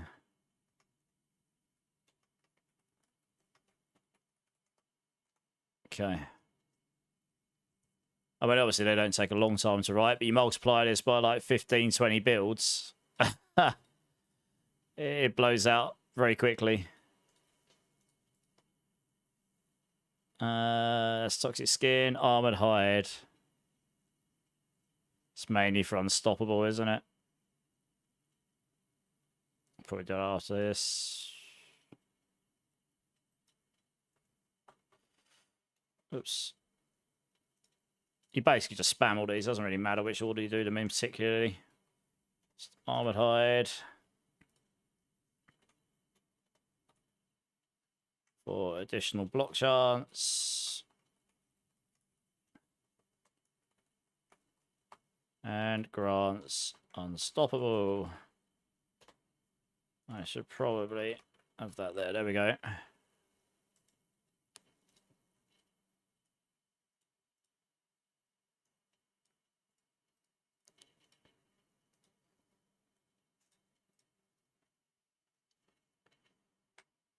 Bigger generation as well. Oh, blimey, come on. And grants unstoppable. Got the ultimate and got the main skill. Okay, that's our build rotation. That's pretty straightforward. It's a pretty straightforward build to play, honestly. Hey, Thirsty Lemon, how's it going? Welcome in, welcome in. I'm actually updating that literally as we speak, so you'll need to wait till I'm finished because a lot of it's out of date. But yeah, it'll be updated soon. This will be ready for Season 14. Well, minus a couple of minor things. Right, let's reset this. Alright. Take those. Damage. Damage. Potent Stinger. Let's take those afterwards. We are going to take Crushing Hand with the Poison and Barrier and Resolve. We are going to take Vortex with the damage reduction, Vigor Gen, and Knockdown. Take those the other way around. We will max out Ravager. Take the cooldown, the max Ferocity, and the Vigor Gen. We will max out Toxic Skin, take the armor, and we'll take... I took the heal, actually. We might not need the heal. The duration might be better. If we're using Temerity, the heal will be better.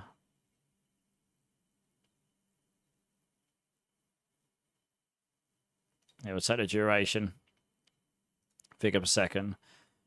We'll take Armored Hide with the Unstoppable. Granting Barrier. I mean, duration's nice, but grant Barrier and the damage reduction here. Might need the duration, but we'll take the Barrier for now. If we solve Barrier without it, we can take duration. Obviously, we need to take Zik Rune damage because it's just completely busted. And we'll take the Resolve next season. We had the Midnight Sun on, so we can take these here for extra damage over time reduction. Scourge with the damage reduction. Vulnerable and weakness application. Actually, we need the Vigor generation, don't we? Did I have that in the build rotation? It doesn't actually apply weakness.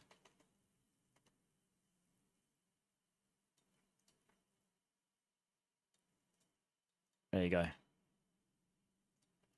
Apply vulnerable to enemies. There we go. Yeah, we need that Vigor Gen. That makes between attacks and Rod of Kepaleka a lot nicer if you don't activate the Rod of Kep.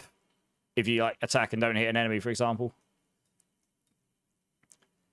And then we take the Hunter with the Ferocity stacking. And we take 50 large area and the heal, I guess. We could take Execute as well, to be fair. On this build. We don't necessarily need the heal on this.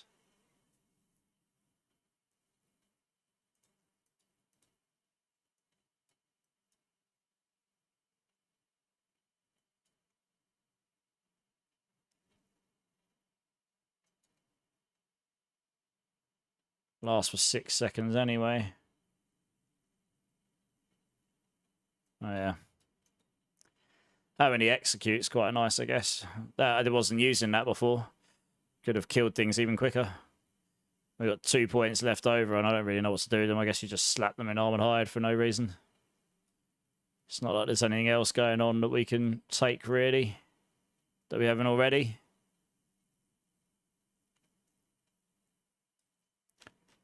Fine. Hey, stay suspicious. Second time here from a loaf burger aid. Yeah, nice. Last time I had to AFK, so just learn. No worries. After actually watching the stream this time, I'm hooked. No worries, dude. Oh, this is obviously the less interesting stuff. I'm going to go back and test Lightning Stinger shortly. I was testing... I did 1.1 quadrillion on Poison Stinger earlier. So I'm just updating the guide for that now while I'm in the zone, you know. While we're here.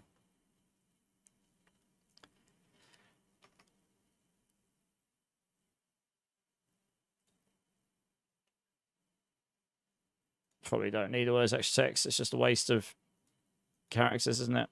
Oops. Where's that? There we go.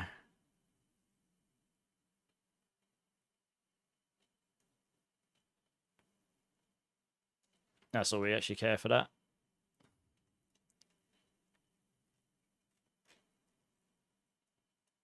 Trying to be more efficient with the stuff here. Watch time, 1 month, 23 days, 9 hours, Zach. Holy. You've been watching long time. That's a lot of abuse your mind and brain and eyes and everything has taken from me. Soz. Right, Stinger. Draws from surrounded poison enemies to increase primary area damage. It is definitely still doing that. I'll be interested to see if the Lightning version does this still, because a Potent Stinger is definitely still doing this. And I'm going to keep this in here. It is definitely still doing it.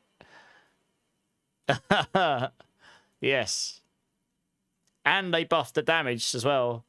Just, they changed it. But it's definitely still doing the draw from surrounded poison enemies thing, even though it's not meant to. Stinger now always deals its damage to surrounding enemies, even if they are not poisoned. If they were poisoned, it deals 50x damage. It definitely draws from surrounded poison enemies and deals an increased damage area. It's crazy.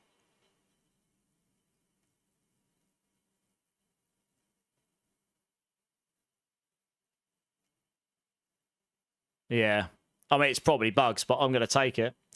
I didn't find it in the PCR, so I couldn't report it.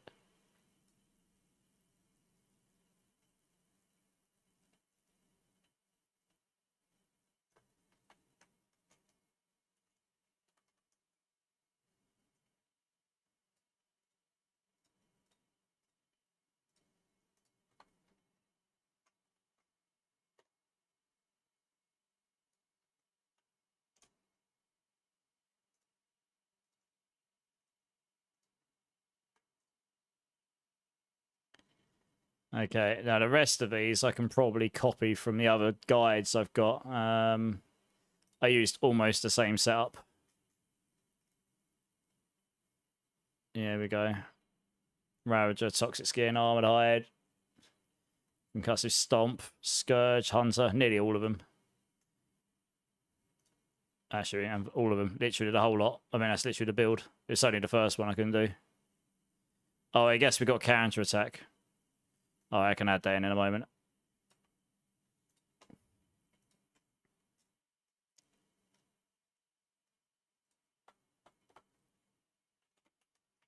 Counter attack.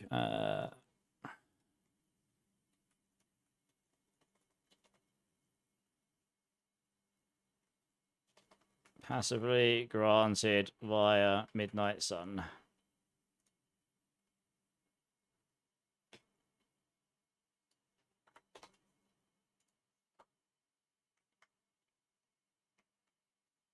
Reduces damage over time by 20%.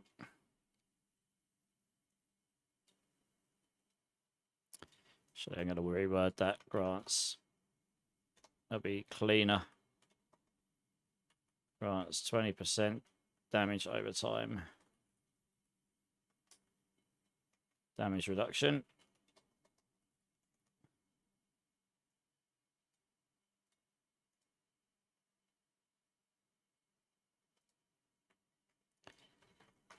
Damage reduction. 2 damage over time. There you go. That sounds better.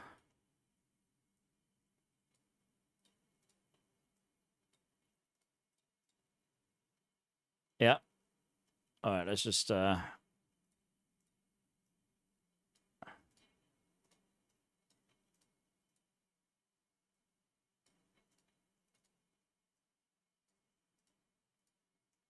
Fortunately, I only have to do this for one variant.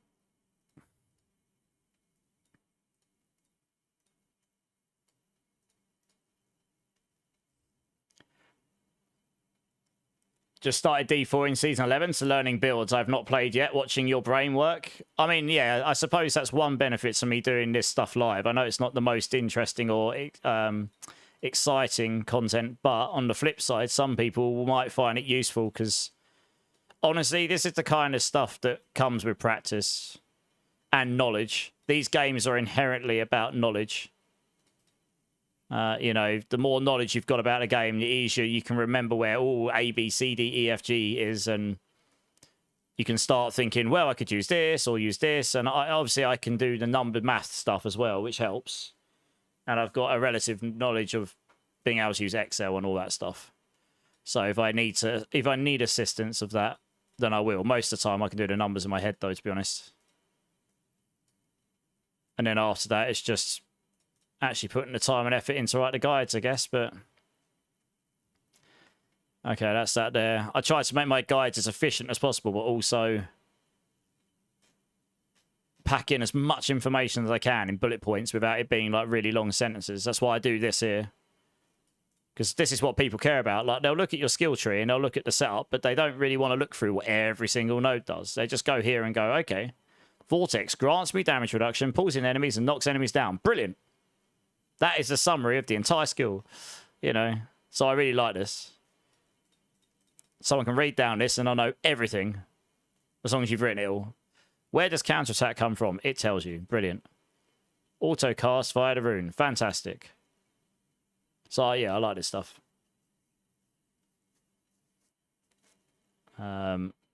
Actually, this one on this build particularly is actually auto cast as well via the cry rune.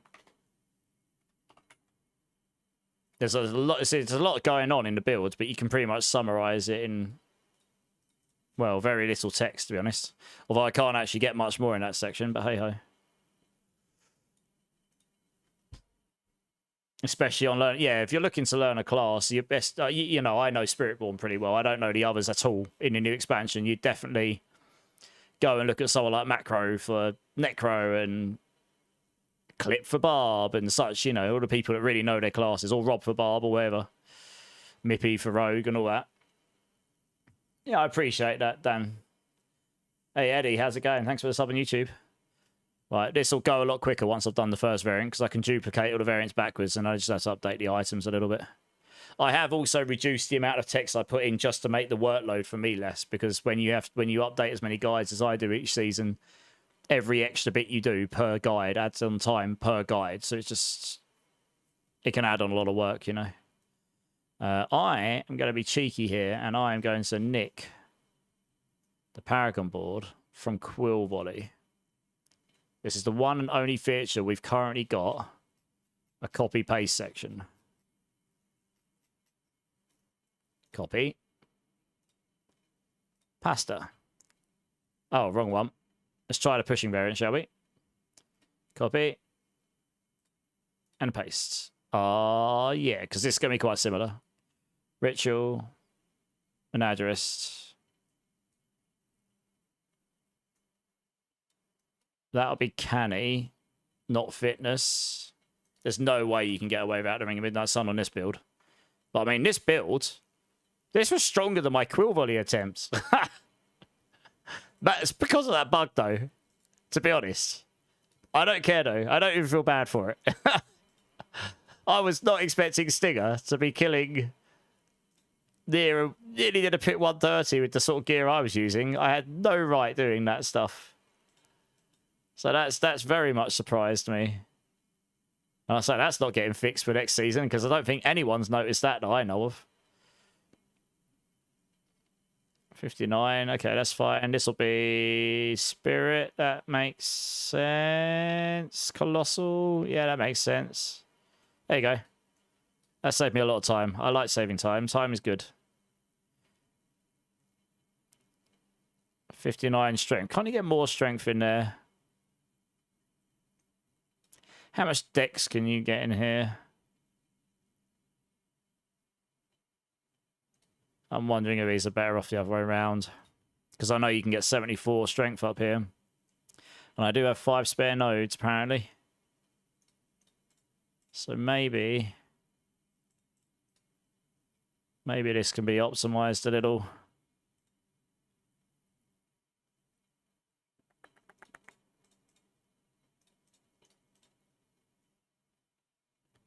Yeah, it's just 74 strength. Now I need to see if I've got enough nodes to get all the dex here. And I can't remember how much dex is in this board. I'm going to have to optimize this in a second. This is an absolute travesty of a mess. Holy. I'm still under on the nodes. 110. Okay, yeah, no, this is better. Yeah.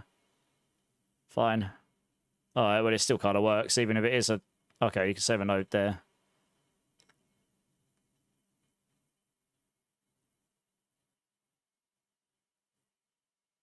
Doesn't really matter which path you take. Fine. Oh, we still got 5 spare nodes, funnily enough.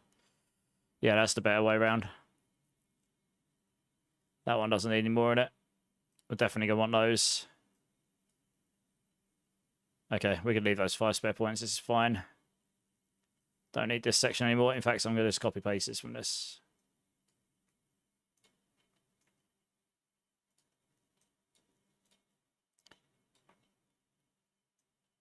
Right, one there. Paragon boards.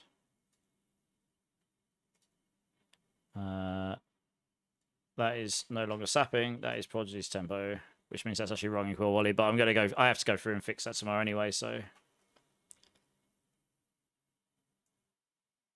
okay, put that in there. Invites a convergence risk of shield. That looks fine. Let's make sure that is also. I mean, you could theoretically use Subo instead of right here. That'll probably give you more damage, but I really do like... I mean, we really do need the defense, so that's why I use right here. That's why I recommend it. If people want to divulge into Subo, they can do.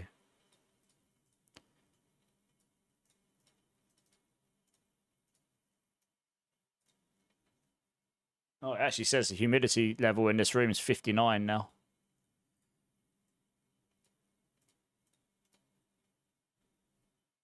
That must mean the humidity level outside's gone down. That's good. You don't feel bad either. Yeah, Stinger hasn't had any time to really shine at all. Like, it doesn't have to be the best build, but being a build that's like, do you know what, that's actually quite fun to play. Like, that was really... apart from not moving the fastest... That was just straight up nuking stuff in Helltide and that was feeling good. I'll try the Storm one, though, and we'll see how that feels. Once I got this updated. Okay, this looks fine.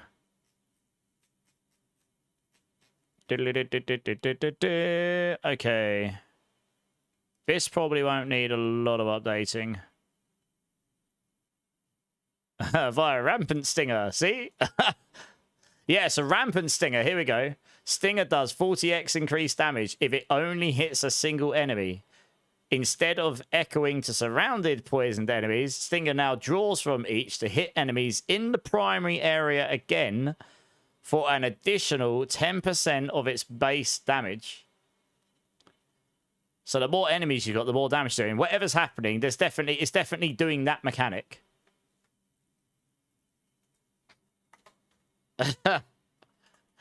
But yeah. And then on top of that, we get the 50x damage because they're always going to be poisoned if they're near us, if they're hit by Scourge. So that's good. Utilizing all 4 spirits. Spirit Halls. Oh yeah. Utilizing 4 Spirit Halls.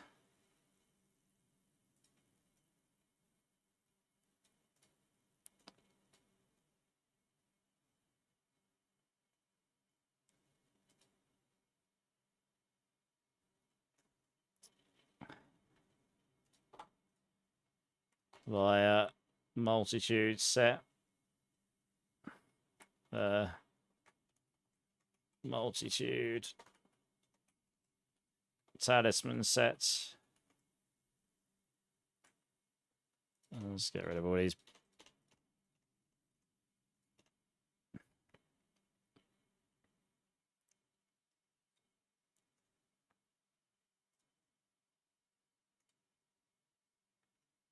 Oh, 4 spirit halls. All 4. Try to work out how I want to word this. Spirit halls via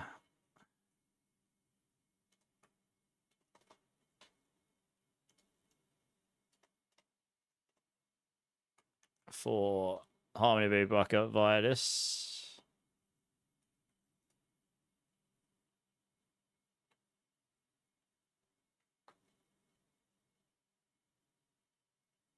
Don't need counter attacking there. Well, we got additional block chance from that. That sounds good. We got that one already, but we reworded it because we don't get 100% anymore. Yeah, we'll just nick all of these. There we go. We don't need this. Those are fine. That's fine. We can literally copy paste this here. How much resource generation are we going to need? All of it.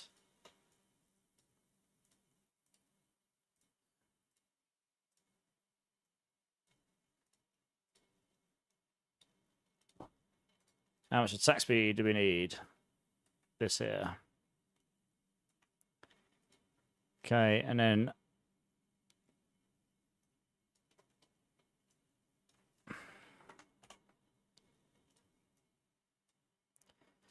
I haven't updated this guide since March 26, it seems.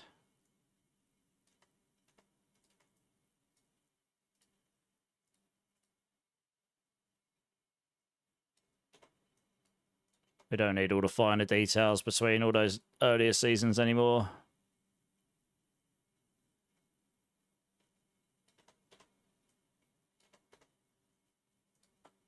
And we can have, what's the date? 25th of June, 2026.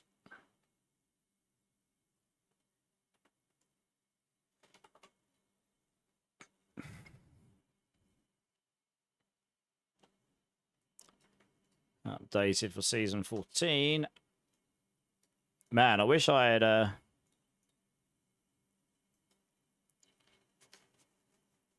wish I'd done that for season 13. A pretty fun build. Never mind. Missed opportunities and all. Hopefully that heat dome will be over soon. It got to 48 degrees in Vancouver in our last heat dome. Holy. 48 degrees is, I think, the hottest the UK has ever got in any point in time in history that we know of. For even one day was 40 degrees centigrade. We've never gotten hotter than that. Like 48 would legitimately kill some people here, I think. Where our infrastructure would not be geared up for that. Like schools close and everything for it because we don't have air-conditioned schools and stuff. So it's like lots of stuff comes to a halt because of it, you know. For good reason, you know, you don't want people to get hurt. It is hot. And we get very humid here in our country.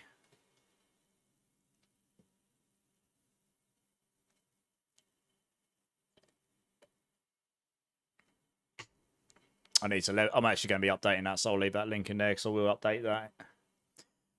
Let's just check the intro here. Did I...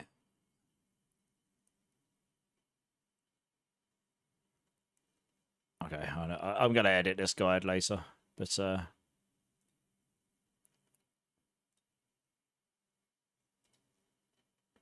Yeah, this seems fine. Okay. So that is the pushing variant.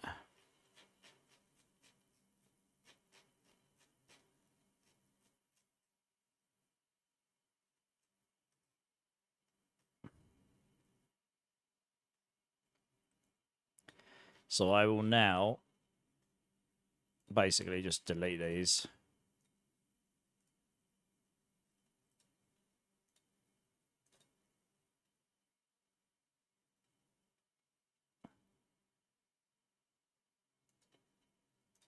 They're basically the same. Right.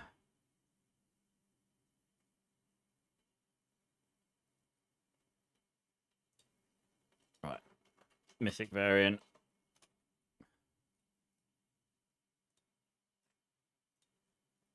Remove the transfigs.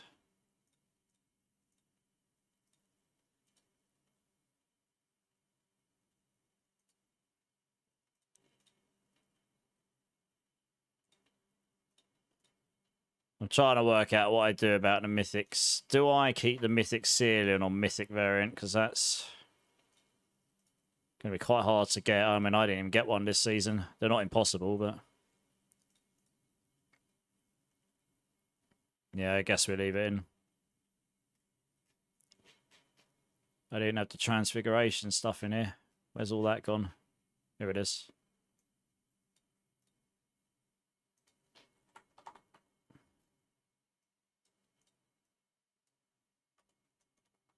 Some damage, dexterity. All stats. That'll all be fine. Apprehension aspects. Hey, Cal, how's it going? Welcome in, welcome in. Thanks for the follow. Appreciate it. How's your day going? Poison. Okay, this is fine. That looks clean. I will need to copy that into the other variant as well.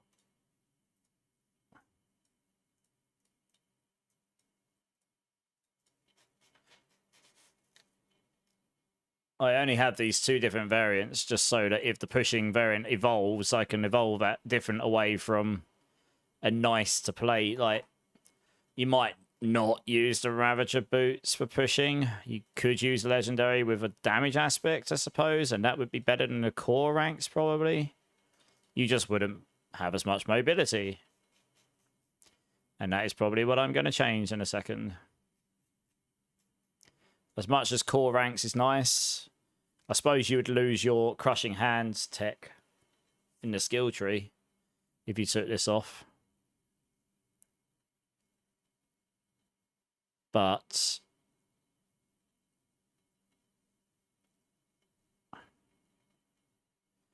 yeah, I think for pushing, honestly, you're probably going to want to use exploiters because it makes Zik rune so much better. Makes makes the crowd control stuff last longer. But then you do more damage to them while they're unstoppable, which is where your big hits come from. So he's going to multiply that damage even more. So you could do that.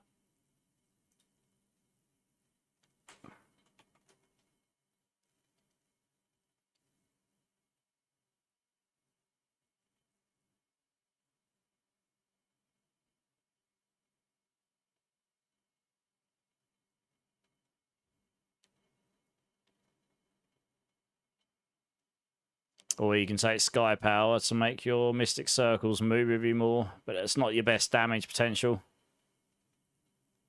Exploiters would be your best damage potential overall, and the other benefit is you could get the exact stats you want. You wouldn't have the core ranks, but you could have attacks, reduce evade cooldown, and movement speed. Same as I had. Like this. Poison damage, so I think for pushing, that's probably the play. But for farming, you'll use the old Path of Emissaries for sure. I'll take that one out there.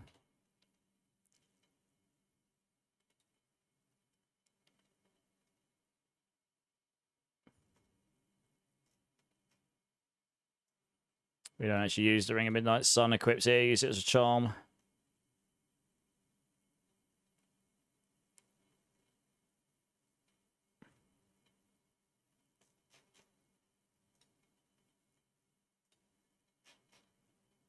I won't remove it from Mythic yet.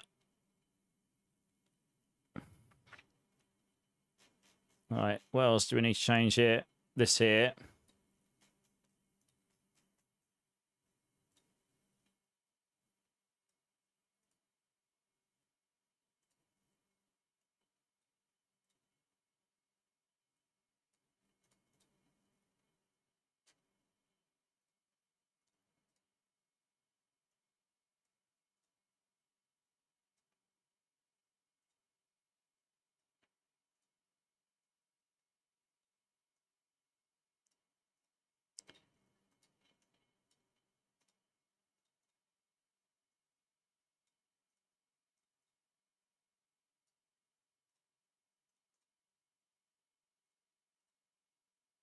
Okay, this looks fine.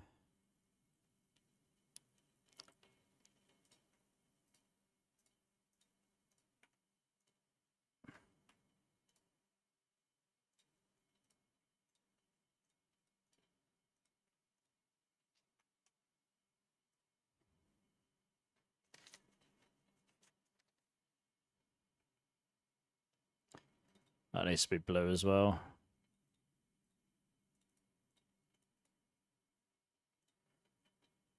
Okay. I don't think there's going to need to be a lot changed here, really. I mean, other than that small change, because the path emissary is just better for farming. This all stays the same. That stays the same. That stays the same. Yeah, I think it's all the same.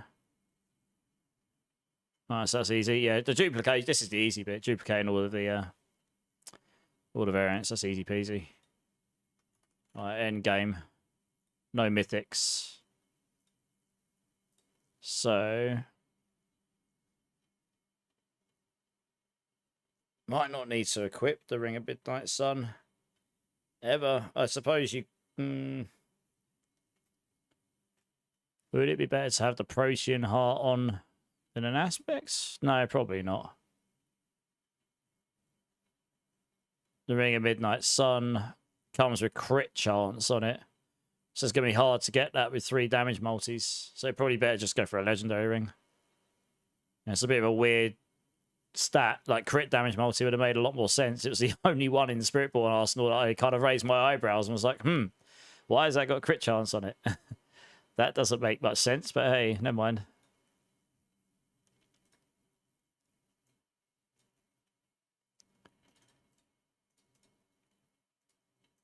Oh, wrong colour. So you'd ideally have a Rod of Kapaleka, actual weapon, Harmony Beaver Worker,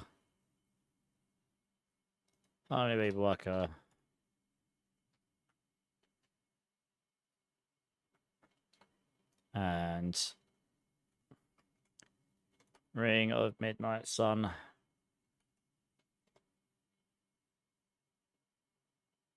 That's the one. Oh, no, it's not. I want the charm.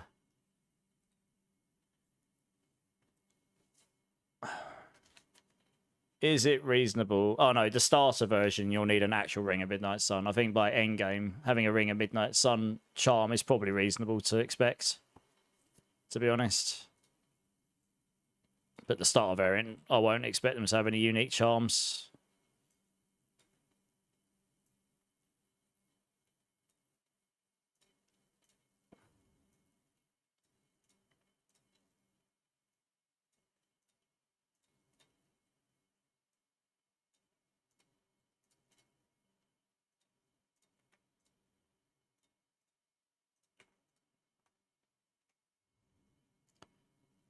Pushing.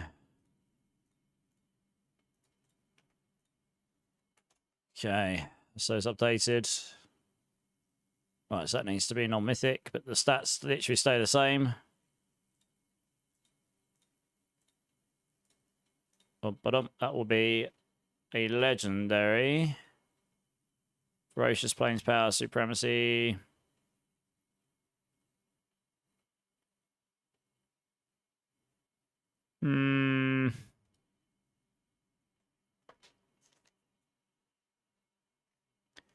I mean, you've always got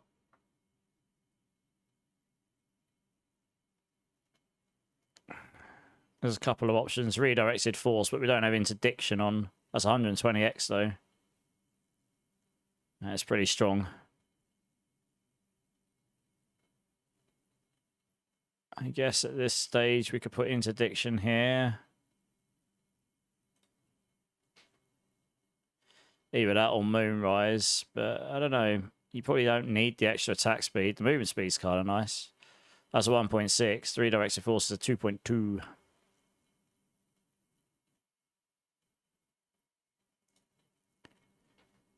Yeah, put Interdiction there. Redirected force here, because it's the best damage option we've got at this point, probably. As long as you've got Interdiction on and a half decent amount of Resolve Gen. / max resolve.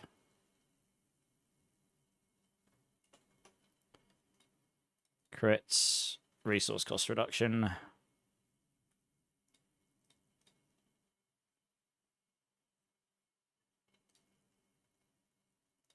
Resource cost reduction. That's a good point. I've actually got them wrong in all the variants. Bummer.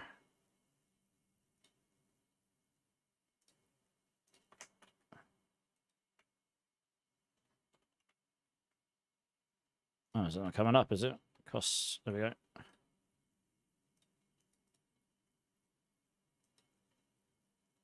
Okay.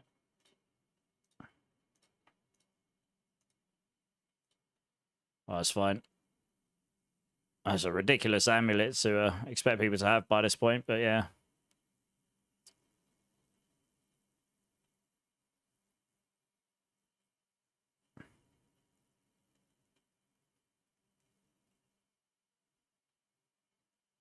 Oh, diamond in there. Did I not put a diamond in any of those ones?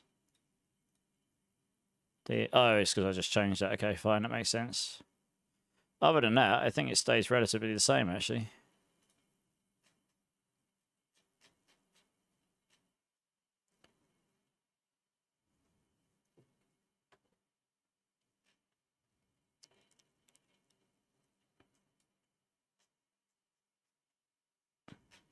Hey, Blood Farts, how's it going? Thanks for the look. Appreciate it. Midnight Sun. Yes, we don't have any iconic mythics in here. Oh, we're doing that one. Balls.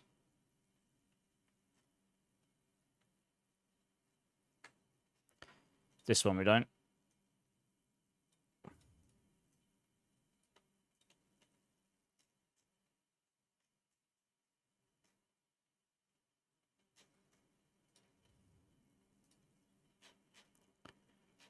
Okay, let's just double check down the rest of this. This is still fine, except no mythics. So we'll change that to standard seal. That needs to be charm. And then we can't have. Oh, that's a good point. We can't have all of these, so we'll have to remove. This will have to be the rest of the set at this point.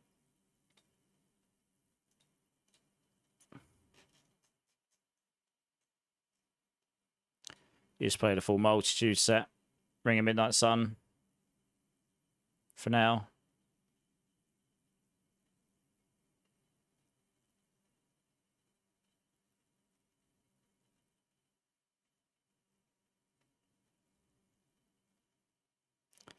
Seems reasonable. This all stays the same. Yeah, literally it all stays the same, I think. Now we need to reduce the Paragon board, though.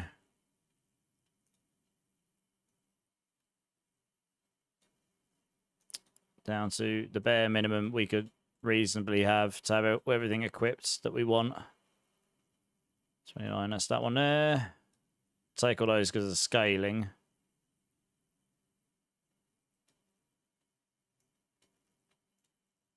Don't know why that wasn't taken.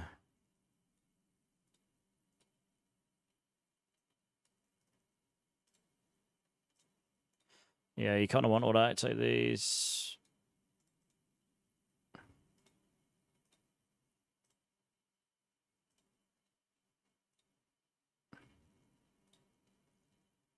Can go about those damaged ones to start with.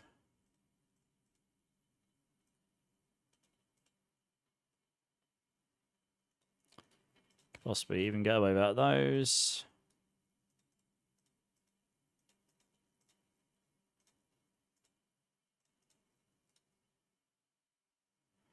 Yeah, easily.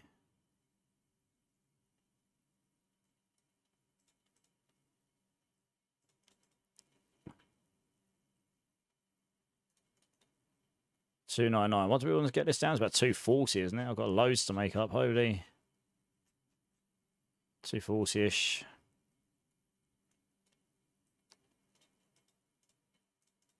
Just going to strip everything that we can. 35. Probably get away without those. 281. Oof. Yeah, this is looking problematic.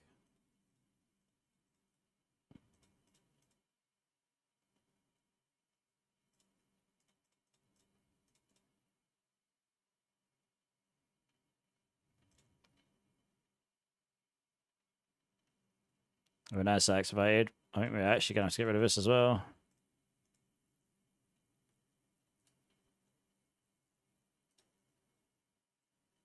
Still over by 15 nodes. I'm actually going to have to kill some clusters here.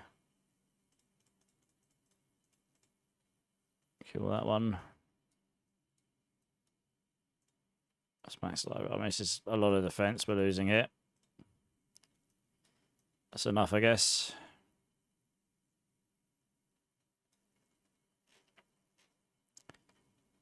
Okay, that's that one. Right, and then we just got to do the starter variant here.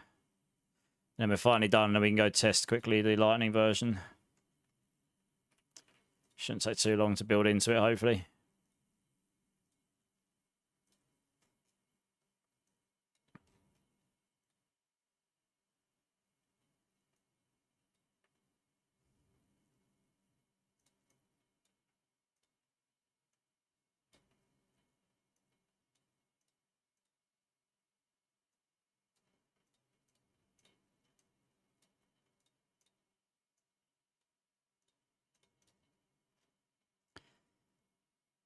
Okay, so we can remove that there.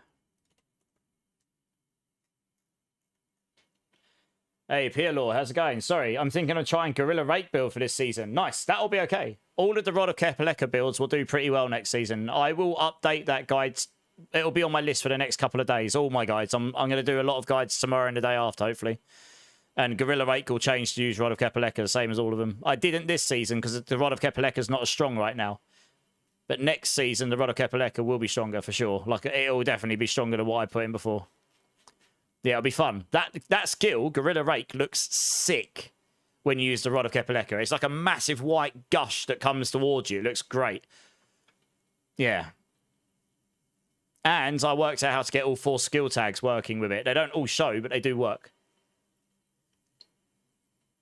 So you can look out for that build. It's going to be good. Okay, starter. Starter variant can go in here.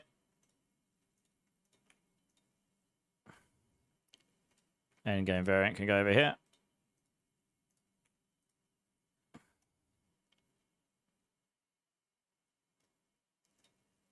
I probably need to link that as well.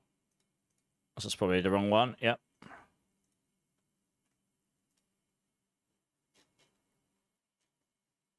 Yep. And all we need to change in the itemization here is this can go to Ring of Midnight Sun.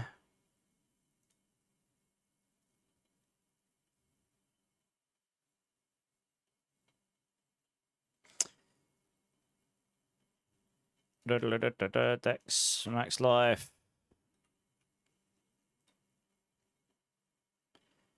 Oh no, sorry, Dex, vulnerable. Oh, it's just going to come with Dex crit chance, isn't it? So you have to put like, I don't know, we'll look for like vulnerable crit chance or something on it.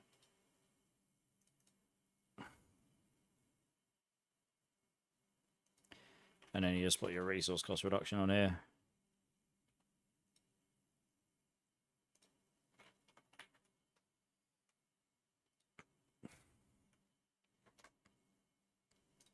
Diamonds. Yeah, I have a GA to tempers in here.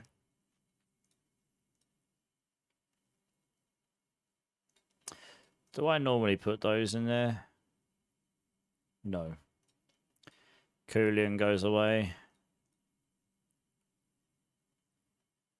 Don't need the Path of Emissaries, so that can just be, I don't know, haste aspects, because that will help with movement speed early on. Next, max life. Attacks reduce evade cooldown. Movement speed.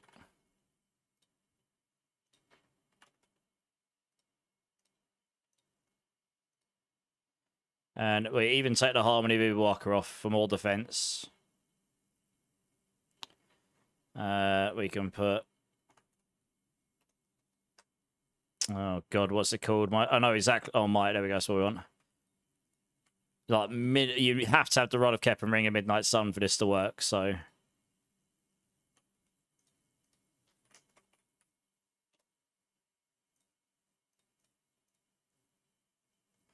Probably want that resource gen there to start with.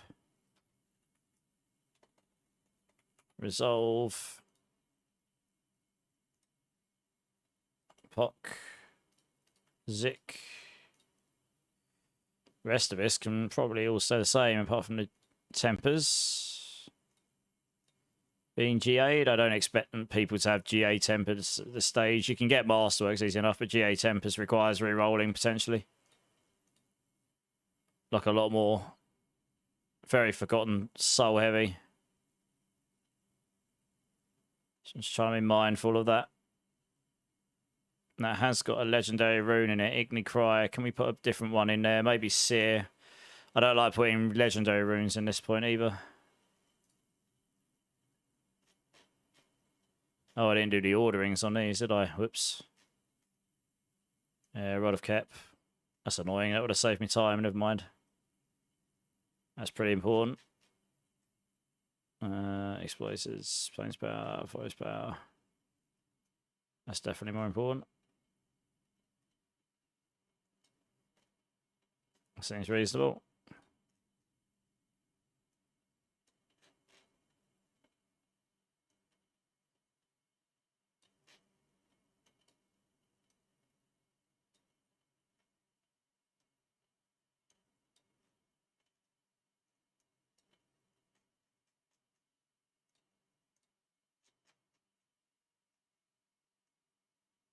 Yeah, the straight damage reduction will be better up there. Rod of Kep. That one there. Half Emissaries. Ferocious Plains Power. Debilitating Interdiction. Redirect Force. Yeah. Stars of Variant. Rod of Kep. Ring of Midnight Sun.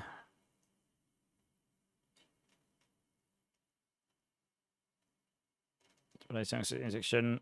Haste is pretty important. I'd say that comes with all the damage stuff, to be honest. Being able to move.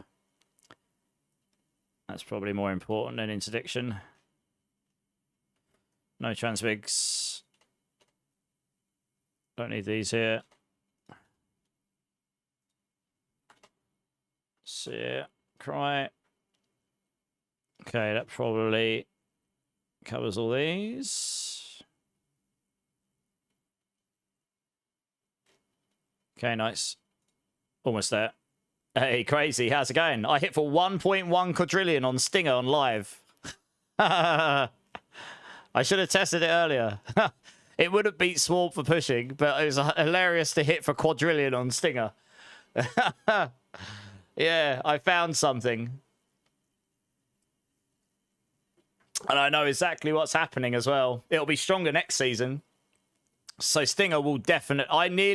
I very nearly did a pit 130 on it with my current gear. 0 transfigs except the Coolian on my amulet.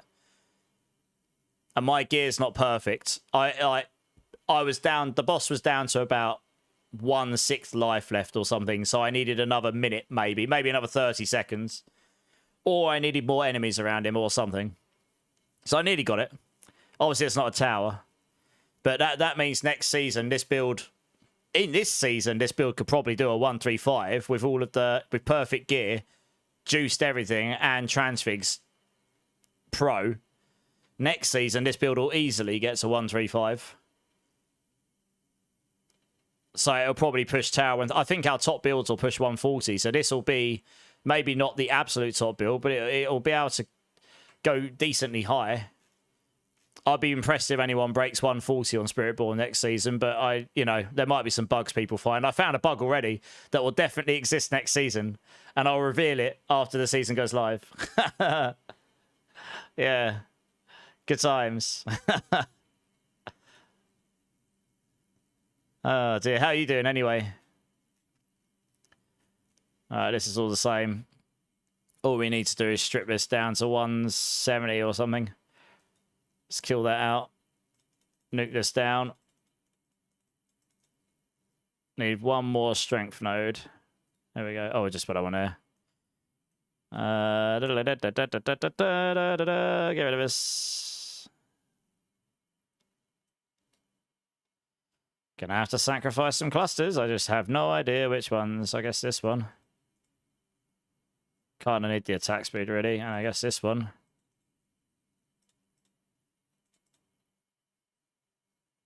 Boop. There it is. Could have actually got rid of those in the last variant. It's made life easier, couldn't I? Never mind.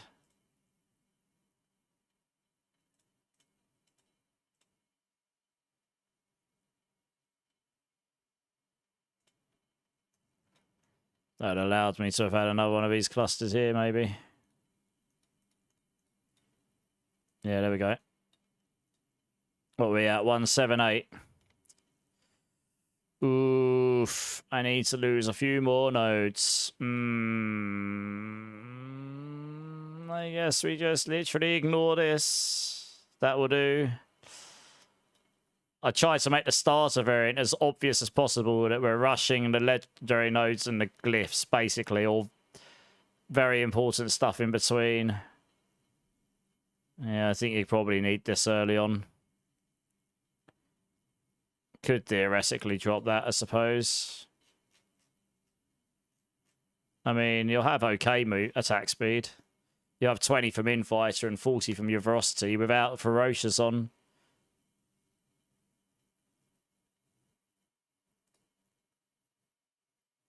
That is 7.5, though. We should probably leave it in there. It's close enough. This will do. This is fine. There we go to this one. And that's it, I think. I mean, that guide is updated. Let's check all the linkage works. Yes, yes, yes. Nope, that one certainly didn't.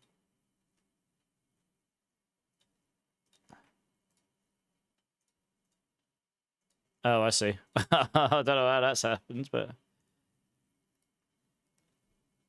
Quill Volley, I think Lightning Quill Volley is probably going to be potentially the top pushing build, yeah. Yeah, Swarm's still going to be pretty good, though.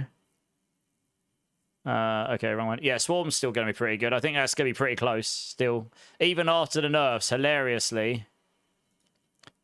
Yeah, even after the nerfs, Swarm is still going to be one of the top builds. That's how much better it was this season. Absolutely bananas how much stronger it was, yeah. It was wildly overtuned. Endgame. Pushing, that works. Endgame, Mythic, that works. Endgame. Mythic, pushing. Alright, this all works, fine.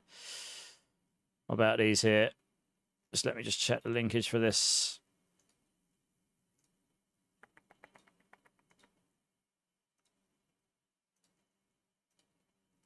That is not working, okay.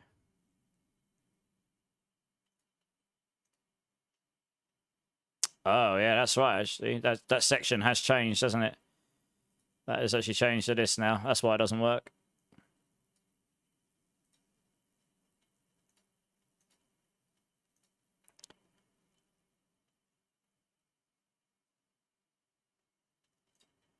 It's not really called that anymore, but I'll keep it as that.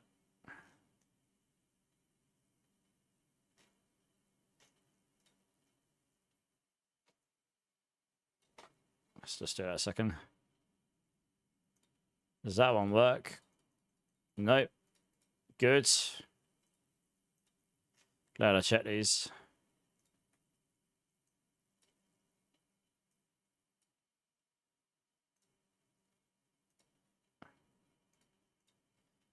That's why.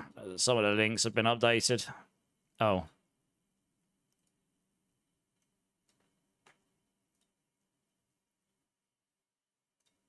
Alright, that works now.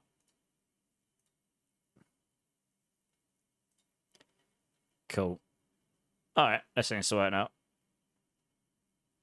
Right, I think Stinger, apart from needing a couple of stat updates, is largely done for Season 14, so I can add that in here. That's definitely going to go to 135, like, no doubt in my mind.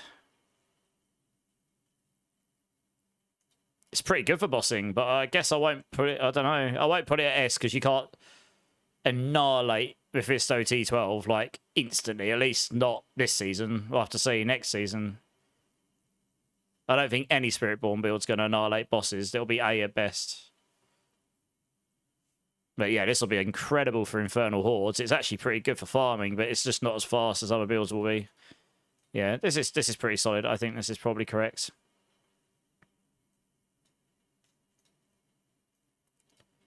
I don't need any of this stuff.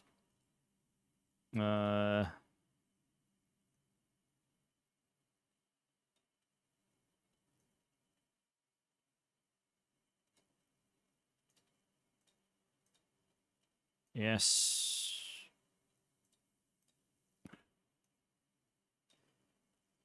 I don't need any of this. This was for a different season.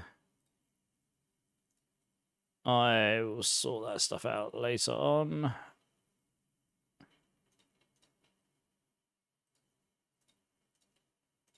Cool. All right. Right, let's see if we can... what's the time? Okay, let's test out Lightning Stinger. I'm probably not going to update the Lightning Stinger guide on stream because honestly I'll be up till like 6 or 7 in the morning. But we can certainly have a little play around with it. You thought to start from Druid, but then I decided you can't leave your Spiritborn. You should play whatever you think is going to be fun for you, Crazy. There'll be a lot of builds that will still be fine next season, regardless of the sentiment and such, you know. Right, I'll leave the items as they are currently. I can certainly just salvage these helms. I don't need those. Funny enough, the weapon's actually going to be better because it's got the lightning here, so that's nice. I need to redo the tree. So we're going to be using a skill that will be eagle. So we can't have this down here. So we will need centipede somewhere. So you either cast a centipede ultimate for movement speed,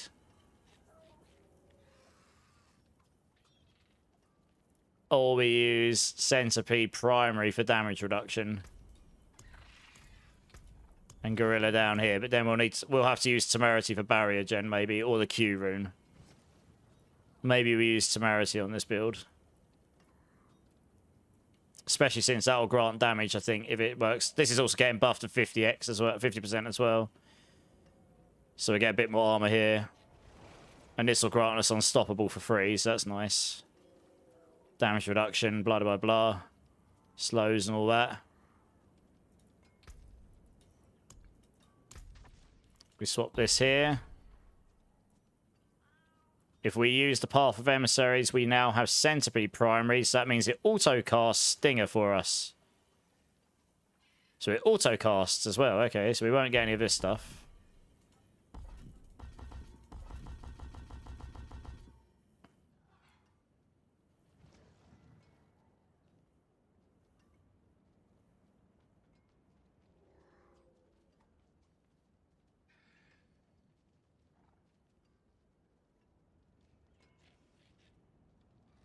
Yeah.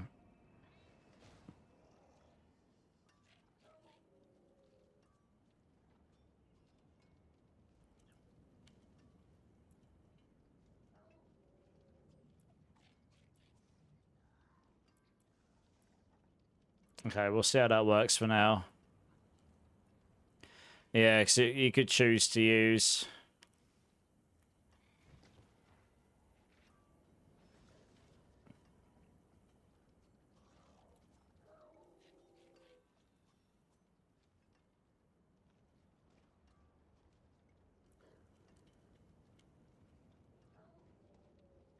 But if I use that, then I have to use Jaguar somewhere. Jaguar secondary grant you more ferocity, but that doesn't benefit us that much on this build, really. We can still cap our attack speed anyway. I guess it gives us a bit of damage on Plains Power. The ferocity gen on that isn't enough on its own. We actually lose ferocity if we do that. Actually, it just gives us 2 overflows. This is definitely better.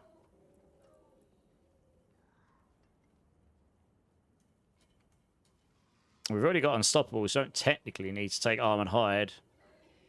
So we could manual cast Cry on this build, Vortex on this build. Maybe.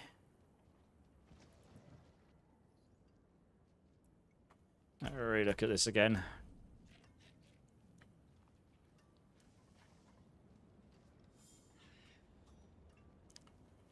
Or... no.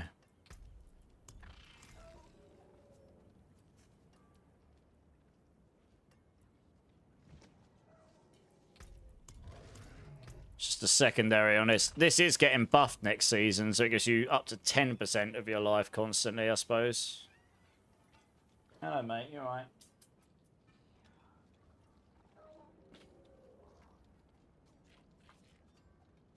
As barrier gen, this isn't enough. This isn't enough on its own.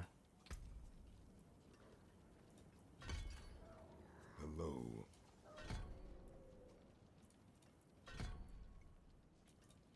But if we do that, we can use this as well.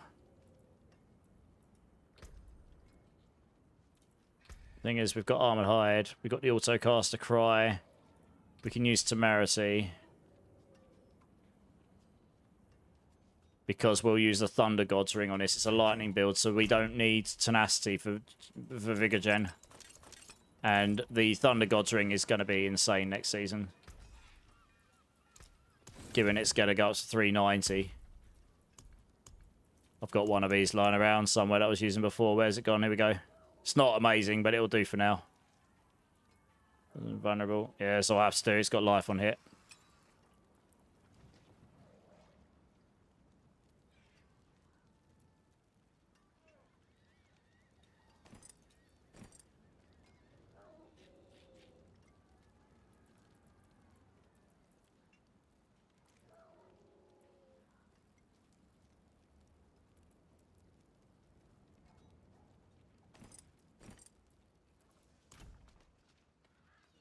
Use the Temerity as well. I mean, that just straight up solves barrier for you. You might not need it. It might be a bit overkill, but that will give us damage as well. Or... no, actually, we can... what we can do... given that Forest Power is getting buffed... that one wouldn't be a terrible one to test out in here. It'll give you more armor, barrier gen, etc. So that helps in the barrier situation. Yeah, this will be exactly the same. That'll be the same. That'll be the same. We'll try it with this to start with. But yeah, ultimately probably put one of the other ones on. This can stay the same. Yeah, the only thing is having the Ring of Starless Skies and this aspect on is going to be tricky. So, yeah, this is where the 3 unique charms would come in. You would actually put the Thunder Gods, assuming you can make Thunder Gods into a charm. I've not actually looked.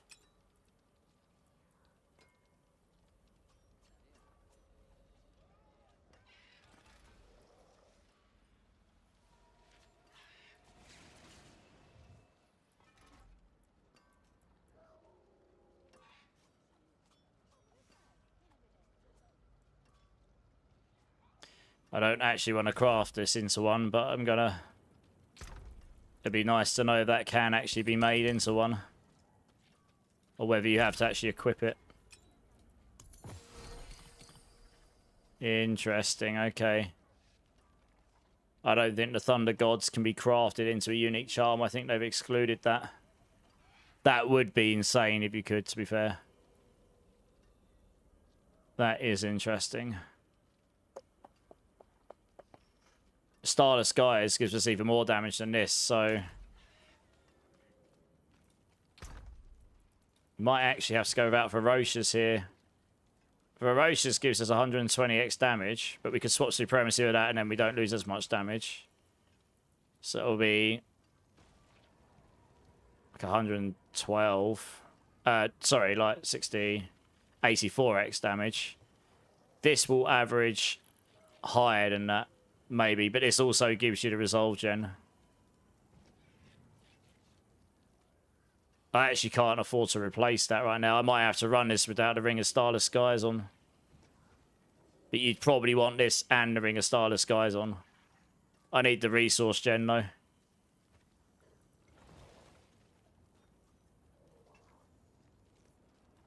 Okay, I'll tell you what I can do, actually. I can test it.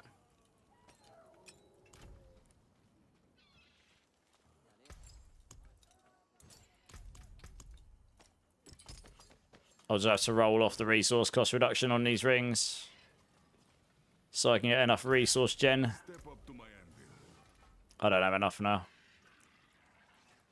So we can put resource gen on here.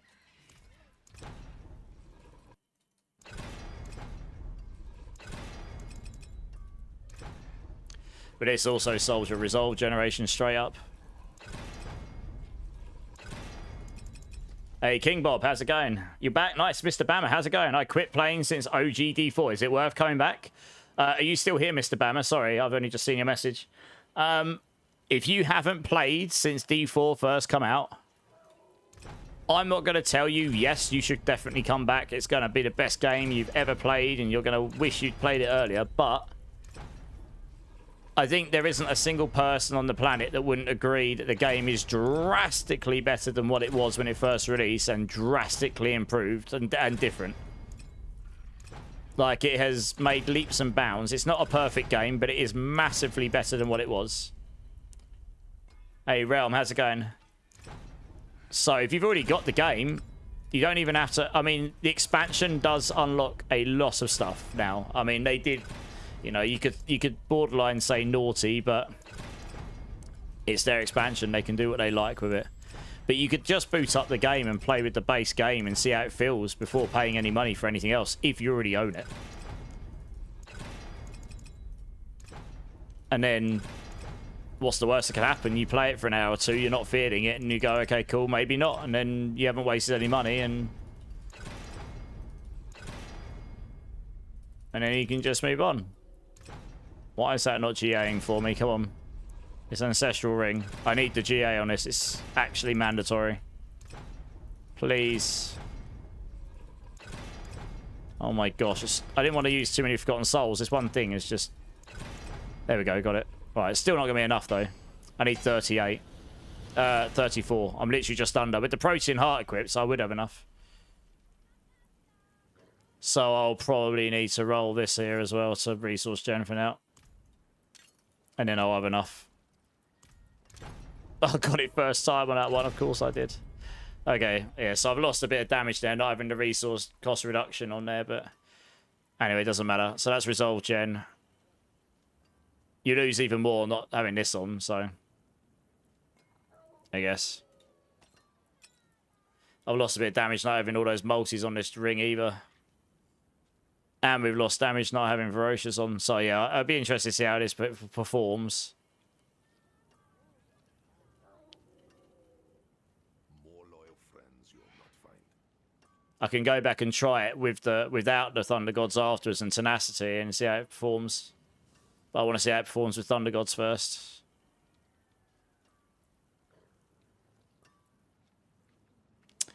I mean, without that, I'm not going to have enough attack speed either, am I?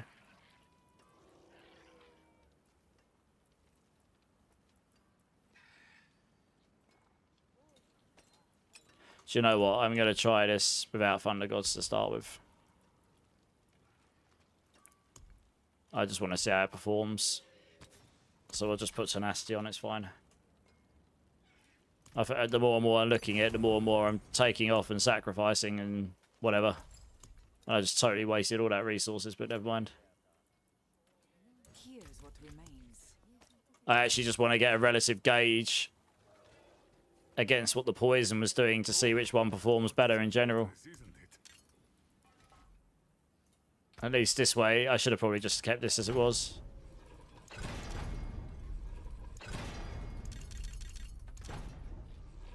I made a Thrash Crick build. Oh, did you? Nice.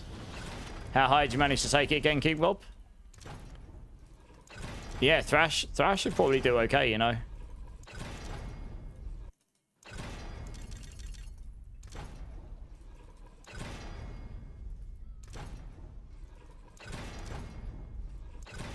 Hello, cat. It's hot, isn't it?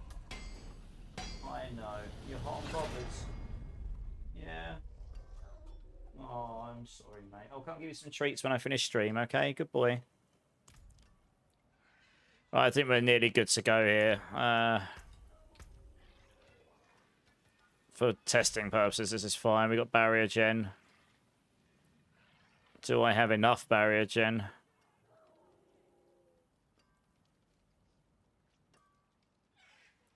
I wouldn't even necessarily need tenacity anyway. Once we, as I say, once the Zik rune's working. Yeah, this is probably fine. Skills are all done. Paragons. Oh, there is one thing to change in the Paragon actually. Ritual stays the same. Menagerist, yes. Colossal, yes. Spirit, yes. Canny, I mean, so Canny. Fulminate might be better than Canny, because Fulminate will go to 35x. This is 15 all the time. But Fulminate will be 35 against healthy and unhealthy enemies. So I'll have to test it out at some point and see how that feels. For now, we'll just test it with Canny. It's fine. I'm literally just going to test it with what I had before. I just want to get an idea of how it actually plays, right? Let's see how this plays. This, in theory... Well, this will be very interesting. This, in theory, has a lot more base damage in it, but it won't have that crazy thing I just found on the poison version. You made it on Mobilytics, King Bob. Yeah, okay. You got a link to it. Alright, let's see how this plays. Just lightning everywhere. I mean, I'd expect to be able to do T12 easy enough.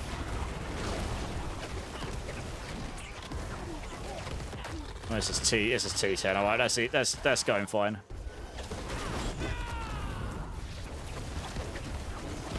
Be interested to see what the pushing capability of this is, but there's almost exactly the same setup.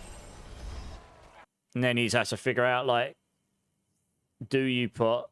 I'd have to probably put attack speed on the build somewhere in the optimal setup. If you were going to put the Thunder Gods on, Thunder Gods can't go in the charms, it turns out. But I'm pretty sure we'll do T12, so let's just ramp it up to a pit 120. I mean, I was nearly doing a tier 130 on the poison build.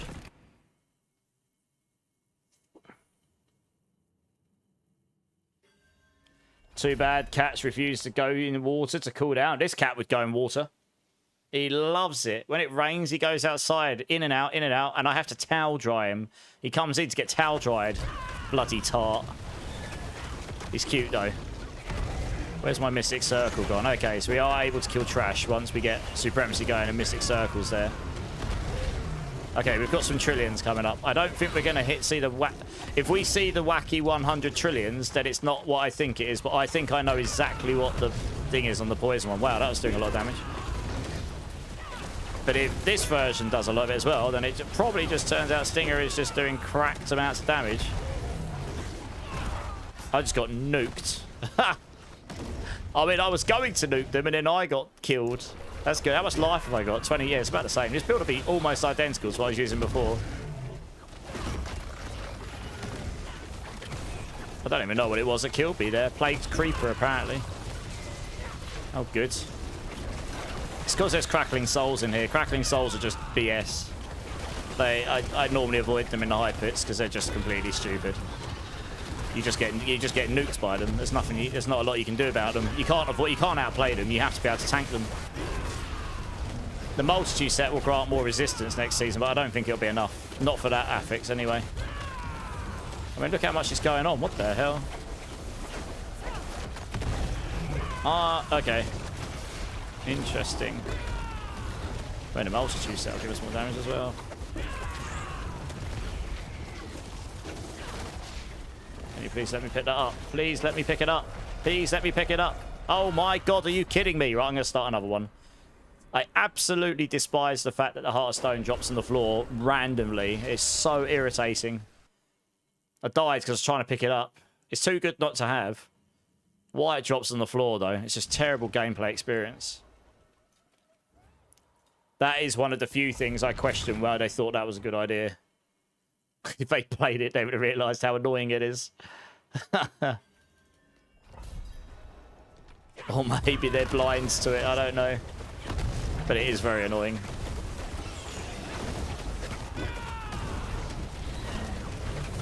Yeah, the base damage on this is quite a lot higher than the poison version, so that makes up for a bunch of crazy damage.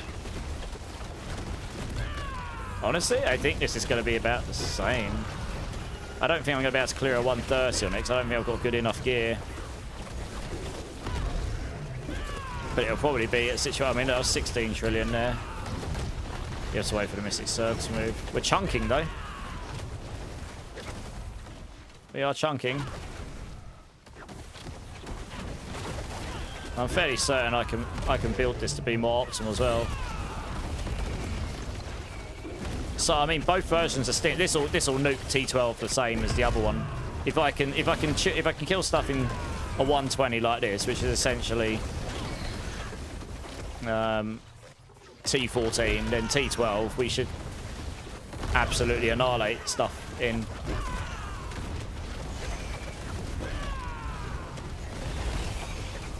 But you have to wait for the Mystic Circle in here. Outside, you won't need to. I'll be interested to see how the bossing feels on this version. It might be better than the other one, because the other one was very much relying on that interaction.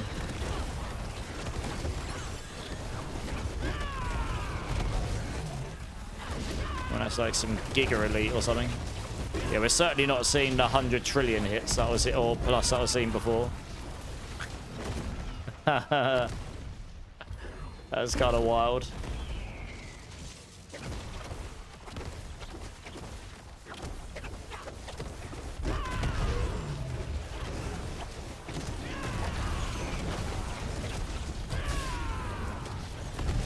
Yeah, we might have to build some of these builds to have... Or we might have to use the Centipede Primary Spirit Hall to stay alive just to reduce their damage.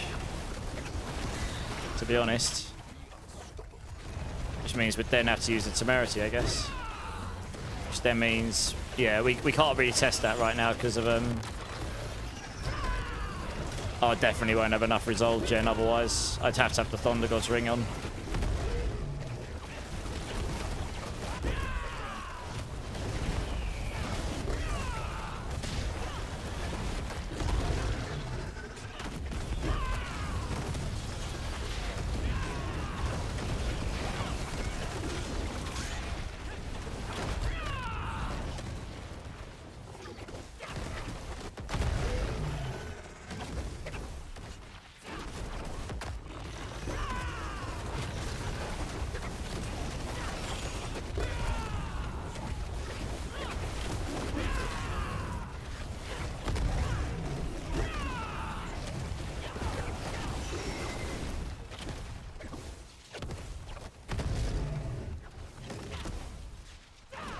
I just need to get to the boss. I want to see what the bossing damage is like. May you link? You could, you'll probably get filtered if you do it, King Bob. But if you do, I can post it afterwards.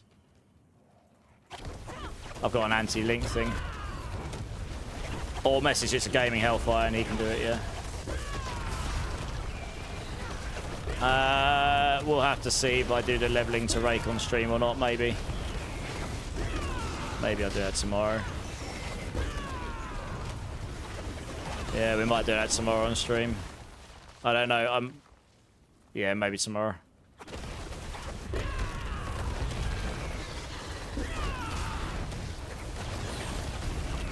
Yeah, so this is definitely not doing the Jortex. It's definitely. I think I know exactly what that in quotations bug is on the potent stinger. It's exactly what I said. I think. I'm pretty sure it's still doing rampant stinger under the bonnet. Programmatically as well as the new stuff.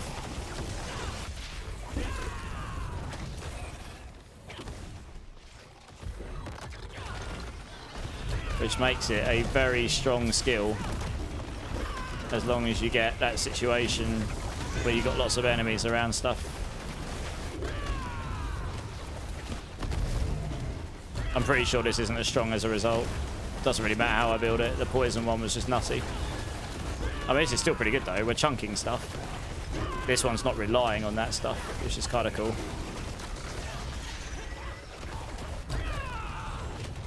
I just delete that guy. Oh yeah. Oh, where's the goblin? There he is.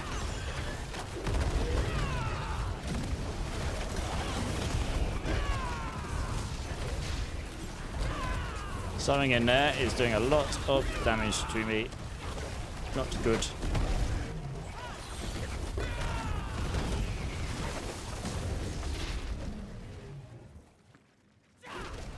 I'm just going to move on from that because shielded just sucks. Drifter, how's it going? They took away the one thing that turned Rake into Evade.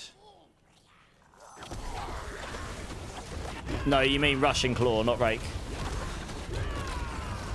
We're still going to have some builds that will still be able to use that. Just not quite as insanely. But there'll still be builds that can make use of the Rushing Claw stuff. Just not every single build in the game, yeah. So yes, we are, as a whole class, we are getting slower for sure. Yeah. It's not elite, yeah.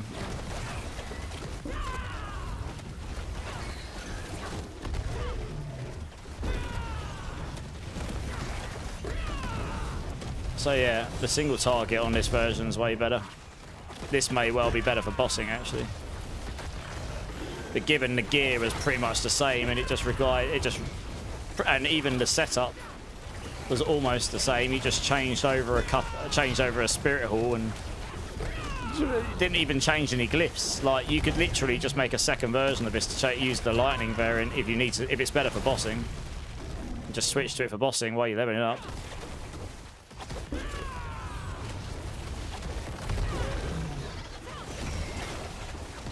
Come on, I just want to get the boss.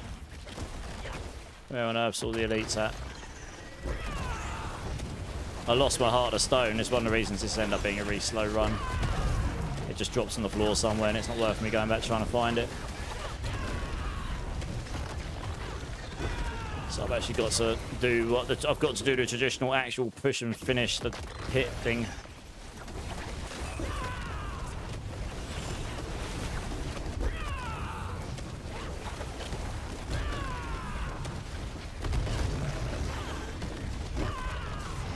Alright, come on. Alright, finally found one. This will be enough. Get me to the boss, right? Yeah, it's amazing how much faster that can make a pit if you use that Heart of Stone, to be honest.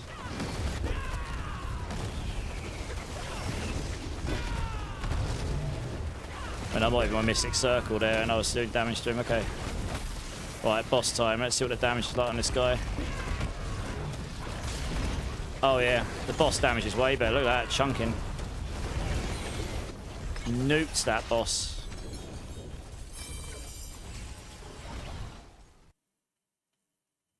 You miss Rake Evade in Season 10. Yeah, that was a sick build. That was pretty nutty. Yeah, the Heart of Stone is too good not to use, but it is a pain in the backside dropping on the floor, yeah. My cat is literally just flops on the floor. He doesn't know what to do with himself because it's so freaking humid. Right, I'm going to just YOLO this and go for a 130. I'm probably not going to try and grind it out, but I want to see, like, what's the damage output like on this. And I'll have to go away and think about how I'd build it if I want the Thunder Gods in there, etc.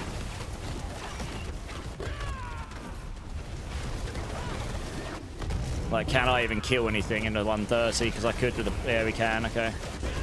Obviously, got to just wait for Supremacy to stack. And then we get more damage. And then you wait for the Zik to kick in as well. This does feel slower than the other builds, which would make sense, because the numbers were definitely a lot lower overall.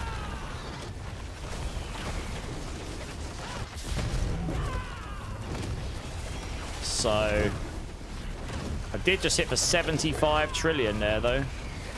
That's pretty nutty.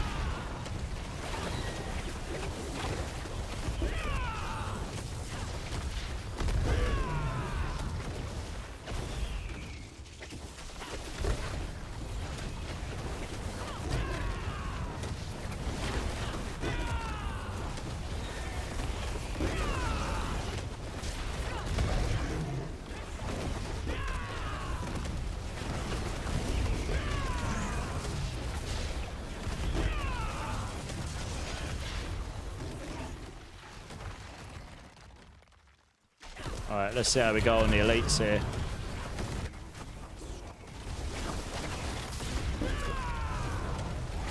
He's got Crackling Soul though. I'm probably gonna die. I can't fight this guy. And, of course, I've lost my Heart of Stone right next to this guy. Right, that's it. I'll have to let him kill me and start another run. Oh. First elite. Add Crackling Souls. God, I hate that affix with a passion.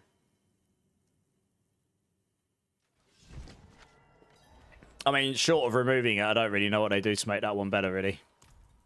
They certainly need to reduce the rate at which they fire at you. Because they also make you vulnerable, I think, or weaken you. So they actually affect you in more than just doing lots of... They do an absurd amount of damage to you, but they affect you in a few ways.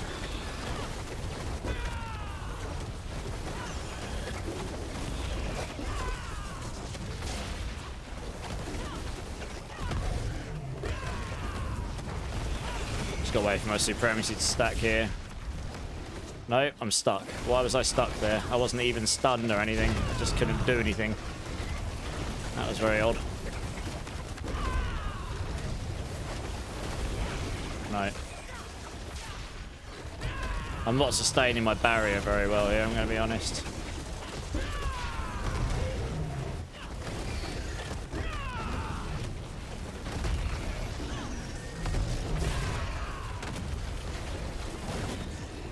Something in there is just suddenly doing lots of damage to me. Like, what the hell?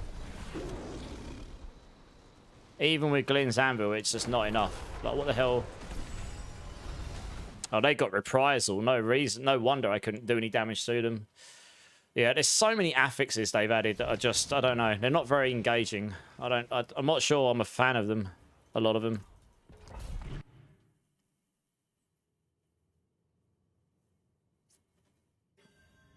It's like, your enemies are still meat sponges. So you just sit there and bash on them until they die.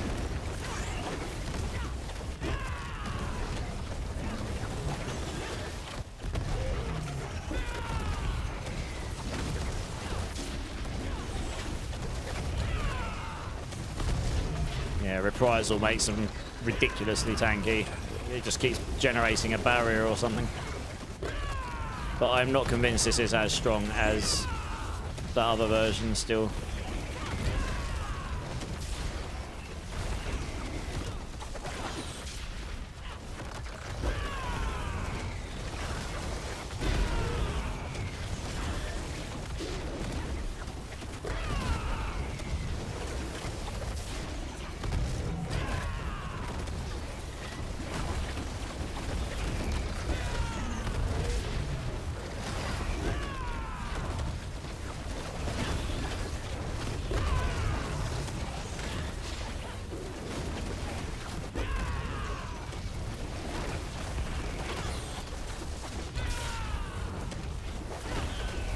It's taken an age.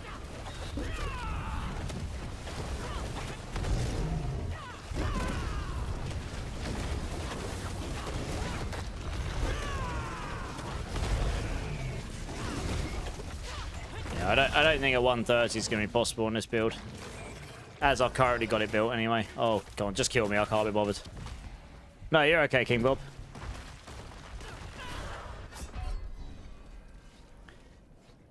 Let me just see how 125 feels. I think the thing is,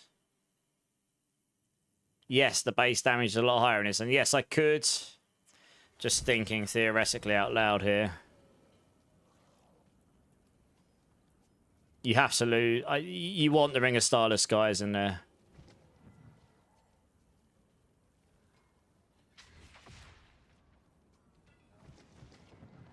With the resource cost reduction and this Rod of Kepaleka. So that has to go there. Losing Ferocious. You'd move that down there. That'd still be the same as losing 84x damage. But then you'll be putting on a ring that's 97.5, so that'd be more, and it solves resolve for you. But it can hit bigger. But I need to solve attack speed without the Ferocious. And he puts Supremacy up here. So I'd need to roll attack speed probably on the weapon here instead of crit damage.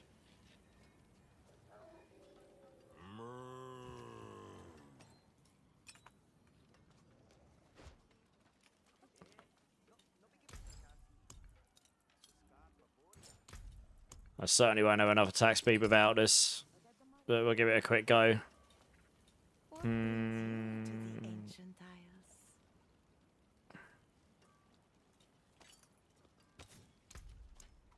Supremacy.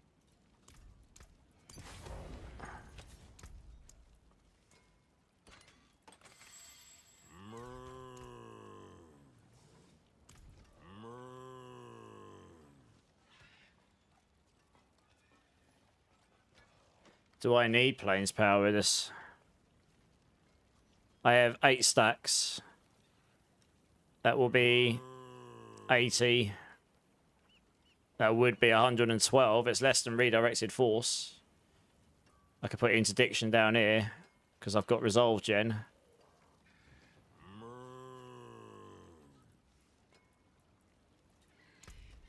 So you put redirected force up here.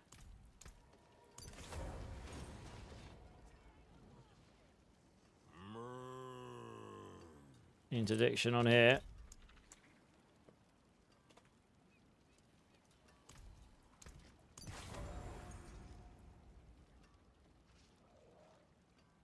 That also then means we don't need ritual anymore in our Paragon tree. You probably would put fulminate in here.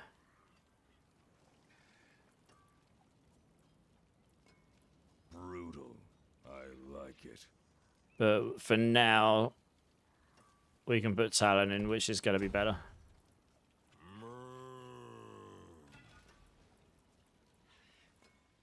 Farewell.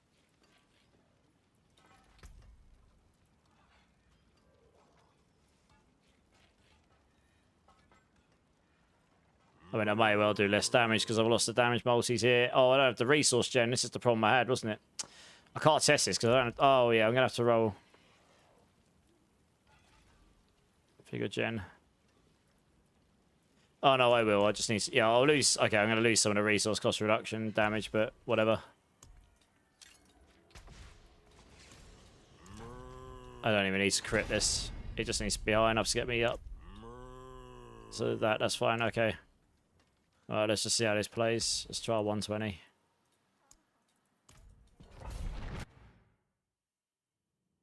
Yeah, join the Discord, Crazy. If you ever want to get a hold of me or anything, that's the best way to get a hold of me. Let's see how this works. Oh god, do ambush from the start. Let's regenerate resolve nice and quick. That's always good. What's the damage numbers like here? Okay, we're still hitting in trillions.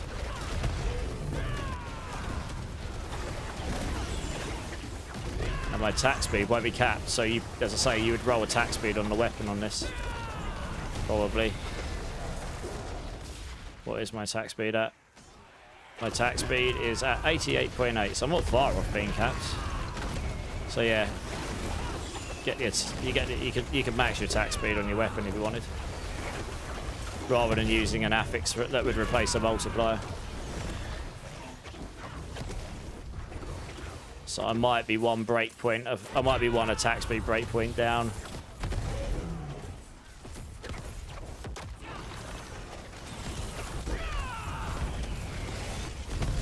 And we've removed the Mystic Circle from it, so we don't need to rely on that, which is nice. So this might actually be better for this build.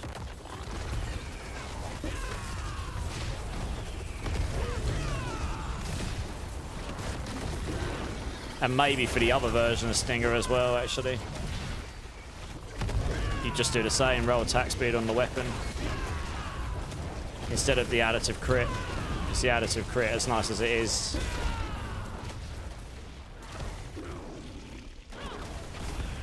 Isn't necessarily mandatory.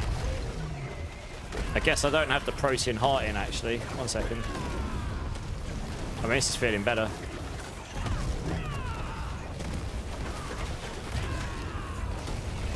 I'll check that after this.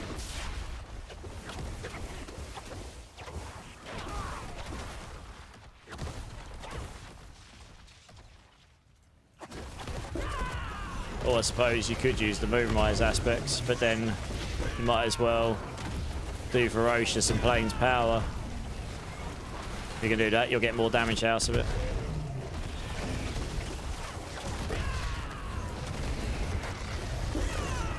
On the Poison version, that is, because you can't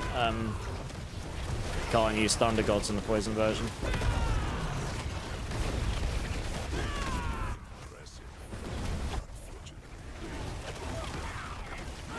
Yeah, I needed him not to be in the middle of those lightning things.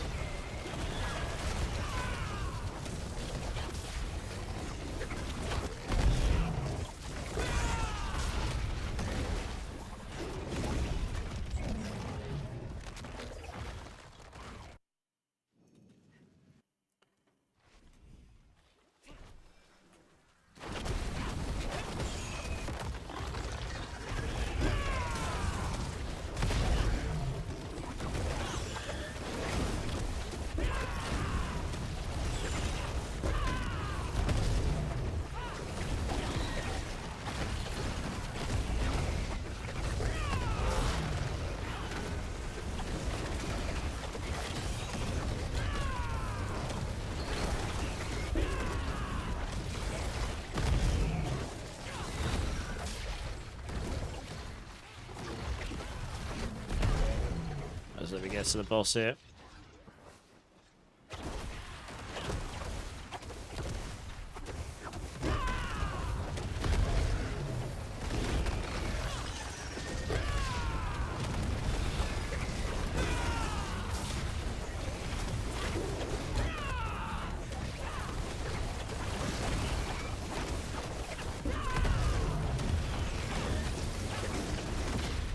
Still waiting for like 20-30 trillion now, just saw it. Very nice.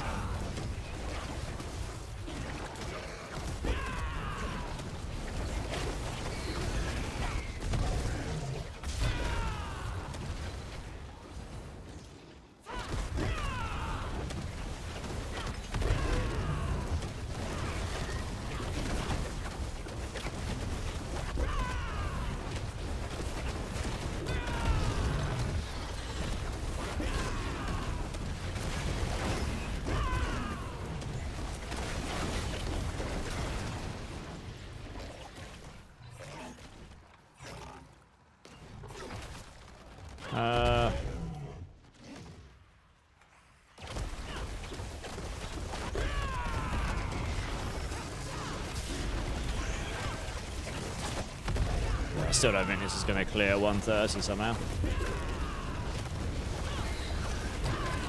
I mean, it's obviously not an optimal setup, because I don't have all the GG gear and stuff. I think this could clear a 130 with the GG stuff.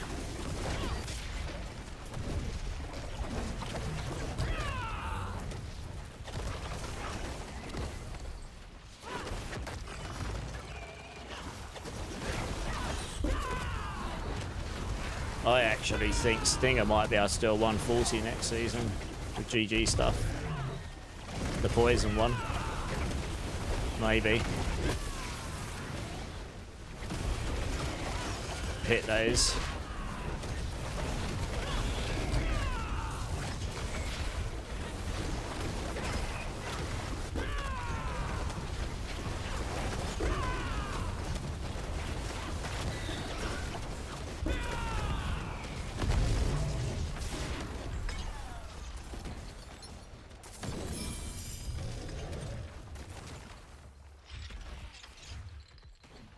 Alright, I mean, that version works fine as well.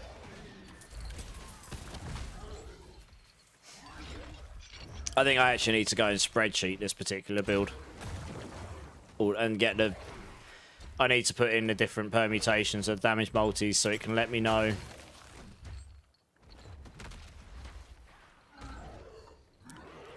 what the best one's going to be.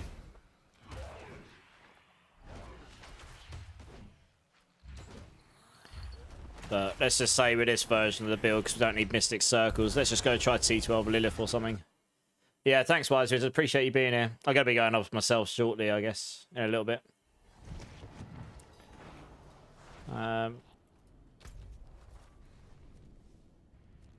Yeah, let's try a T12 Lilith here. And then we'll go try just generic farming. See how it plays.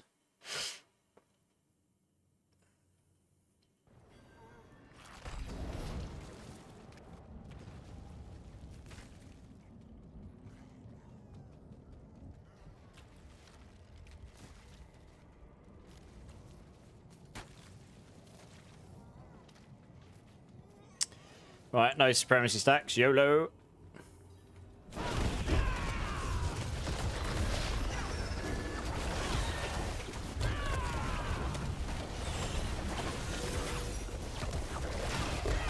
can kill her during the stagger. No, she got in the air. Okay, so poison actually killed her quicker than this. That was lucky. I actually went the wrong way there.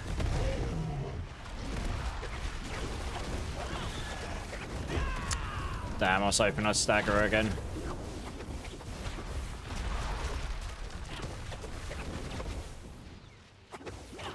I mean, this fight will be doable. I am going to try swapping back to the other version. I want to see if it works better than this one against her.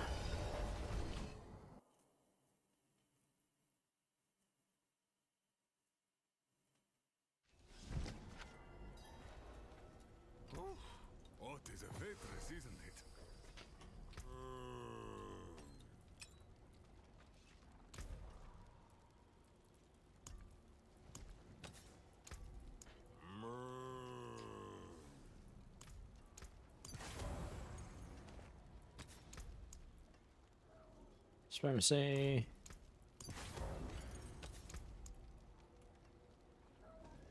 I have a feeling it might.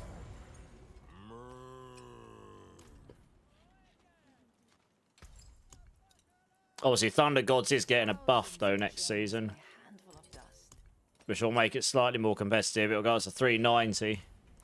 So I'll need to count. That's why I'll need to go off and calculate it. I can't actually test that bit right now. And I guess with this setup, I can try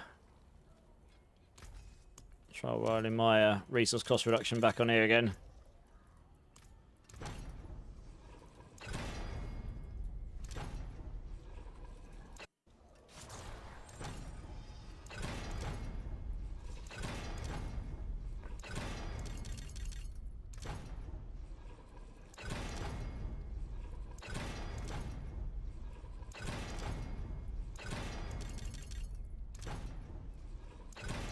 Come on, I didn't want to rinse all of my... to be fair, I won't be testing too many more endgame builds after this, I don't think, before next week. I don't think. Maybe we can try Touch of Death, I suppose. That'll be really similar. That'll basically build...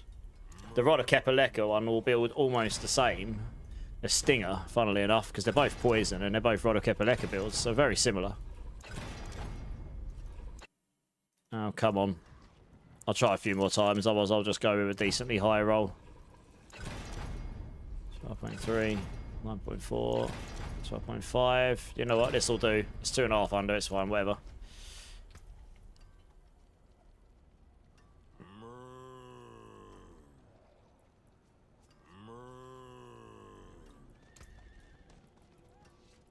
Yeah, we got enough. Where is this good enough? Well, I was going to try it out. And I won't stack Supremacy before, because that means you don't have to sit there and pre-stack or anything. Just want to see, like, does this feel the same? Does it feel worse? No, it's better that you can... Oh, she jumps in the air already. You're having a giggle. Wow, that was a quick jump in the air. Normally I stagger her before she jumps in the air. There, we got the stagger now, but now I've got no Mystic Circle, have I? Great. I'm probably still going to have to play mechanics. Yeah, that's annoying. Did I get her? Oh no, she's like one tap. Oh no, she's not. She's not quite one tap. The lighting in the room hasn't changed. It's like really dark. I can't really see properly what's going on. Not with all the particle effects, but the as cool as the Storm Spirit tools are, it certainly makes it hard to see. Can't see where all the waves are. The floor's not light like it normally would be. Alright, I'm going to try again. I'm hoping the lighting resets because that's really hard. I can't see the floor. Can't see the waves on the floor properly. I don't think it has. I might have to reset the dungeon. No, it hasn't. It's... yeah. God, that's annoying.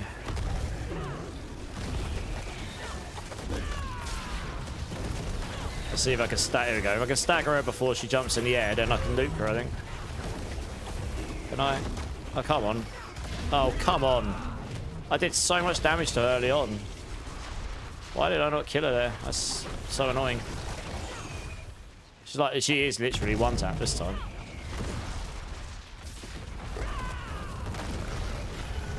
Oh, dear. Yeah, you want to nuke her before she starts doing this. It becomes a real pain in the ass otherwise, this fight. Just takes ages because you have to wait for it to stop doing that. No.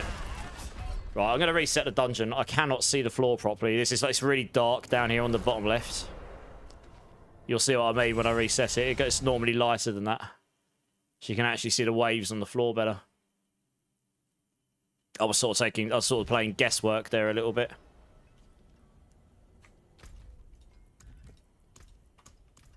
I think the lowdown here is the poison build was actually stronger though. For either version.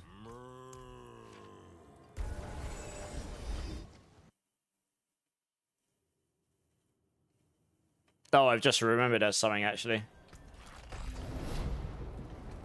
I actually need to put ritual back in here. That'll make a difference probably. Ritual, where we go? Yeah, that'll make a difference.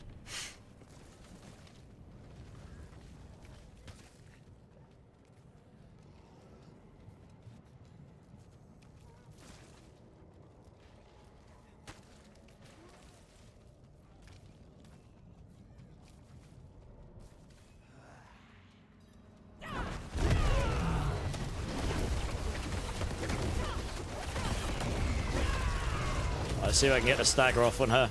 There we go. Yeah, I didn't have ritual glyphing. I took it out, but I was testing the other stuff. There we go. Okay. No, it's about the same for this then. Yeah, that's what I figured. I think the Mystic Circle version is stronger though. Yeah. But the Thunder, or at least right now it is, but Thunder Gods is going to be going up by 30%, so it will certainly be closer at that point, and you'll have the Resolve gen in there. You'll just have to solve the attack speed. And...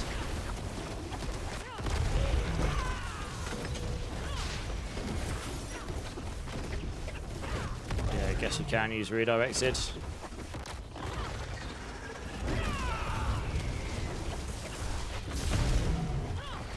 Ow.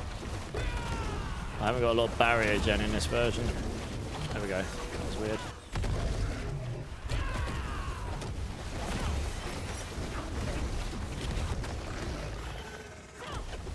Yeah, I certainly killed her quicker on the poison version. I think poison's stronger.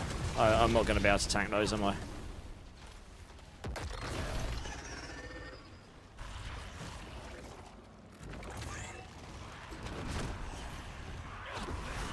Whoa, that was lucky.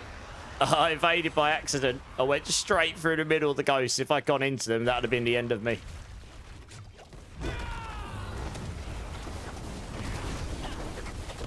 Oh, where's she going now? Over here.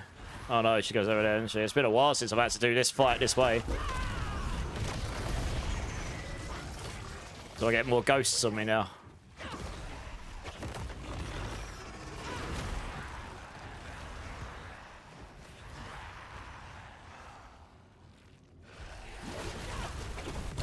Ow, he died to something there. Don't know what. Oh my gosh, she's diving up again, is she? She's going over... oh no. Oh, she's gone down there, okay. Oh, and I got one shot by the blob at the bottom. Yeah, the poison one was stronger than this, I think.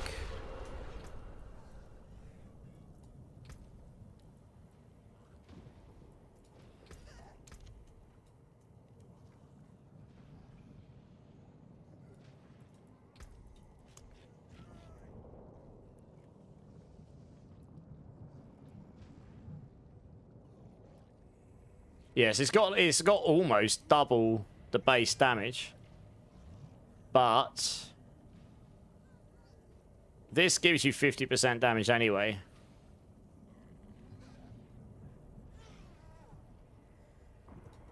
And then you also get a 20x down here.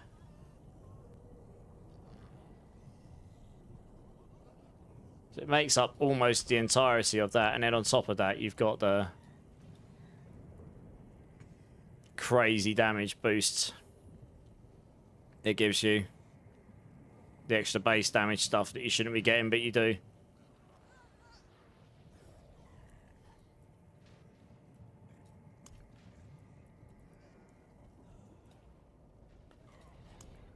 Yeah. Okay, I think I'm gonna go test this for just general farming. I've got a good enough idea of that for, you know, like pushing and whatnot.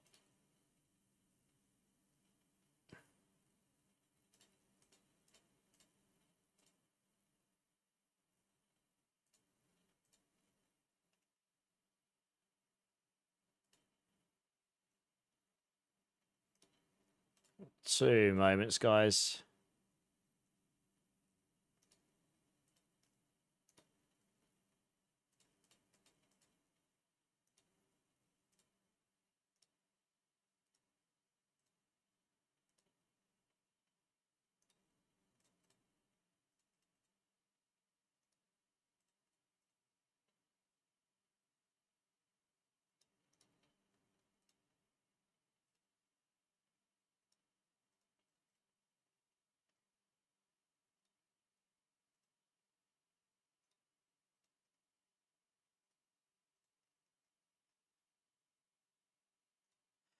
Okay.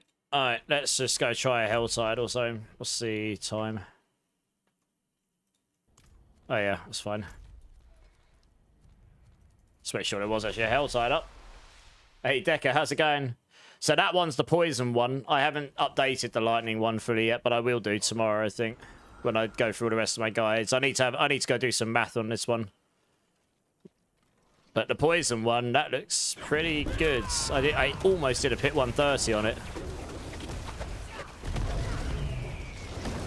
I mean, if you use the Thunder Gods on this, which is maybe what I'll recommend, because it'll be buffed, then, I need to not be around people here.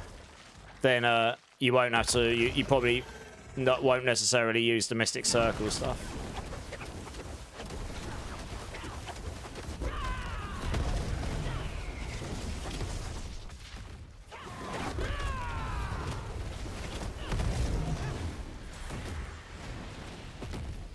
I think the thing about the poison one is it's reflecting the damage onto all the enemies that are poisoned, and then it's also doing the potent stinger thing on top of that.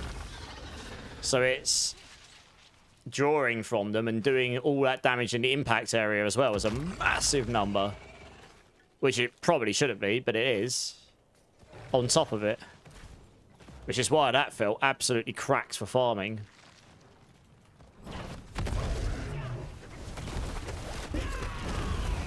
I mean, this will be fine once you got your stacks of stuff going. It's just not got as big an area effect, but I mean, generally speaking, this is... You're still going to farm okay here.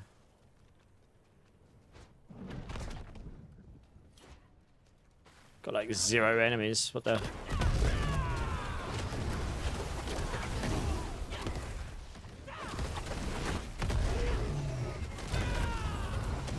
But yeah, I think I'm gonna level with Stinger the second you unlock that variant, which I think is like level 14 or something, or 12. You're gonna nuke the game. You're just gonna want to generate resource and use Stinger, and Stinger will annihilate stuff because of potent Stinger.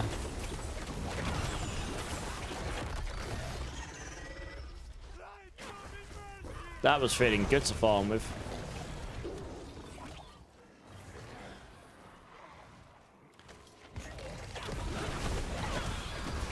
Hey, Dirty Dancing, how's it going, man? Do you think it's too punishing to change specs during the season? So hard to refarm everything because you're going from fire to poison. I mean, I've tested 15 builds this season. I don't know. It is a lot of resources. I did farm a lot of resources, to be fair. I played an awful lot this season.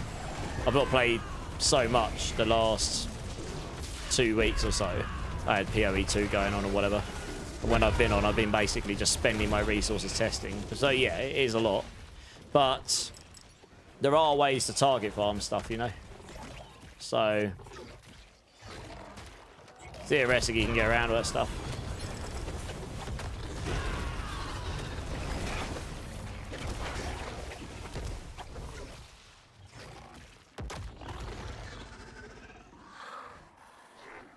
Both my cats are hanging around. I think they want treats, bless them. They're feeling sorry for themselves because it's so hot. So they're like, give us treats, human. Make us feel better. You prefer instant damage builds over dot builds. If you do one of them, I'll try follow it. My poison stinger I did earlier. It's what I'm doing right now except poison. I'm probably not going to go swap back to it now. Although it wasn't too much of a change, actually. One sec, I might just be able to swap back to it. It wasn't really that much of a change. I didn't change much. I mean, this is instant damage. This does do some dot as well. One sec. What did I change for this? I don't think I changed anything. It might literally be that skill node. And the spirit hall. And that's it. I don't think I changed anything else on this particular setup.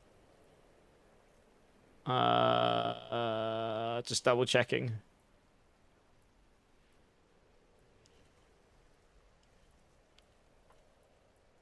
I think it is basically the same. Yeah, I think I preferred this one. Oh, one second. What the hell? That's the wrong. We want that one there. There we go. That's more like it. Here we go. Yeah, this was feeling good when I was playing it earlier.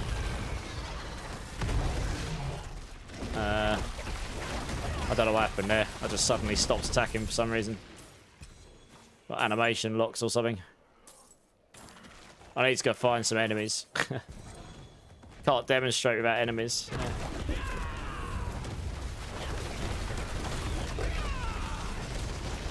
So this massive green explosion. Wow, what the hell hit me so hard? I should be like giga tanky.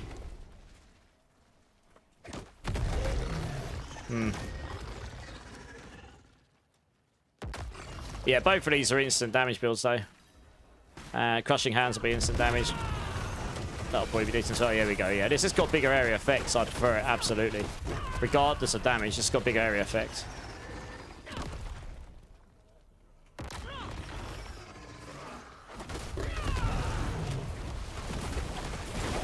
So I mean, look at it.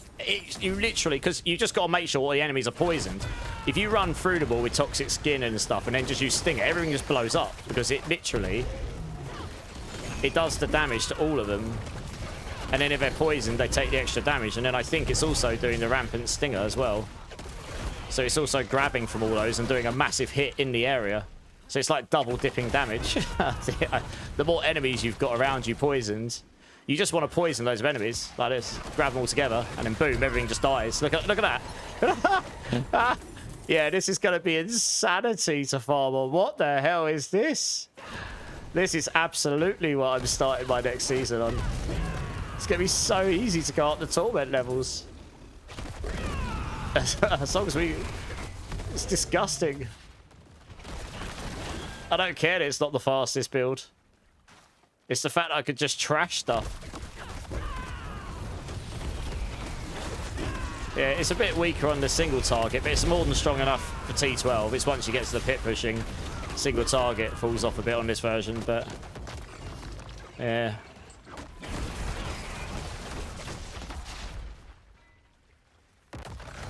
So this version will do 135 next season, easy. With good gear, of course. Yes, I think that's all you need to do. Like, I'm going to test this theory. Just literally run through, poison all these enemies, blah, blah, blah, blah, blah, blah. Portable scan. Oh, yeah, look at that. One stinger, they all just died. Wow. Okay. Yeah, it's definitely doing rampant stinger. 100%, because that's exactly what you used to do with it. Look at this. La, la, la, la, la, la, la, la. Just go around, just like literally go around and poison them all, and then just like, boom, dead. No wonder you can level so fast on Stinger. That's disgusting. That's really funny. Oh dear.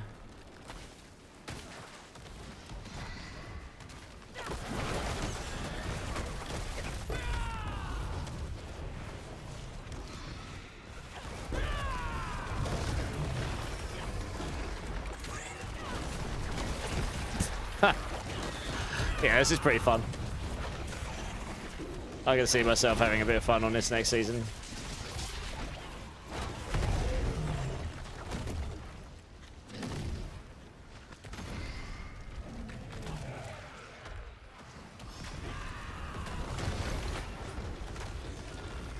Yeah, and if we didn't have to worry about the Zik rune damage bug, we'd use the you could use the Storm Feather version, so you could get a bit of extra movement speed there. I mean, look, you see, I just melted that guy single target in T12, so that's fine. And that was a commander guy, so the build does enough damage. It's no. This one, I'm fairly certain, was way better against Lilith. Yeah. Yeah, so this is pretty solid. This one. It is a poison spec, but it's not doing dot damage.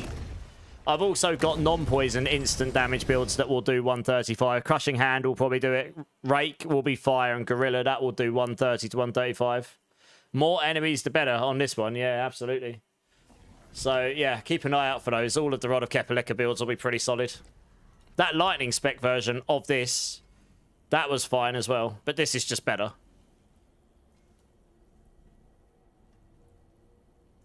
Yeah. Quill Volley will probably be... I think Lightning Quill Volley will likely be the best pit pushing build, maybe. With Quill Command, because it's got that extra 100x damage in it.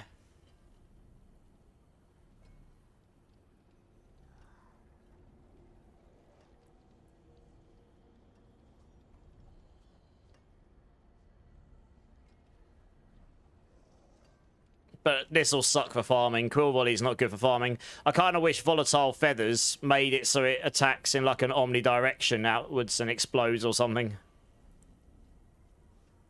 That would be way more interesting than this.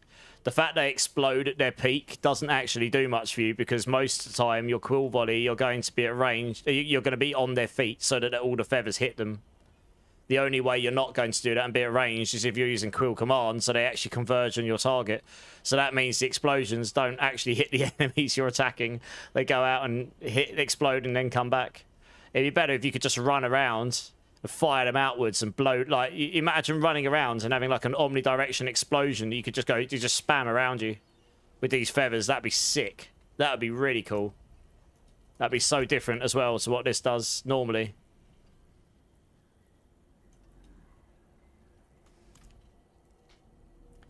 You started Spiritborn last season, but Rogue was just better. Rogue's probably going to be just better this season coming as well, unless they fixed all the 150 bugs. Hey, Jeds, how's it going, dudes? How are we looking for Season 14? Well, I'm probably going to start on Stinger. To be honest, it's looking pretty good. It's looking okay. It's not, we're nowhere near as fast, but we've got a lot of builds that will absolutely go to 135 pit and maybe a bit higher. Maybe 140. You was mentioning the Stinger bug when was running the PTR, because I was doing billions of damage in a pit 110 with heavily underpowered gear. I know exactly what the bug is, JDI. Or interaction. I know exactly what it is. It's exactly what I said it is. I just tested it. Yeah. It's, yeah, the more enemies... Look at that. I literally deleted that guy. The more enemies you've got, the better. Drag them into here, and then just blast them all. Yeah. It's what Rampant Stinger used to do, but your single target sucks. But now we've got the... It's double dipping. I think it's doing a potent sting where you get the 50x damage on enemies if they're poisoned. So literally run through and poison them all, grab them all together, and then just nuke them. It's doing the 50x damage to all of the enemies, as long as they're poisoned. And then what Rampant Stinger did is it would grab from every single poisoned enemy and increase the base damage of your Stinger hit by 10% or something like this. So whatever that's doing under the bonnet, it's basically doing that and ramping your damage like crazy. Like, we just did 224 trillion there. LOL. Get trillions. That's obviously good English. I don't have many enemies here, and they've got crackling souls, so that's not my friend. But yeah, the highest I hit for earlier was 1.1 quadrillion. Yeah, I'm not going to finish these. Honestly, crackling soul and leave. Look at this. All of these, and then just Just literally hit. Look at that. Just a trillion straight up. Silly. But you want to do that when you've got the elites around you, really.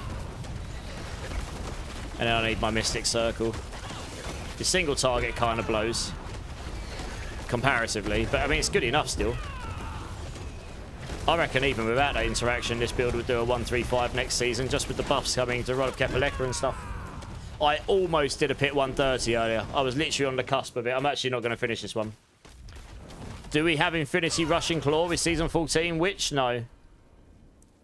But I do have one build that will be pretty close to it. And there might be another one which will be even closer. It won't be quite Infinity, but it will be closer than Swarm can get. Without any shenanigans. There are 2 techs you can use. You can use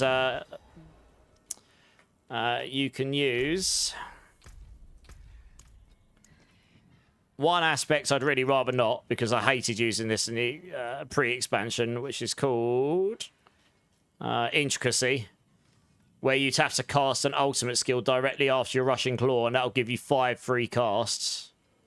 So you get your 3 casts, your 5 free ones. It resets. It resets you back to 3, gives you 5 free casts, so that'll give you 8. And then you wait for it to reset, and then you have to cast your ultimate again. So it's a bit gimmicky. If you get your skill order wrong, then your Rushing Claw will go on massive cooldown, and you'll have to run for ages. So that's just, I don't know. That will give you really good uptime of it, but it will suck to play. You'll have to get used to the rotation. The other one, if you just want a speed farming variant, will be what I will probably put in my guides, which is on one of the damage aspects on the pants or boots. I'll put on the recalling feathers, and then you can put aspects of empowered feathers on. So you've got a chance to generate, to spawn storm feathers, and when you cast focus skills, it will drag them in and generate them, and it will reduce your mobility skill cooldown. So you'll lose a lot of damage doing that, but if you've got enough damage anyway to farm, and you just stick that on so you can evade more, that'll probably be more consistent, and that won't require you. That'll be automated. You wouldn't need to. You wouldn't be required to do Intricacy, which quite frankly sucks. So there'll be ways to get decent uptime on it, just not quite as insane as it has been.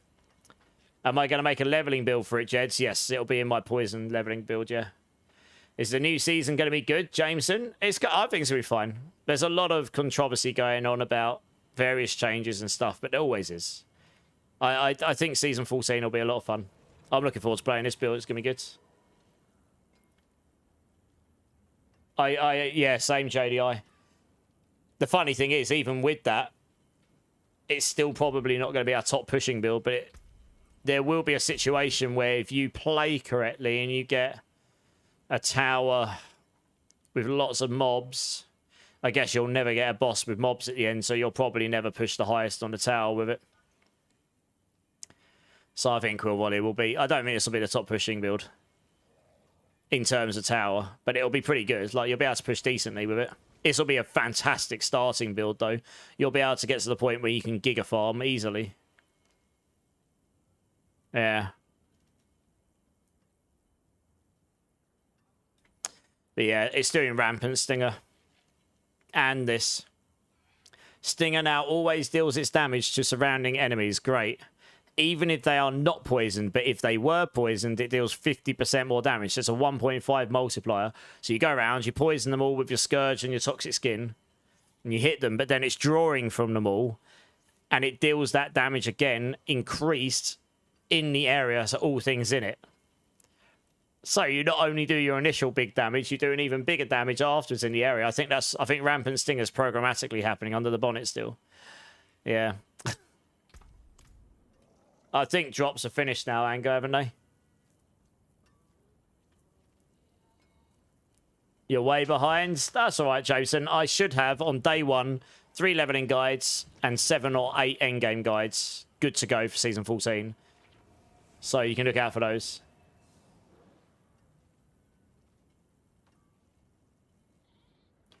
Yeah, in Gem Strength, I haven't got any transfigs on, by the way. I've only got the Coolian one on, that's it. So the fact that I nearly did a pit 130 earlier means if I had all the Giga Transfigs on and everything this season, I could probably do a pit 135 easily, especially with Gem Strength in. Yeah. Anyway, I think I'm going to wrap up there for tonight. It's 4:30. And it is, I am sweating profusely through my t-shirt, which is really unpleasant. And both my cats are literally flops on the floor, bless them. Not really sure what to do with themselves. I'm going to go give them some treats, and I'm going to go and try not to join them, I guess. But I'll get the lightning stinger build updated tomorrow. I'm intending to spend a bunch of time updating guides in general tomorrow. So I'll probably start with that one because it's fresh on my mind. And I'll get the payback one updated because that's fresh on my mind. And then I'm going to have to systematically go back through all the other ones and do them bit by bit. Going to try and get them all updated before Sunday. Let's have a look to see who's online.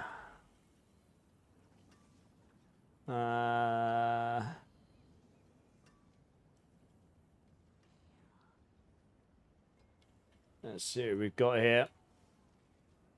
I'm not kicking it too hard right now because I'm trying to make sure I'm good to go for next week. We're going to be blasting hard next week. Going to be doing a 30-hour plus stream on day one, for example. Who's this person? I've never seen this person before.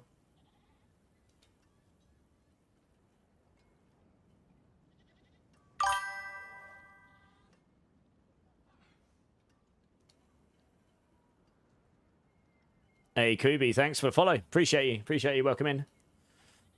There's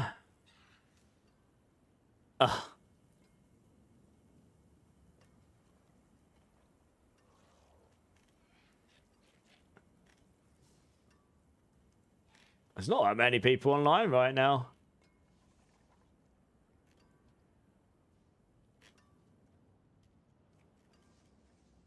Let me try one more refresh here.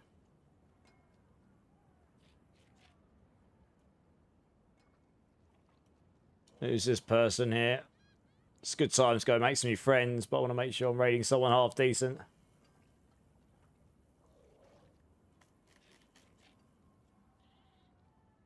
They're in a joint chat of about 6 people. What the?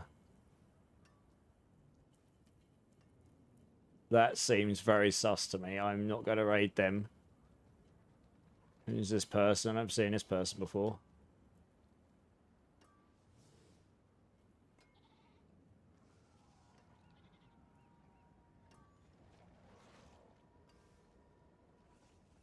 Looks like they're just doing the campaign.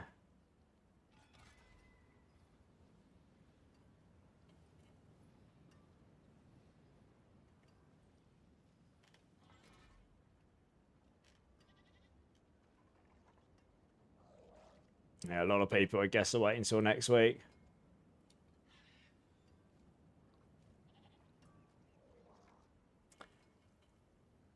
Alright. I can probably just send you over to this person. That's fine. Hey, Jay, I'm good. I'm actually going to go off in a second, but I hit for over a quadrillion on Stinger. Nice!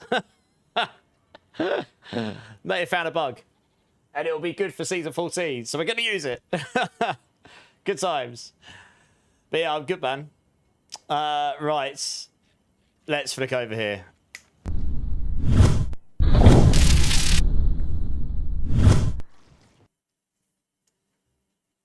You'll all be pleased to know it is now only 56% humidity in my room, which is good. It was 65 when we started stream. So that thing has been working. What are you doing, cat? You're going to get squashed if you go under there. Stupid animal. Hey, Bleed, thanks for the prime. Right at the end of stream, appreciate it. 1 year as well. Nice. 1 year. That's awesome. I appreciate you, dudes. Thank you so much. Okay, guys. So we tested Stinger today and Lightning Stinger. They both look fine. They're both going to do 130, 135, respectively. Maybe even higher. Next season, I'll have to do some mathing on the Lightning one. But I think, yeah, they'll probably both go to about 135. I think Stinger might go a little higher, actually, the Poison one, given the interaction I found. So, yeah, that's good. Looking forward to it. The Poison build is mostly updated. There's a couple of little tweaks I'll need to make once Moba's made some fixes after I mention it to them. Lightning 1 I'll aim to get done tomorrow. You can look out on my guides. They're all going to start getting updated to Season 14 over the next couple of days. So you can look out for that. So yeah, guys, thank you so much for tuning in today. I really do appreciate each and every single one of you. Umpteen numbers of raids. So thank you anyone that's been here the whole time, anyone that's new, anyone that's been lurking, or anyone that decided to hang around after any of the raids. I really do appreciate you and your time. If anyone does want to get hold of me about any of the builds over the next few days before the season starts next week, or wants to chat about builds or anything like that, the Discord was just linked in the channel, so be sure to check that out if you think that's of interest to you. It's the best way to get hold of me offline. I'm pretty responsive on there, so yeah, hopefully we'll see some of you there. Totally fine if you don't want to join. No, I appreciate there are a lot of Discords. Not everyone wants to join them all, but that, as I say, best way to get hold of me. So yeah, hopefully see some of you there. All the channels except Twitch, I'm just going to be shutting down tonight. So thank you guys. As always, I really appreciate you. And I hope you have a great rest of your day, whichever time zone you're in. Hopefully it's not too hot for you as it is for me. Twitch, I'm going to send you over to Blood Farts tonight. A good friend of mine. We've been friends since, well, not long after I started becoming a degenerate streamer. And she recently got Twitch partner, which is awesome. She's a pretty good Necro player. And I'm sure she'll have some heavy music on. She normally does, but she's pretty responsive. So some of you already know who she is. Those of you that don't, please come over and say hello. Even if it's just for 5 minutes, I'm sure it'll really make her day. Hit her with all the emotes and such. I'm sure it'll make her, give her a smile and that. And yeah, I think that's about it. Next stream, I will probably be on tomorrow, unless I cook myself on guides, but I'm intending to try and be on tomorrow, so you can look out for me there. I'll update in the Discord if that changes, and it went probably do some leveling testing tomorrow, which is what I was going to do today, but I'm glad I did test Stinger, because oh boy, it's actually quite fun. I don't care that it was, that's probably the first build I've played that wasn't giga fast that felt fun this season, like actual fun, because I was just blowing stuff up, and that's what you want to do. If you're not going to move fast, you want to blow stuff up. As long as you got one of them, you're good. If you've got both, even better. But, you know, if you've got one of them, you're good. So, yeah. We'll probably be on tomorrow with some rake leveling. And, yeah, I think that's about it, guys. So, guys, really do hope you have a great rest of your day, whichever time zone you're in. Keep safe, keep blasting. Much love, guys. And I'll see you tomorrow. Cheers.